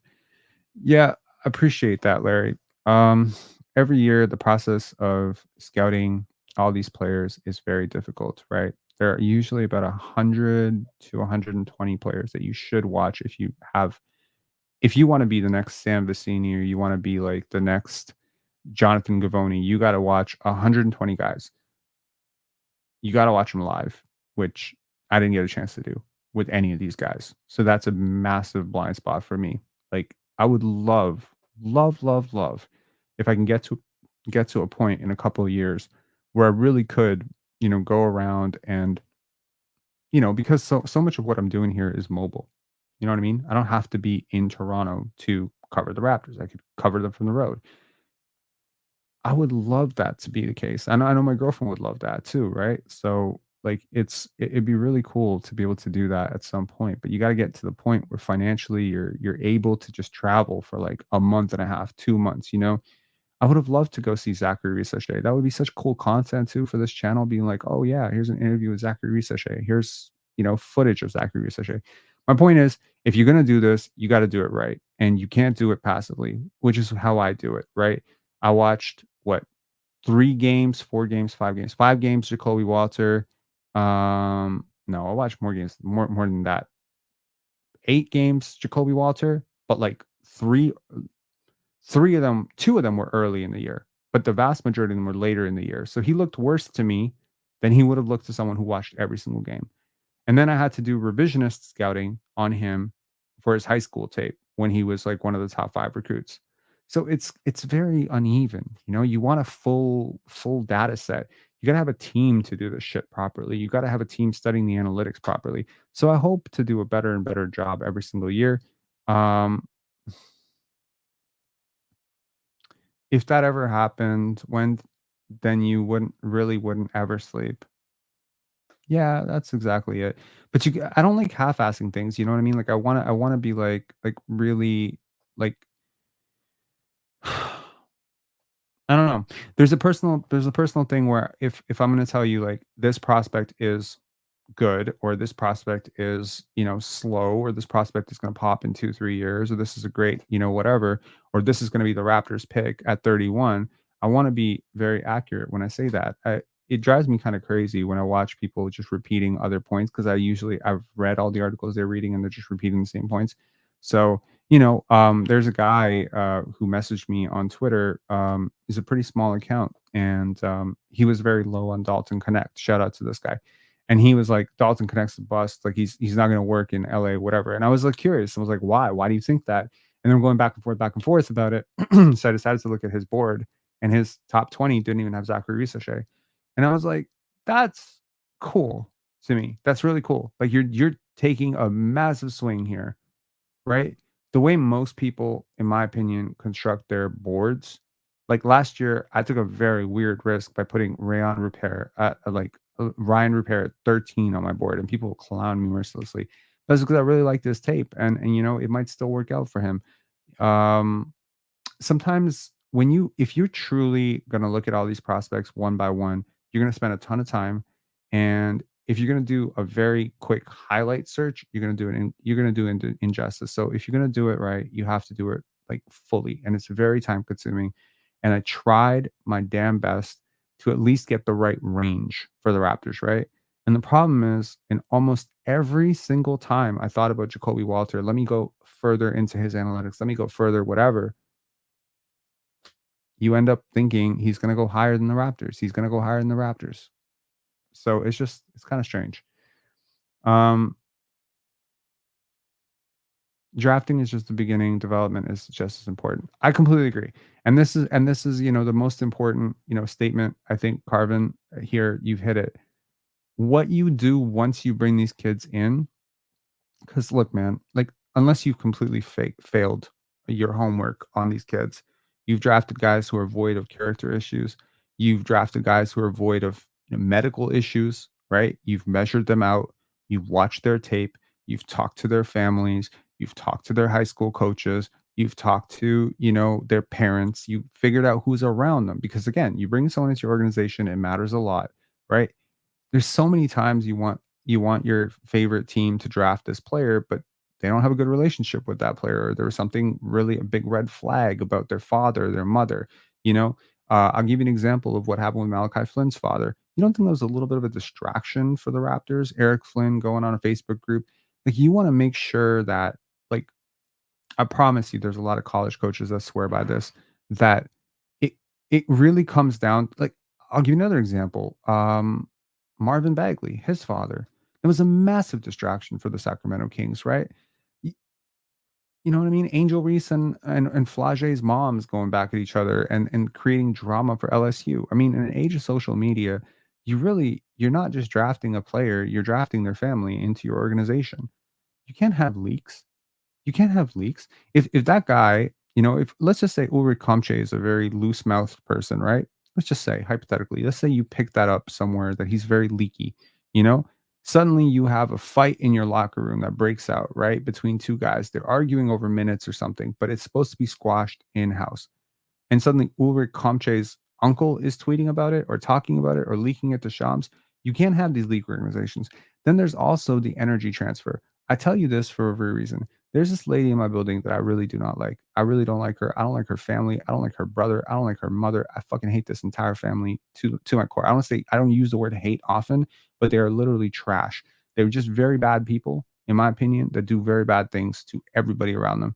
She stopped me for 2 minutes yesterday, and I was very polite. And she said, "Hey, blah, blah, blah, blah, there's this thing. It's a health hazard. Can you come check this video?" And I was like, "Yeah, sure." And she's like, "Can you please message the manager?" "Yeah, sure." Bro, I was trying to wash that energy off of me for literally 3 hours last night. 3 hours just being around that person for 2 minutes. Took me 3 hours to wash that energy off me. Can't stand the woman, right? Just a very not nice, negative, heavy energy, gross person. Bring a person like that into your locker room. See what happens. Bring a person into your locker room who's always discouraging, always discrediting, always heavy. It ruins your locker room. And if it's one of your top guys, it really ruins your locker room. It's something interesting to note. Consider the draft. Y'all remember a year and 2 months ago, the Toronto Raptors got bounced out of the play-in by the Chicago Bulls because DeMar DeRozan's daughter, screamed, and the Raptors just missed their free throws, right? That team had 5 players starting for it that were all healthy, okay? No injury was an excuse. Fred VanVleet, who signed a $132 million over 3-year contract the very offseason. They had, starting at center, they had a $78 million 4-year center, Jakob Poeltl. At power forward, they had Pascal Siakam, okay? Pascal Siakam, who just signed a $192 million across 4 years. That's a max contract for those of you keeping count. They had at shooting guard, they had Scotty Barnes. I believe Scotty started at 2, or OG started at 2, whatever, who just signed a 225 with a 270 upside max contract. And they had OG Anunoby, who just signed a $212.5 million contract with the New York Knicks with a trade kicker and a player option. That's not a play-in team. That's a super team. Right? Now, 2 arguments. Number 1, you could argue they're all overrated. Every single one of those people is literally overpaid. Right?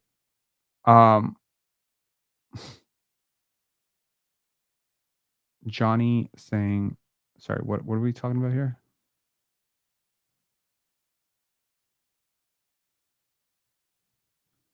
Hey, Raptors, already traded Kings.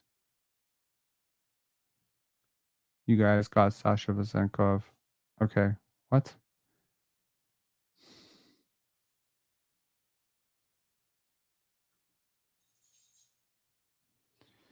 I just literally learned about this Hawk Tua thing today, and it's hilarious. But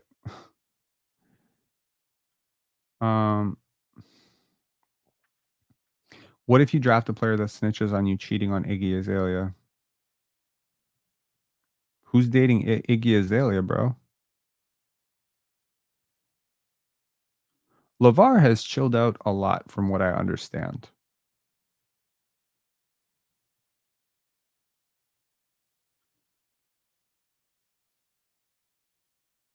Was it Iggy Azalea? Nick Young? Was it Nick Iggy Azalea? Oh, damn.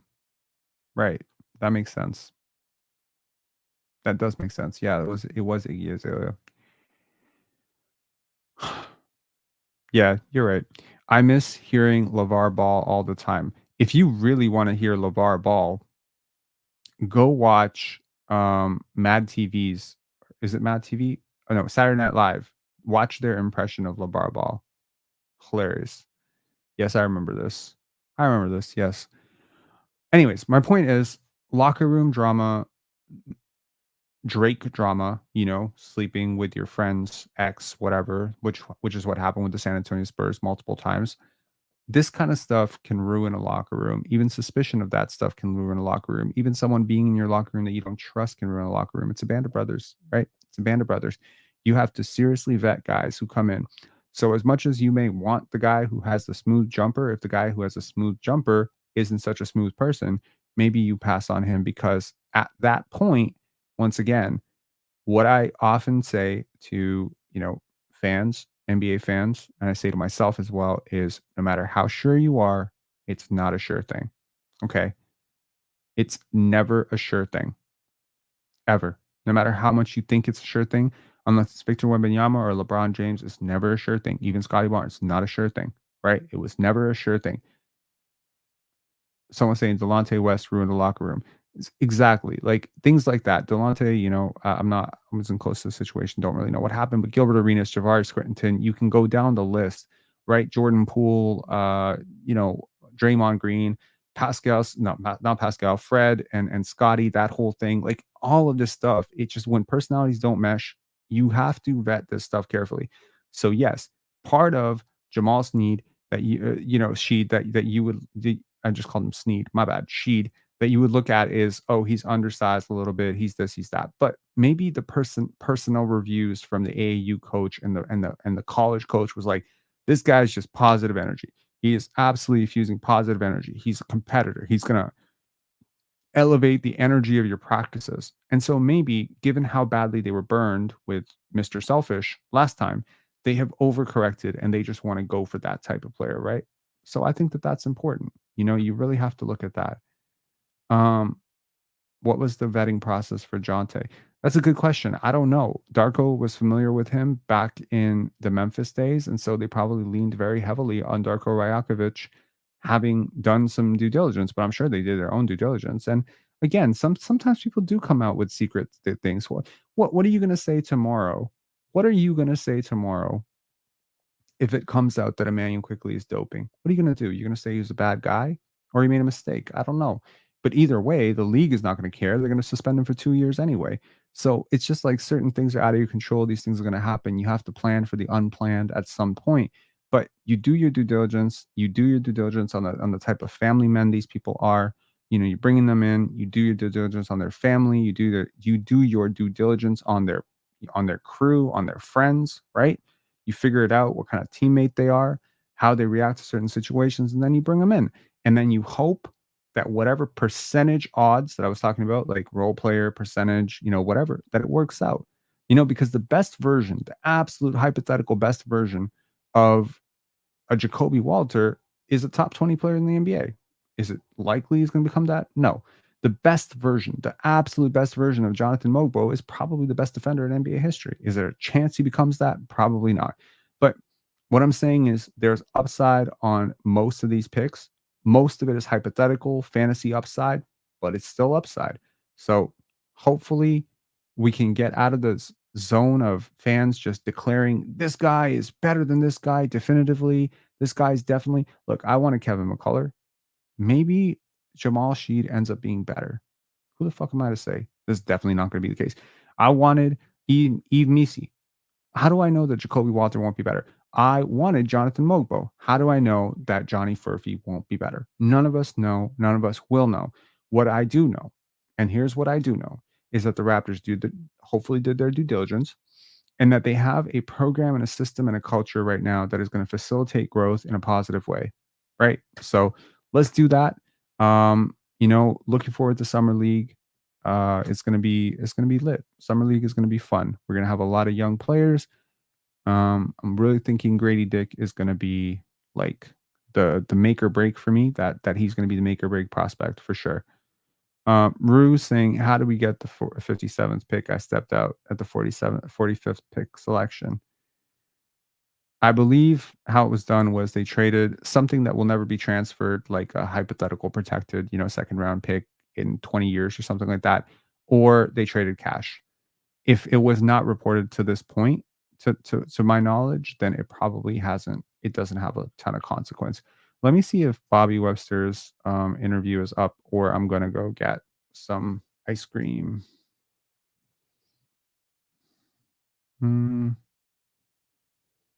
Okay, so maybe we do a live again tonight and we talk more about these players. I don't know, or maybe we don't. I have no idea. But thanks a lot for y'all joining. Stars, all these super chats here. 1, 2, 3, all the super chats, all the e-transfers, super cool. Really appreciate it. So yeah, I really appreciate y'all for tuning in and for being with us. I hope you found someone in this community that was interesting to talk to, and it's cool. Sometimes you go through these things together, infuses the bond a little bit. Thanks for great content, or you can go get some sleep. I don't think I'm gonna get some sleep. I'm more inclined to go get some ice cream. All right, talk to y'all later. Peace. What? Could have got 2 TTC buses with that cash, fam.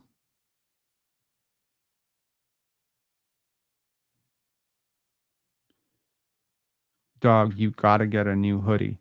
No, I love this hoodie. I love this hoodie. It is my podcasting hoodie. I don't think you guys understand that. The shirt underneath changes every single day. And the shirt today says hoop dreams. People laugh all the time. I've seen posts on Reddit or Twitter saying, does this guy ever change his clothes? Yes, every single day. But the hoodie remains the same. You know why? It's a genius ploy, actually, because if ever I was to ever have to cut together, I have like 2 hoodies, it's 2 podcast hoodies. One is this one, and the other one is the Story Over Everything one, and I switch between the 2. If one is in the wash, then the other one goes into this, right? Exactly. It's a signature hoodie. I mean, this company should literally be paying me at this point. I've made them famous. I've been on a viral clip wearing their fucking thing. They should be endorsing me at this point. No, it's cool because if I ever wanted to cut clips of myself doing something together, and also my boy just put me onto something really cool where there's a website that you can go to and you can enter the channel name and you can literally enter because YouTube does automated captions, you can enter a key term. So it makes compilations very easy. Very easy. So it's cool. Liberals saying Hoop Dreams t-shirt, a take on the documentary. No, it's not. WESC is a dope brand, not gonna lie. Bro, the hoodie it's great. I love it. It's a great hoodie. Like it feels super smooth. It was super cheap. I was like $40. I think I got it at Winners or something. I don't remember where I got it. I got it 4 years ago. I loved it. Actually, no, 6 years ago. 6 years ago I got it. 6 years ago. 2019. 6 years. And it looks like it's brand new. It's great.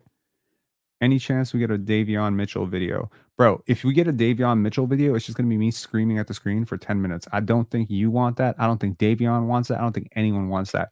I'm going to see if Leo is on. Like Leo was, he's a new father, so he just took his, I think he was busy with his son.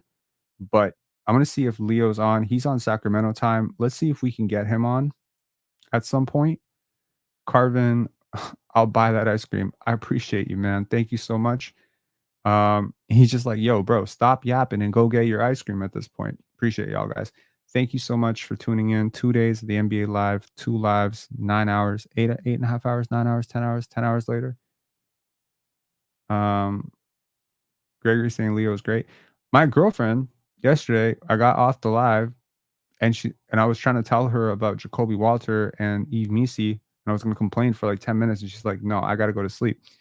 And then she said, you were on Player's Choice for 3 hours, and you did one live for 4 hours, then you did another live for 2 hours. She's like, do you ever shut up? Clutch Tatum saying Ben and Jerry's for sale at Metro. Nice. All right. RIP D Rose saying Blizzard over an ice cream cone. No. DK saying LMAO, we have picks in 25. Don't worry. All right. Talk to you guys later. Bye.